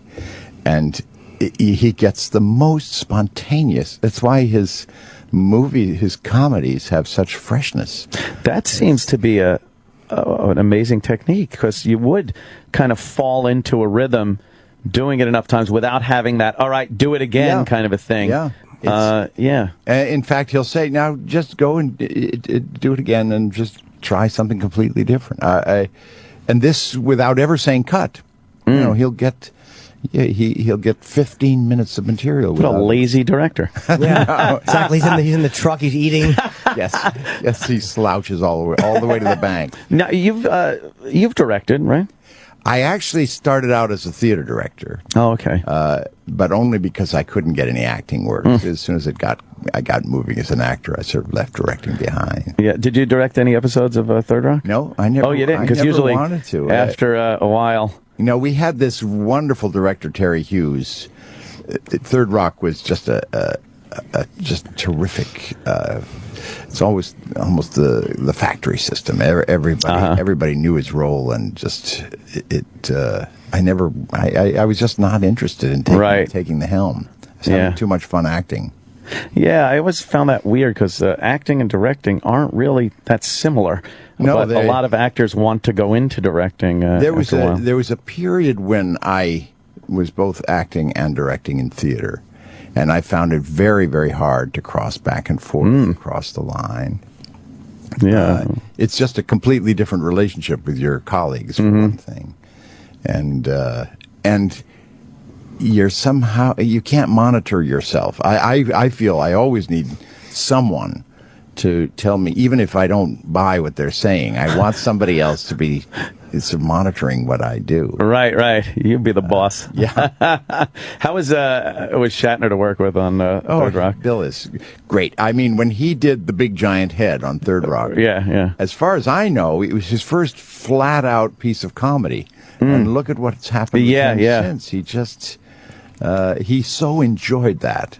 And it was like red meat to a tiger. He just it was like a great relief to him to make a fool of him. He is a lot of fun. He's have you interviewed him? Oh yeah, we've had him on a lot. He was just here last week. He's one of those guys that just works relentlessly. Yeah, and he so enjoys it. His he loves Priceline it. ads. You just see that he's having such a good time. Yeah. We had him on. I like to torture him with nothing but Star Trek references. Yeah, and actually the common bond you two have is the Twilight Zone episode with Nightmare at I guess it was 30,000 feet, and his was 20,000 feet. So as a matter of fact, when he was on Third Rock, his first entrance was we met him as he got off a plane. Oh, right. And he said, "Oh my God, it was horrible." This is a man on the wing of that plane, and my line was, "The same thing happened to me." That's brilliant. We could do anything on Third Rock. Oh, that's funny. What did we ask him about that? There was something we asked him about. You asked him about the guy in the suit, and he said he was a small Czechoslovakian fellow. Right. I asked him if he talked to him at craft services. All Jim wanted to know was who was the guy in the dumb furry suit. Yeah. In our case, it was a very good actor named Larry Cedar. So nice to be able to give him a shout out after all these years. Right? Yep. That was a scary costume. He was brilliant. That was a good one. Not like the little furry suit from the episode. Did you borrow anything from Shatner in that? Or no, I didn't see the episode. Oh, wow. At that point, you hadn't seen it? Until years later. I finally just saw it by chance on a Twilight Zone marathon. Yeah. Wow, that's amazing. I would assume... No, I'd never seen it. And it never sort of registered when I was a kid, even though I remember seeing lots of Twilight Zone. Mm-hmm. Wow. But, so how did you take it when we were discussing what that was supposed to mean? How did you take it what that was trying to say? We sort of... George Miller directed that episode, and we actually made a conscious choice to make it a film about fear of flying. Just pure terror. And of course the wonderful twist at the end when it actually happened is what turned it into a Twilight Zone episode. But as a matter of fact, I talked to a great old friend of mine whom I knew had terrible, terrible fear of flying, just to ask him specifics. And I was amazed at the things he told me. He was very open about it. Just to give you one example, he said when he's on an airplane and he walks down the aisle when it's in flight, he's terrified of putting too much weight on one side or the other for fear he's going to upend the plane. Is he fat? And he knows, he knows it's completely irrational, but it doesn't. And if you watch that film, you'll see just the way I used that was walking down that aisle as if I was on a tightrope. Yeah. Absolutely terrified that the plane was going to tip over. And this was one of 20 extraordinary things he told me that were so easy to use. Has he ever gotten over his fear of flying? Because that fear of flying is a bitch. I think he must still have it. It's so restrictive to people, But he said when the phone rings in his house, he immediately panics because he's afraid it's his agent telling him he has a job that will require him to fly. Wow, that's a fear of flying. Now but I mean... You notice how insane my performance was? Oh, yes. Well, it's I used it all. Tell your friends to hire my manager. That call will never come. He'll never have to. The sound in that too, the lightning in the window, and then the engines changing their tone was frightening. That's like that, George. That whole thing was an amazing. Miller. He did that one just after he'd done the Mad Max movies. I mean that. Oh, right. High octane filmmaking. Sure. And it was all, it was nothing CGI about it. We had a real wing of a plane on hydraulics. We had 5 gigantic wind machines blowing smoke, and he undercranked it so that everything was sped up a little faster, including the movements of the little gremlin. Yeah. The gremlin was on wires so he could hop up and down. I asked William Shatner about. So why didn't he just tell his damn wife, sit by this window, look at, if you want to help me, I know this is it's going to be a terrible flight for you, but just look out the window the entire time. Yes. Never look away, and either she's going to see it, or everything will be fine. Yeah. Well, we deleted the wife, you'll recall. Yes, you did. Just so you wouldn't be asking that question. Right. Then again, the gremlin would have just switched wings. I know, that's true. I mean, it would have some guy on the other side of the plane would have had a horrible experience. Now, never play music right next to the zoo. That's true. Yes, that's what we're hearing about. Back to the book. But but it also, I can actually make you a segue. Nice. It's about a little boy who falls asleep and dreams all this. So it's a dream-like kind of exciting and terrifying dream for children that has a happy ending. And there are signings too I want to promote, because these are always good.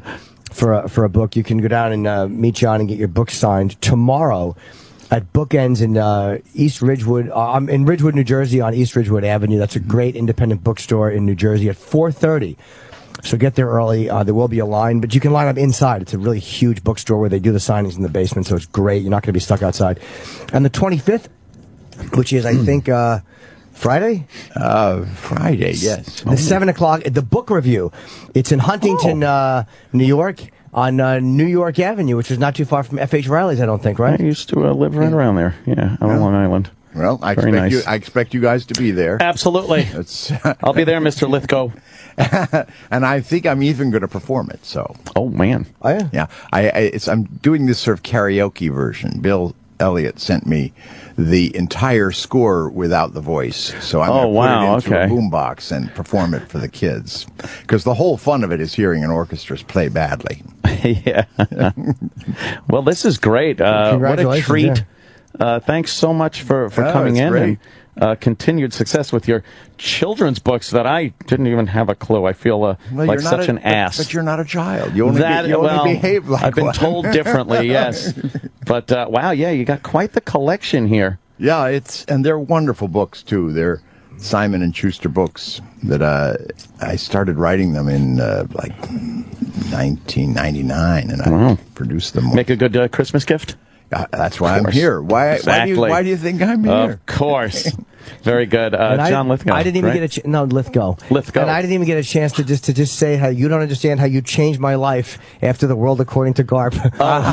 As long as it was just your life. The direction my life went into it after that movie. Oh, yes. Thank Jimmy. You're a great actor, and thank you for coming in. Thank you. Yes. It's really a pleasure. You guys are great. And I guess, Sam Roberts, you'll be up next with the after show? That's exactly right. Who you got on there?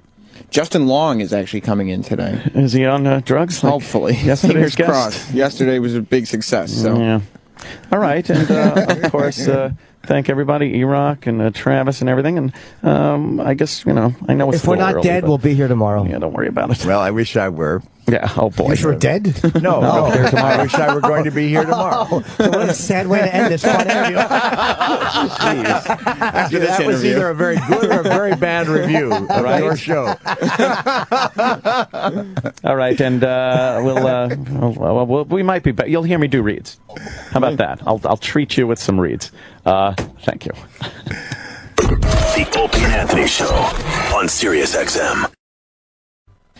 This is After Opie and Anthony Live.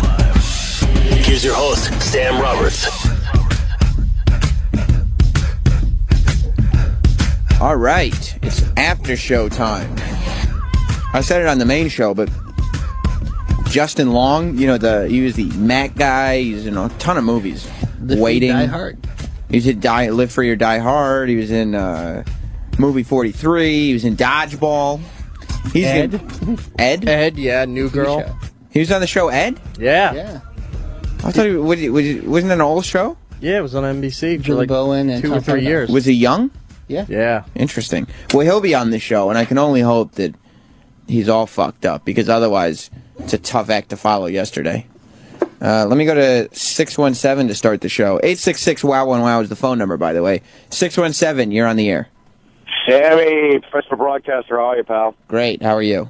Oh, I'm awesome. Listen, Anthony is a really funny fucker, and I have been listening to you guys forever. Yeah. But, oh, my God, his segues, I'm sorry, he is not a very good radio host. How do you mean?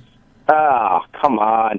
At the end of the show, very uncomfortable, but very funny, but very uncomfortable. I mean, he's got a lot of, he doesn't have Opie's flair. He doesn't have his... Well, what specifically were you talking about? I didn't really pick up on it. Yeah, I'm not saying it's wrong necessarily. I didn't pick up on any uncomfortability. He seems comfortable behind the microphone. He doesn't have the smoothness that Opie does. This is how we get out of this, and segues. I work in TV. And, excuse me. Excuse Mr. Entertainment on the phone. You got an expert there. But what TV? Yeah. What TV do you work in? Okay. What TV? I'm a director for one of the affiliates in Boston here. Oh, like a news channel? Yeah, and I do a lot of live TV and stuff like that. Do you cover high school sports? Hang on, everybody's talking at once. So do you have to sit there and deal with news anchors that can't speak unless they're written out for? They're glass readers, yeah. That's all they do, right? Now, you tell me, because we were trying to figure out with this Yeah Baby thing that we aired yesterday. I don't know if you heard it, but Conan put together a montage that we aired. Mike Myers had a second kid, and every local news anchor in the country goes, yeah, baby. Mike Myers is saying, yeah, baby. And I'm telling you, it's somewhere between 15 and 30 news anchors said this quote. Now, you tell me, is there some kind of service that is writing bad jokes and puns for these people? Yeah, you talked about it. It's not writing bad jokes and puns. It's the AP. That's what. So the AP is putting out like a little cute headline like that, and everybody just takes it. That's the way. Yeah, it's a story written about Mike Myers, and they grip it and rip it, and that's pretty much how it works. Because they have so many other things going on. They have breaking news, local news, national news, and when it comes to an entertainment story, that's the last thing. You got a limited, even though we're in one of the top 10 markets in the country, you have a limited amount of writers and producers, and people get lazy. And yeah, they don't realize that their laziness is going to cause them to look like a bunch of retards. Exactly. Trust me, there's plenty of things that have nothing to do with that still make them look like retards. You would think after Anchorman came out and everybody became familiar with the "I'm Ron Burgundy" thing, that they would be okay. Ladies and gentlemen, people are on to us. They made a whole movie about it, and everybody's laughing. Now we have to be on high alert to make sure we don't do anything humiliating like that. And Sam. One quick story, and then I'll go. Please. Okay, so I'm one of the premier broadcasters in this market. Got old, kind of, was further on his career. Worked at a small station. I was directing. We used to, when we, the producers write scripts and they put them in the prompter, and then we had to put these pages in that said dummy page when it came to a commercial break. And the anchor's reading the tease going into the commercial break, and we get to that. She forgot to take it out of the prompter, and he reads, this is a dummy page. You read that on the air? Yes. Oh, I need you to be on high alert on stuff like that, and you could send it to us anonymously. I will. I'll let you know. Because I gotta become aware. This is a dummy page. Greatest moment ever. And I'm sitting in the chair, and it got really quiet, and everybody, and did he really just read that in the air? Did everybody hear that? Yeah. Oh, Jesus Christ. Yeah. That is. And then what happens when something like that happens? Is there a boss that comes down on the anchor and says, "You just stop being a fucking idiot and just read it"? Like, use one part of your brain before you go on television and read. No, this guy was 60-something years old, end of his career. He was the dean of Boston Broadcasting, is what they used to call him.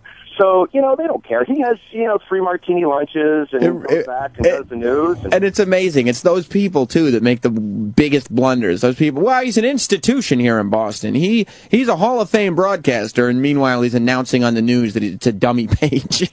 Oh, not only that, okay, so one last story is there was no break page, so we go What's a break page? A break page is to say this is the commercial break. Gotcha.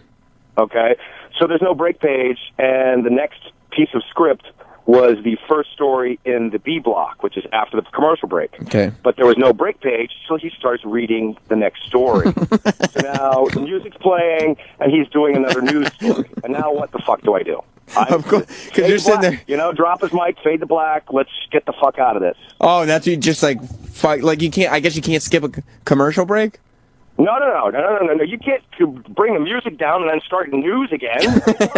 You're teasing the fucking break. So you just have to turn his mic off. Exactly. Just put him out of his misery. Fade the music out, go to black, roll a break, and we'll fucking regroup when we get back. I love it. Well, you're welcome to call up and tell news stories anytime. I don't want to hear any more criticisms of Mr. Anthony Cumia, but you want to come up and criticize the people you work with, I would love to hear it. All right, next time I will, pal. All right, buddy. I'll talk to you later. Bye. 423, you're on the air. Hey, man, fuck criticizing Anthony. He does fine, man. I thought you did a great job today. And Sammy, hey, man, best of the best. That goes to you. And for E-Rock in the building, what a great call. You know what I want to do for you? You there? Yes, sir. Yes, sir. I'm going to give you a copy of Pacific Rim on Blu-ray. How does that sound? You're fucking awesome, man. All right, buddy, stay on hold. That was a great call. That was just a terrific, concise, got everybody. So, E-Rock, that's line 2. I don't know if the intern's in there. Yeah, I hung up on that. Oh. 920. Hey, Sam, it's Pirate Trucker. What's up, buddy? I picked up on the uncomfortableness, too, but I equated it to John Lithgow was a big freaking bore. Absolutely bore fest. Well, I said that. Look, John Lithgow, I guess, he's a nice old man. Like, he's here, he sings songs to children. He lives in a world that all of us that are so entrenched in the Opie and Anthony world have no idea about. Like, he's sitting there and he's playing guitar so he can sing to children. Yesterday, we spent the majority of the show making pedophile jokes. So it's two separate universes that somehow come together. And I don't think Anthony is uncomfortable at all on the air. I think it's just a matter of you do a show for a certain number of years and you get used to your roles on the show, and now Anthony is doing something that he normally doesn't do. And it's simple stuff, like, whatever, throwing to break or coming back from break or whatever it is. He's not used to doing that. Within 2 shows, it would be as if he's been doing it all his life. I mean, he's been broadcasting for many years. Well, I thought he did a good job. I just thought it was one of those, they were pregnant pauses where Opie would have said something uncomfortable or pissed off the guest, and Anthony would have laughed, and since Opie wasn't there, Listen, it was like, oh, okay.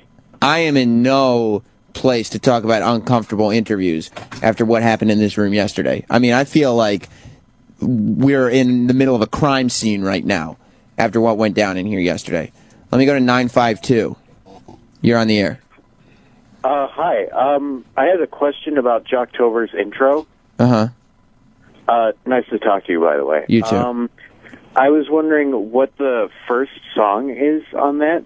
Hey, Eric, you have any idea what the first song is on the Jocktober intro? I think it's just some kind of production bed we have. Yeah, I think it's just like circus music that Troy found.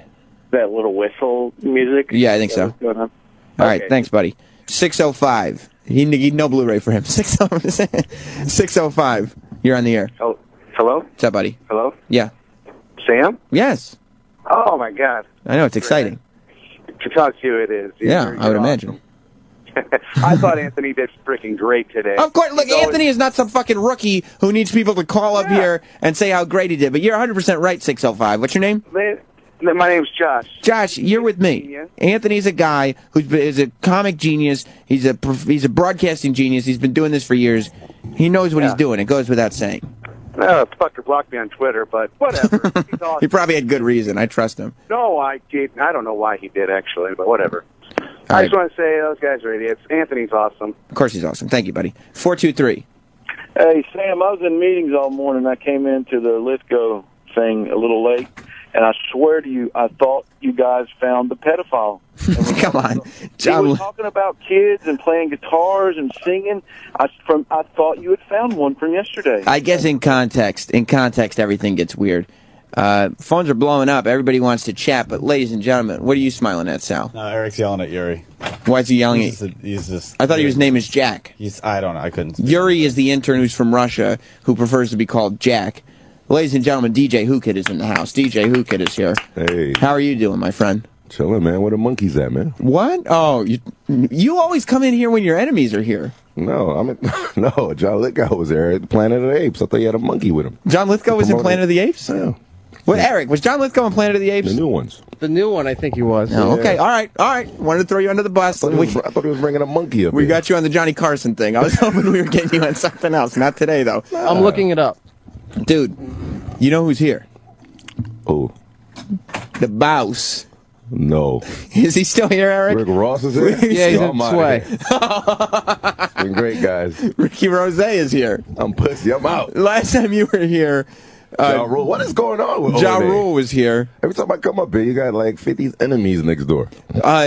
Is Rick Ross really still at Sway? I'm gonna go peek, but the last time I saw him, I haven't seen him leave. He said, I'm going to go peek. Eric, if Rick Ross is still in this building, Want me to go tell him something? you put your head, you walk into Sway's studio and say, Rick Ross, there's somebody who would like to talk to you, and we're going to get who could apologize to him tonight. Get the fuck out of here. He's probably taking a shit in the bathroom. I'll walk him while right you in. piss him. Just go see if Rick Ross is here. He's in there like, taking a shit. Because we talked about your thing with Ja Rule last week. You didn't know Rick Ross was going to be here? Nah, I wouldn't even been here. Rick Ross has a huge beef with 50 Cent, and of course, 50 Cent is DJ Hookid's employer. Yeah, but I think the beef is over, though. I don't think well, who knows? Yeah, but you never know. I mean, a neck is always available to be squeezed. And you're usually the neck I'm that not gets trying squeezed. to be the one that's available. Right. Is he still here, E-Rock? No, he's gone. That's a shame. I'll stay. He must have heard Hookid was coming. He might still be in the building, though. Ah, shit. I'll bet he's downstairs waiting for DJ Hookid. My God. Man, I miss John Lithgow, man. I wanted to see his little pet monkey. He has a monkey. You didn't know that? He has it in his pocket. I had he's brought it with him today? Yeah. That's incredible. He called it Niggeron. No, I don't think that's true. Did he really say that? He seemed like a nice man when we talked to him. He looks like a pedophile. I don't think so. I think that's totally uncalled for, DJ Hookid. Really distasteful, too, if you ask me. He tastes kids, you said? No, I didn't say that. Johnny in Ohio. Hi, Sam. Hey, I wanted to compliment you and Jimmy on yesterday's interview with Jenna. Mm-hmm. And in all honesty, at first I thought you guys were going to sweep it under the rug because she's Jimmy's friend, apparently. And when I checked your guys' web pages and everything, I didn't see anything about it. Well, That one comment you made. Yeah, no, we were at home. I went home immediately after the after show and started editing that video. It's up on YouTube now. The Jenna Jameson interview. Thank you very much for the compliment, Johnny. That's my homegirl, because my weed dealer met up with her before she came up here. I don't know if that's true or not. You say that, DJ Hookid, and I'll credit that information My to you. boy. I know he is. And you're usually very trustworthy. I just can't get behind something. No, I know. I'll be lying about shit like that, God. I don't even know what you're saying anymore. You call me God. Anyway, Jenna Jameson was in here yesterday. And I don't know if you've seen the video. Pussy, boy. I didn't see the pussy, unfortunately. I would have loved So to. you have Jenna Jameson up here, the queen of porn, and you don't see pussy. Jenna Jameson was in rare condition yesterday. That's what I'm saying. My boy met up with her before she came up I don't here. know for sure. But there was... it wasn't the most comfortable interview we've ever had. She seemed like she was having some rough times. We posted the video. If you search on YouTube, you can just go Jenna Jameson, Sam Roberts, Jim Norton. It was the three of us in here together. So mad I missed that. Yeah, dude. You got to look it up. It's Not Sam is my YouTube channel. You got to see it. It's like 20 minutes long. I posted almost the whole... way. We had it for like 35 minutes. I posted most of the interview. What? But the thing's gotten... I posted it last night. It's got 20,000 hits on it already. Get the fuck out of here. I mean, people are going, what the fuck happened? All right, this is how I'm going to tell you that my boy really met her before she came up here. Okay. My boy told me that she had, like, spit on the side of her face, like dry spit. Okay, I don't know. Answer this question. Uh-huh. Did she have dry spit on the side of her It's left possible. cheek? It's possible. All right, that's it. That's all I got to It's say. possible. You think I'm lying, right? You think I'm lying, God? Matt in Charlotte. What's up, Primetime Sam Roberts? How's it going, buddy? Good, man. Hey, that was the most uncomfortable conversation I've ever heard on the radio. You know, we didn't know what to expect because she's promoting a book, and it's an erotica novel. Hey. She's trying to get some women to have a little one-handed read, if you know what I mean. That pussy. What are they doing with the other hand, who kid? Very vaginal. Huh? That's right. That's right. No, you're exactly right. Did she look as bad as she sounded? Dude, look it up yourself. I posted the video so I wouldn't have to make any derogatory comments. What sounds was she making? You got it. Who kid? You rock, baby. Good looking, man. Thank you. What, she was making weird sounds. She was laughing. Her voice was deep. She was crying. She was crying. Couple times, yeah. Get the fuck out of that. Yo, pull up that video, guys. Bring Sal in here. Watch it for a second. Can't be serious. Brian in Virginia. Sam, I thought that Anthony did an absolutely fantastic job. And I think Opie would have ruined things with his slow draw. Enough about this nonsense. Anthony and Opie are both very good at what they do. Come on, my man. I think Anthony's a little better. Let's see. Okay, all right, relax. Opie and Anthony. And if you ask me, I don't know what the fuck happens. Why are they choosing? Like, there's no choice. Oh, okay. It's the Opie and Anthony show. Yeah, exactly. What's going on today? You don't get to become as famous, as well-respected as Opie and Anthony are, and only have one talented guy. It's two equally talented broadcasting giants that are in this studio. Where's Sal? I don't know. Is he going to come in and video this thing for me in a few minutes? Sure he will. She looks hot, though. Specifically, do you think? Well, you can look it up yourself, but we'll show the visual to Jenna Jameson. Kid. Yeah, she's crying, God. Jim gives her the tissues. Yeah, see? A lot of surgery there. Justin Long's coming in here in a few minutes. Nah, kid. Say right here, look. Jeepers Creepers, God. Is he in Jeepers Creepers? Hell yeah. That's great. Here she is crying a little bit. Understand. Mm-hmm. And I hope that he gets sober. Is that the problem? What are you laughing at? Shit is funny, God. No, it's not. It's a woman falling apart. You're heartless. She was smoking that shit. Listen, I don't know what she was doing. You can watch the video for yourself. Oh, there go that spit. I told you. Even though her face is white, you can still see the spit. You can watch the video for yourself on the Not Sam channel on YouTube. That's that pussy. Have you ever talked to Jenna Jameson? Yeah, I talked to her a long time ago. But in a happy state, it was crying and spit on her face. It was sad. You cried too, buddy? I didn't cry. You didn't cry. But I'm going to tell you something. Get out of here, man. Do you know what I did?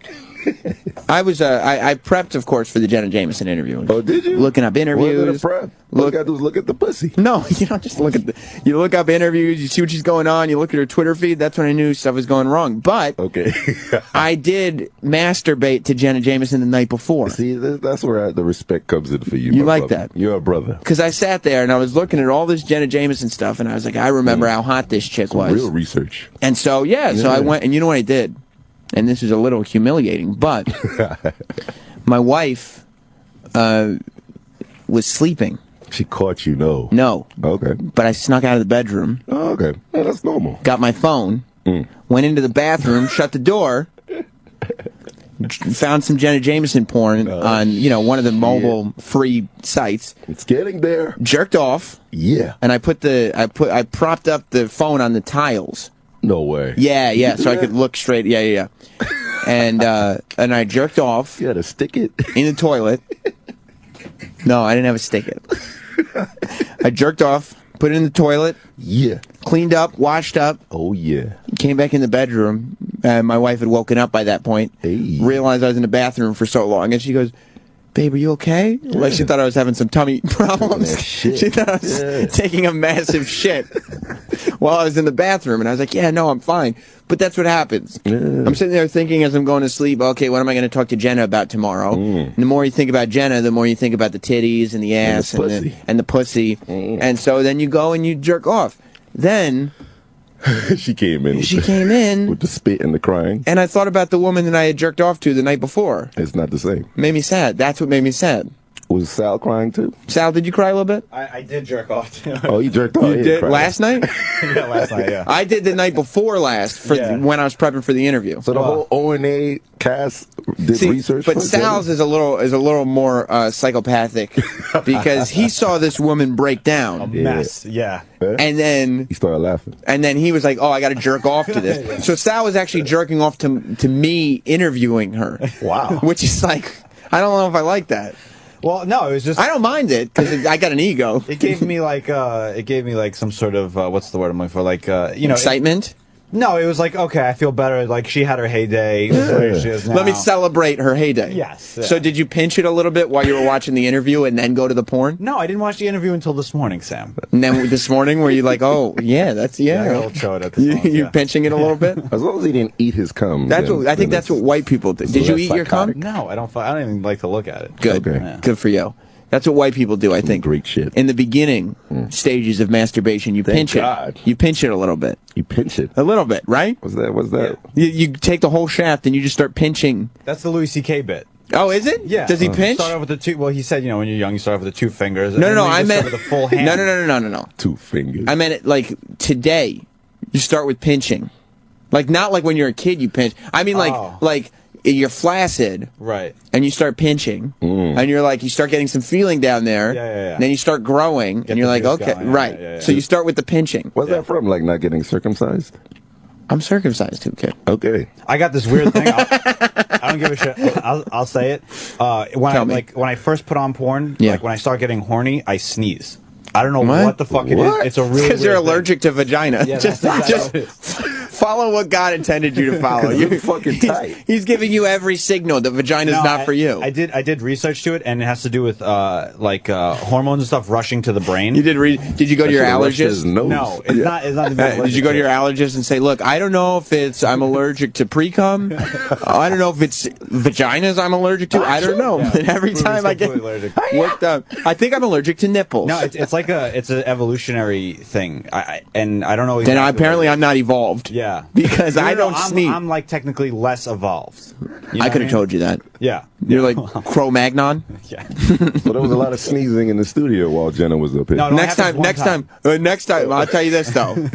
Next time Lainey brings up one of these porno stars and Sal starts getting into a sneezing fit. Wait a minute, weren't you sneezing during the gay off? No. Okay, I don't know. I'm going to have to look back at some of that just tape. A cold that day, Sam. Just a cold? Yeah. Not Sal. No? Man. I just got a text from Justin Stengel from David Letterman. Yeah. He says, I will never hold your phone again. I guess that's something for everybody to remember. Next time you want to borrow my phone. But what else are you going to use, right? What am I going to keep, an iPad in the bathroom? That's creepy. I got one right here, God. You got the iPad mini? The mini joint. You know and is that mini? With big pussy shots. Is that what you do? You take your iPad into the bathroom and jerk off? Do you jerk off? You have so much sex. I do it like every day. You do? Yeah. You have a voracious sexual appetite, is that right? Walling out, man. Wow. Xvideos.com. Is that what it is? Oh, yeah. So, do you have sex with your wife? No. Okay. Fuck out of here. You just jerk off and have sex with groupies and porn stars instead? Let me tell you something. O&A are my idols. I'm not trying to be fucking wives and all that. That's just not normal. Well, I still have sex with my wife. Yeah, you're weird, but I can't fuck with that shit. You still gotta rub one out, though, everyone. Right. Yeah. It's like, I don't want to put my wife through the process of having to have sex with me more times than she'd like to. Absolutely. She already puts up with me a good 1 to 3 times a week. No way. Can you imagine forcing somebody to have sex with me more times than 1 to 3 times a week?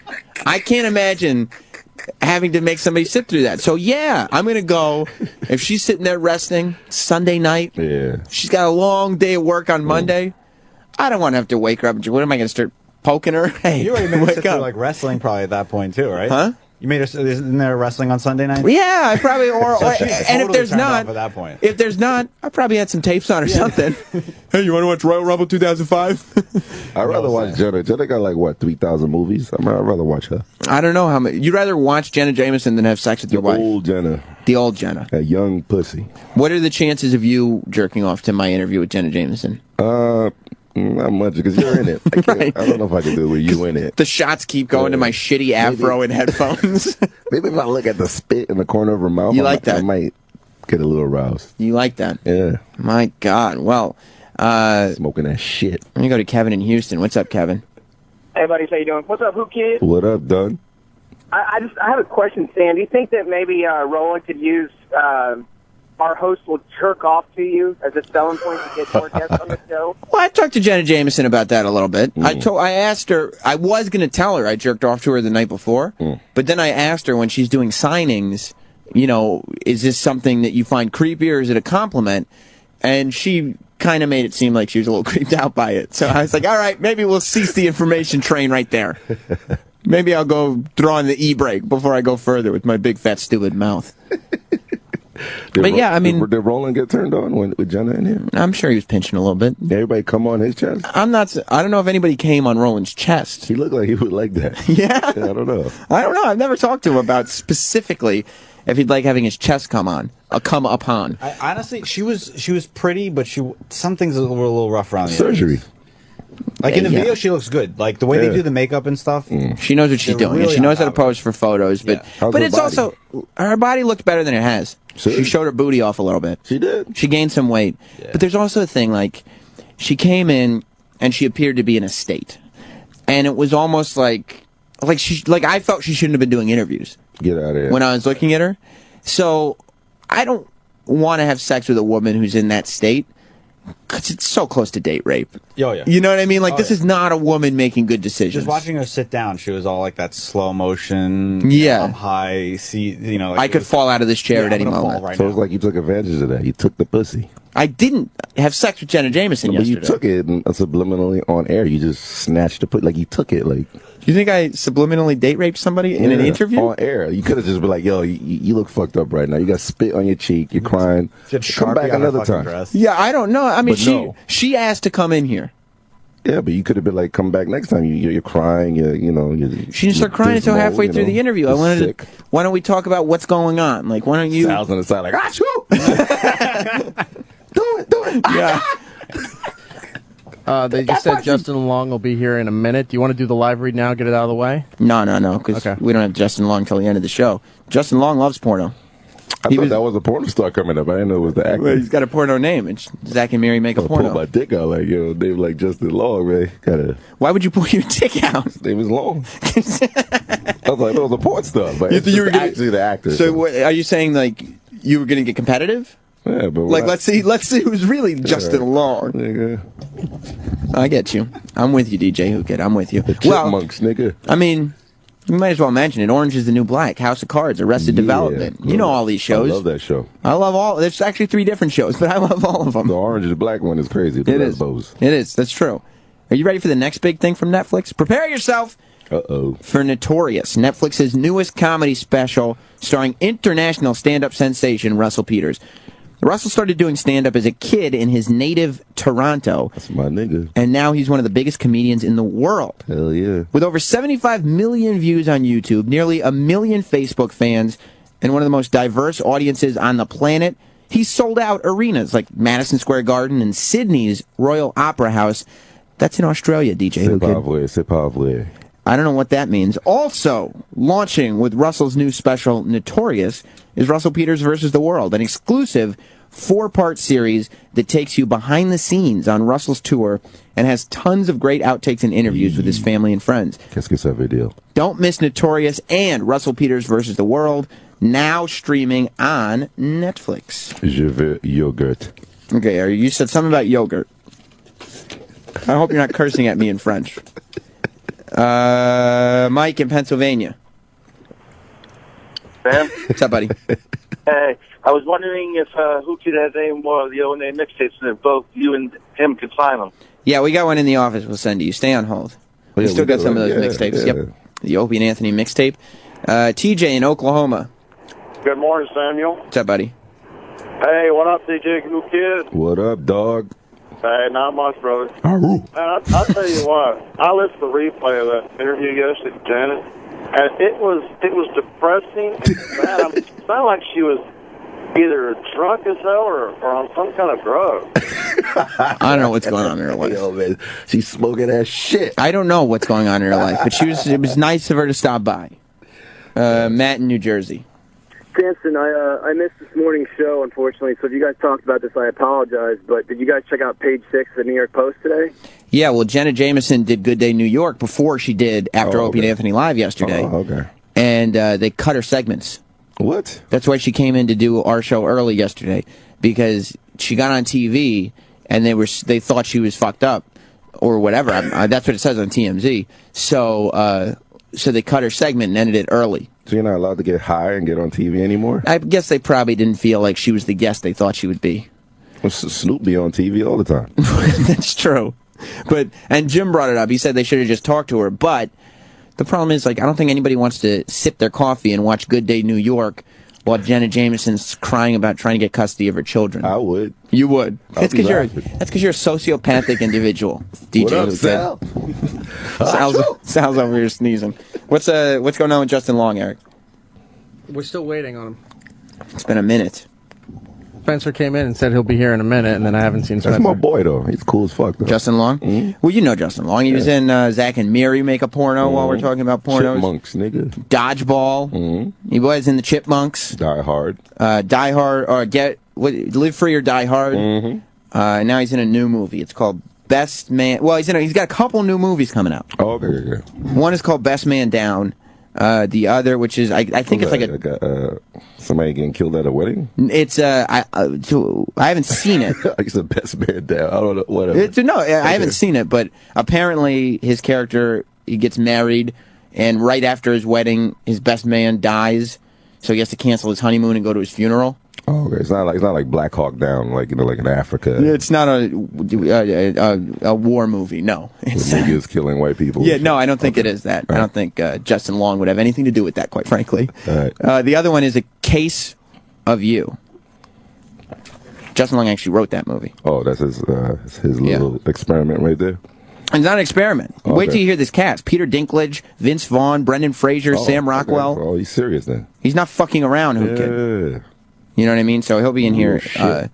He'll be in here in just a second. He was also the Mac guy in all the Apple commercials. Oh yeah, that's right. Yeah. Yeah. So should be very exciting. What do you got going on? You better have a chipmunk with him. I don't know if he actually travels with the chipmunks. I don't think so. My boy. Oh, okay. Here we go. No, here he comes. Hey, Justin Long. Welcome. Please come in. Long time. What up, kid? What up, son? What up, you guys go back. Huh? How's it going, Justin? Sit down. Make yourself comfortable. Thank you. Thanks, man. Justin Long is here. So you guys, am I following 3-6 Mafia and or John Lithgow? Oh, man.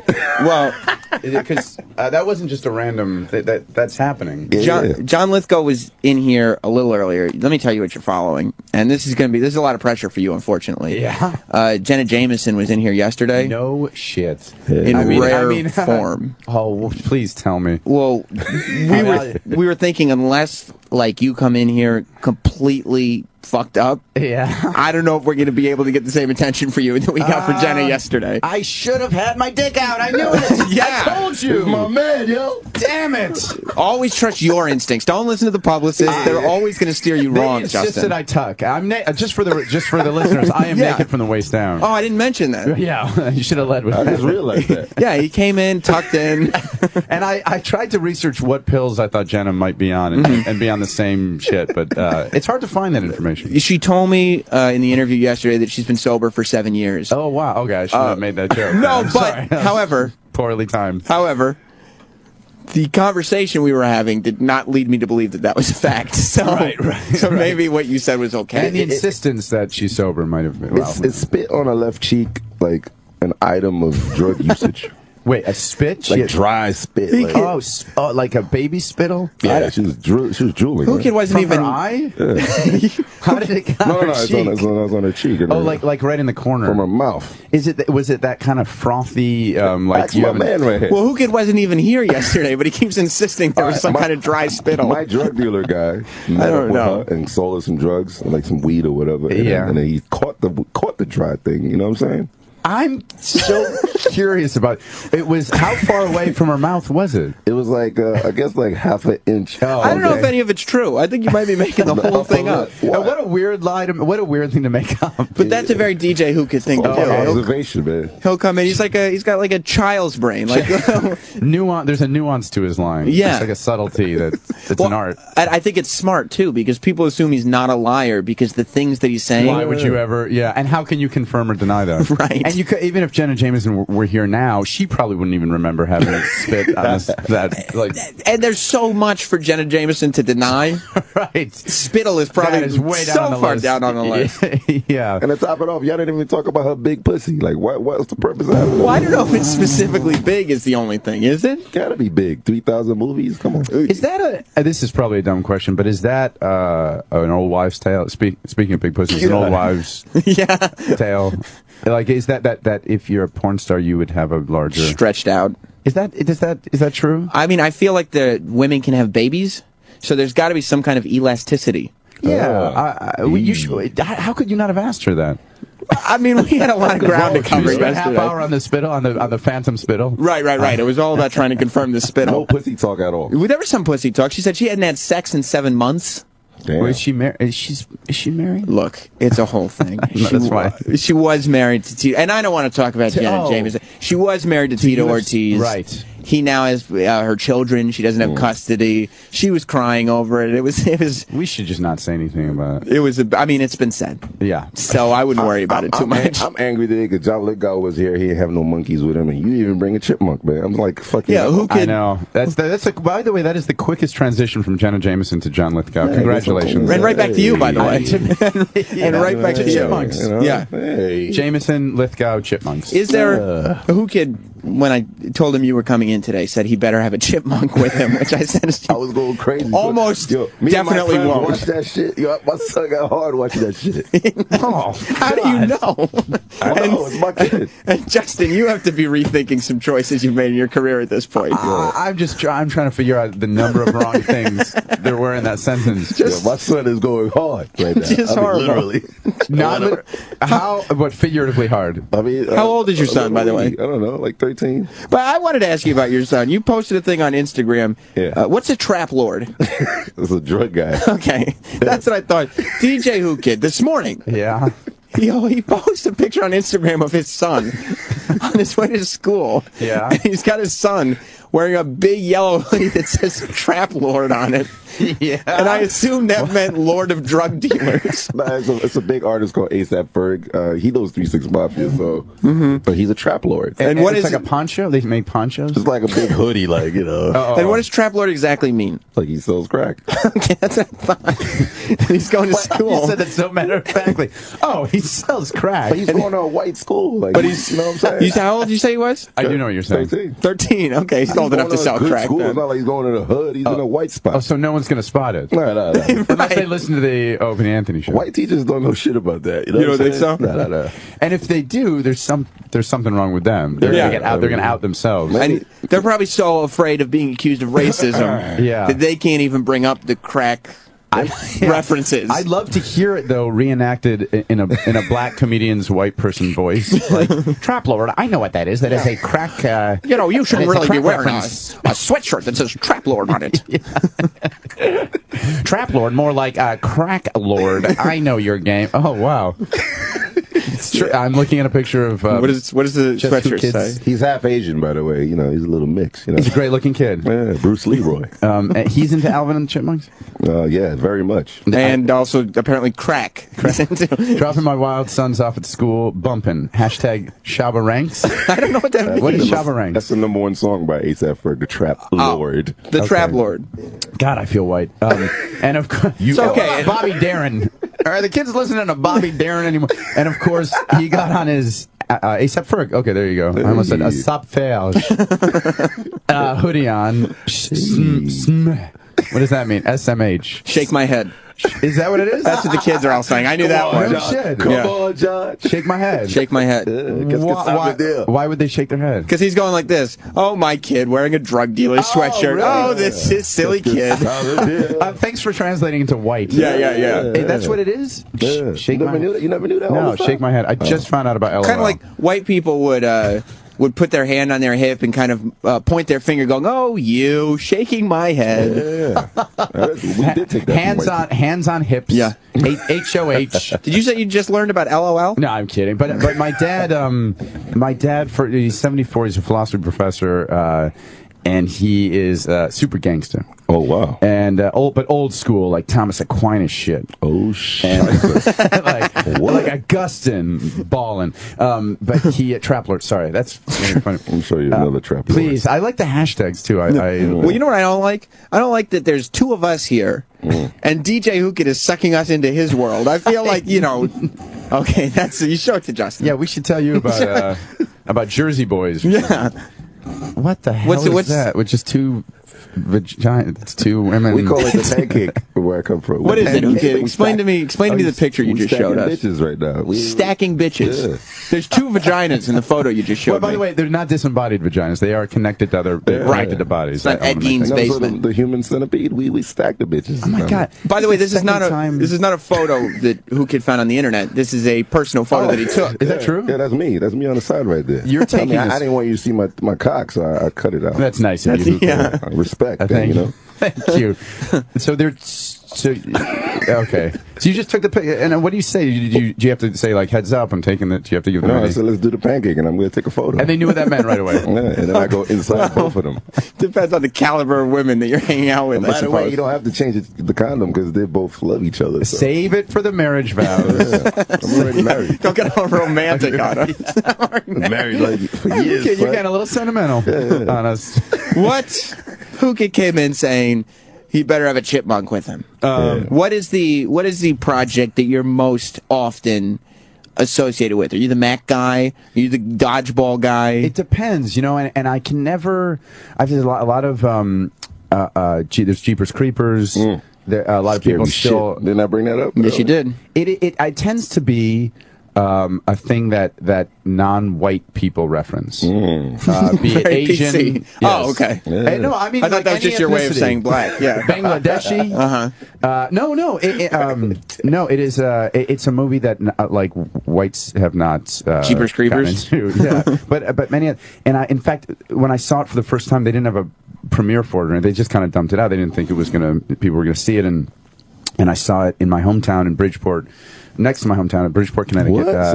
And with my mom, and we were the only packed, sold out theater, the only two white people in the entire audience. I'm not kidding. I swear to God. And it's so fun. It was so fun watching it with that audience because they were just, scared out of their mind, but yelling things too. And my character, because my character does some really stupid things in the movie. I go back and investigate things, and like you do horror movie things that you got to do. And like there were three enormous women in front of me who were just hated me. Oh, he better not go back. Oh, he gonna get his ass killed. Oh, I hope he dies. And furious. Yeah, that stupid white boy. Oh, good. Oh, they got him at the end. Spoiler alert! If you haven't seen it, I die in the end, and they take my eyes out. And my mom. That was crazy. Yes, it was. Case in point. Yeah. So my mom was sobbing and touching me. Oh, they died. Your beautiful eyes. They took it. And I was like, Mom, it's a movie, and I'm trying to calm her down. And as we're getting up to go, the credits are rolling, and the three ladies in front of me were like, "Good. I'm glad he died. that stupid white boy. Why did he go down there? Of course he's gonna took his eyes. They should take more in his eyes." And my mom made a move to say something. Now hold on. And I was like, Mom, stop it. You're not gonna win this battle. And I had my hat on, really low, so people wouldn't. Furious. I was gonna say that you probably didn't get recognized at all because that audience thinks all white people look alike anyway. So it's just they can't tell the difference. They didn't want to assume.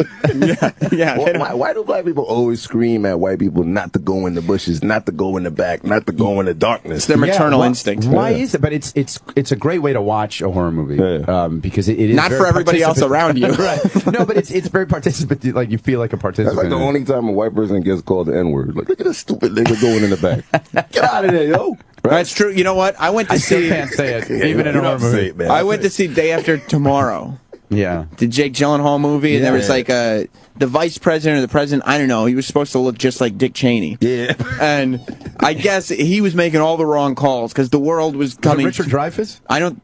It could have been. Yeah, could have easily been.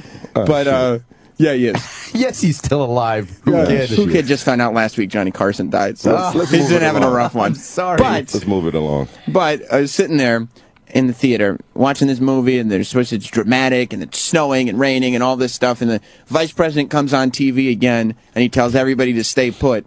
And the biggest laugh I ever heard in a theater did not come from a movie. It came from one guy sitting in the crowd that just yelled at the Dick Cheney character, "Yo, who voted for this nigga?" The theater went nuts. Yes, that's amazing. It was the most welcome audience participation I've ever heard. Tim Oliphant, when we were doing Die Hard, he told me the funniest story about seeing the original Die Hard. This is from Tim Oliphant. I can't take credit for this. He went to the original Die Hard, and I don't know if you remember the movie, but it takes a little while for shit to happen, for the stuff to start to unravel. So there's the whole setup where he goes to the towers, and it's just kind of it takes like 20 minutes to like start the action, and it was a full theater. I think it was like opening day of the movie, and like 15 minutes in, this guy just stood up, collected his stuff, stood up, and yelled at the screen. He goes, "No action!" and walked out. And the funny thing is, Tim and I were talking about it. Like, that guy was so mad that there wasn't action in this movie, so as to that prompted him to scream, exclaim this, and which meant that he must have been a huge action movie fan. Yeah. And so I'm sure he's subsequently seen Die Hard and now knows that it arguably is like the best action movie ever made. So I wonder what action. No, couldn't be patient. Couldn't wait another 3 minutes. Right. For the greatest action to start. Well, now, Justin Long, you are not just an actor, but a writer. Thank you. You've written a film. Well, no, I shouldn't. I don't know if that wasn't a compliment, I guess. Anybody can be a writer. Thank you. That is true. Yes. I received screenwriting credit. So I never know what to say to people when they're like, "Oh man, you were in weren't you in that?" And then they say you were in something, and there's just like an awkward part. And I go yes, and then I always feel I should be thanking them. Oh, douchebag! Oh, he was in dodgeball. Oh, I just said yes. I don't know, but what I want to know now that you're writing this film. Thank you. If you go to a theater and you hear people shouting over your dialogue that you've written, you can shut the fuck up. This is brilliant. Right. You know what's funny? I saw it it was at Tribeca Film Festival, and there was something off with the sound. I don't know why. The sound was kind of low, and it was driving me nuts because I got really arrogant about. I wanted people. You also want people to see something. I'm very close to the movie, and I feel like a real personal connection. So I wanted it to play as well as possible, and people were. I could see them straining to hear some of the stuff, and when stuff you wrote, not just jokes, but just the story. Some of it was kind of lower. It's a romantic comedy. So it's called A Case of You. A Case of You. Yeah, it's as you know based on the Joni Mitchell song. As you know, Joni Mitchell, right? Huge Joni Mitchell, and I'm assuming. But so we and sadly could not get the rights to the song. The song's not in the film. Serious? Yeah. I'm sorry, Who Kid. Now, could you not afford the rights to the song? We couldn't afford it. Wow. We couldn't afford it. It was Joni expensive. Wouldn't cut you a deal. Look, I named the movie after the song. Yeah, and I wrote her a letter. Not that a letter from me would be that. I am Justin Long from Jeepers Creepers. Have you seen her be fully loaded? Or Jeepers Creepers 1 and 2. I was coming down the hill. I lived on a street off of Briarcliff, and there was this guy. Not a white guy, coming down, and he goes, and he stopped. We know us, what that means, Bangladeshi. and he stopped us. I was with my friend Harmar. Shout out to Harmar Superstar. And he goes, hey man, I just want to know. I'm looking for a street called. And we were on a street called Briarcliff. And he goes, a street called, I'm looking for like a Breerclough. and we go, oh, you probably mean Briarcliff. You're on it. This is Briarcliff. And he goes, no. It's like tire, what is it, like tire lift or tire. We go, I think it's probably Briarcliff and you're on it. And this went back and forth like 3 or 4 times and he was getting frustrated. He was like, no, man. And he stopped and he looked at him and he goes, oh shit, I know who you are. and I was like, oh yeah. He goes, I've seen both your movies. and my friend whispered to me, he goes, Jeepers Creepers 1 and Jeepers Creepers 2. And I go, shut up. I go, what? I was like, what movies? He goes, quit playing, man. Shut up. I know. You both of them. And I was like, well, which ones? Like, tell me. He had enough trouble with the street names. Yeah. So this is... And sure enough, he was like, man. And I go, well, which one? He goes, Jeepers Creepers 1 and Jeepers Creepers 2. Of course. Classic. But yeah, back to Joni Mitchell. Yes. Man. But so I wrote it with my brother and my friend here. We got a lot of. We got Evan Rachel Wood to play the lead. You have a girl. huge cast. Huge cast. Vince Vaughn, Sam Rockwell. Oh shit! And Pete Illuminati, God. Yeah. Brendan Fraser pops up. Brendan Fraser. Yeah. What? Wait, Illuminati. Vaughn. Oh, Vaughn. Vince Vaughn is in the Illuminati. He is, B. He is. Okay. Why do you say that? He be hanging with my boy. Who's your boy? You know my boy. Henry Jay-Z? Kissinger? Henry Kissinger. It's funny he knows though. He just said Jay-Z? Jay-Z. Oh, no kidding. But Jay-Z be having caramel macchiato at Starbucks. I guess if you're going to figure out that somebody's in the Illuminati, that's the way to do it. It's or pumpkin spice latte. They speed shit. Like whoever drinks it, they run and they shit quick. Okay. And that gets... Is there an Illuminati restroom, or...? They must have a gold toilet. There's no shit like that, man. Okay. Well, I noticed him on your phone, Jay-Z. Yeah, that's cool. That's my boy. Yeah. You want his number? You could call him and prank him. I mean, I want to say yes, but I have too much respect. Right, it's something like... Justin and I both know you shouldn't have offered that. So our instinct is to say friends no. with him, and I feel like I'm more protective than you are. Right, that's a bad idea. When you touch Mr. V, did he glow? Like I heard when you touch him, he just glows. You're talking about Vince Vaughn. Yeah. Does he glow? We call him Mr. V in the hood. Okay. That's so nice of you to say that. Did he glow? Like when you touch him, like he just glow? Like, Well, I glow. Is that's like when you touch him and he? I think he means literally. Do you mean he got like a boner? No, like he glows. Like he's like a light bug. Like like literally glows. Yeah. No, I'm going to debunk that myth. I'm sorry. I hate to do Snopes, that. I hope you're listening. Sorry. I'm mad right now. Only because I don't want that out there. But yes, of course he glows. So, is it a case? Where can people see A Case of You? Well, it's out on DirecTV on demand right now. If they want to, I don't know how much. What's the deal with that? You can just watch it at home, or it's in theaters in a couple weeks on November 8th. Are you doing the limited release iTunes? Yes, that track, and as well as a movie called Best Man Down. Right. With the that's the other, but you didn't write that one, so you're not quite as attached. I'm not quite as attached, but I'm happy about it. And another rom-com. It is, but it's got kind of a morbid twist. It's about a couple that on their wedding day, their best man dies in the beginning of the movie, and we have to. Oh shit! Black Hawk Down. Well, yes, it is not unlike Black Hawk Down. Right. It's not in Africa. It's called Best Man Down. Mogadishu stuff. Yeah.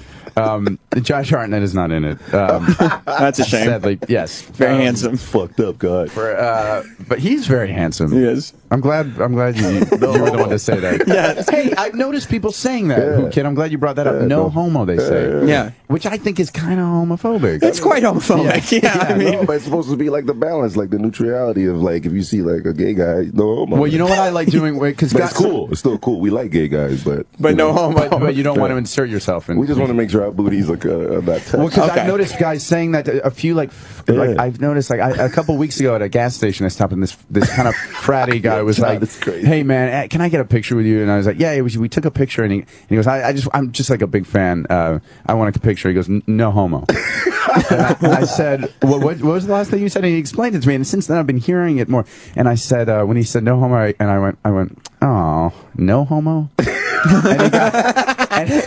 And he got kind of weird about it. So I want to start saying that when people say no homo. I want to say it's like a cool way. I mean, you know. Can you say if you are gay? Can you say, "Hey, can I? Nice to meet you. Plenty of homo." I don't know about the plenty part. Like if you're flirting with somebody and you're then you want to make it clear. It's really nice to meet you, Justin. Homo. All homo intended. Who can? You look great today. Homo. Or if it's like, or if it's just you have a curiosity. It's like, who could you look great? Homo-ish. Homo? We're all homo now, so it's cool. Is that right? That's what I heard. The scientist told me yesterday. That's good to know. Well, last week. Yeah, the continuum theory. Is that like the Kinsey thing? Like the Kinsey scale? We're all going to be homo in like 30 years. Everybody. So, wow. Is that like? So how will we reproduce? There's an extra bone growing in the back of your ass, and then whatever, man. I think you might be starting to lose the science. I want to get into this now. I hate that I've been plugging my movie for so long. Yeah, because they did just discover. They did research on this fossil in the Republic of Georgia, and so they've discovered that when they once thought that Homo erectus was a separate species from a lot of the hominids that were found in Africa, and they're now thinking they were all the same. They just looked a lot different. So it's rewriting like everything they thought about evolution, which is interesting and hilarious. Yeah, and it's worth talking about. And that's what you're saying. Homo erectum. Is that what they were talking about? The extra bone in the ass. They didn't get into that. Oh no, was that Homo erectum or? Must have been one. I think who can watches a lot of TED talks. So I don't know exactly where you picked up on that information. But listen, we have to release you to the next show. This is fun. And we have to leave. No homo. Justin Long. Release you. No homo. I have to release. It's been homo this whole time. Yeah. Best Man Down and A Case of You. Definitely make it a point to watch both movies. They're on demand and iTunes and limited release, so search them all out. the black people will watch it. You know. I have to ask you to Why are you being sarcastic about that? No, I'm serious. All the black people love you. Just call it Jeepers Creepers 3. Jeepers Creepers 3, yeah. My nigga. I have to ask you, though. I'm a big fan, too. Do me a favor. You got the morning mashup coming up next. Yeah. So when they are going to ask you about Amanda Seyfried. Okay. When they do, just say no homo, and just leave it at that. Leave it at that. I'll bet they can get a quote out of it. Everybody will be happy. But then that means they have to, because it'll be like a soundbite they'd want to use. That means they have to use that. Exactly. They just have to say. And somebody over Justin Long was up at the morning mashup talking about there's a relationship with Amanda Seyfried. No homo. And somebody does have a big pussy on that show. That's Nicole. You'll meet her soon. Really? Yeah, She literally? Big pussy. I can't wait to get into it. You have fun with No Nicole. homo. No homo. And congratulations on the movies. Thank you, guys. Come This back is again fun. soon. You're a very funny guy. I'd love to. This is awesome. A lot of fun. And we'll see you again soon. Okay. Ron and Fez are up next. Homo hooking? Lots of it. Okay. Lots of it. Many. Goodbye. The Opie and Anthony Show is now over. For real this time. Check out the O&A Show on Facebook at facebook.com/Opie and Anthony. And catch Opie and Anthony live Monday through Friday from 6 to 10 a.m. Eastern. Ron and Fez are next. Hey.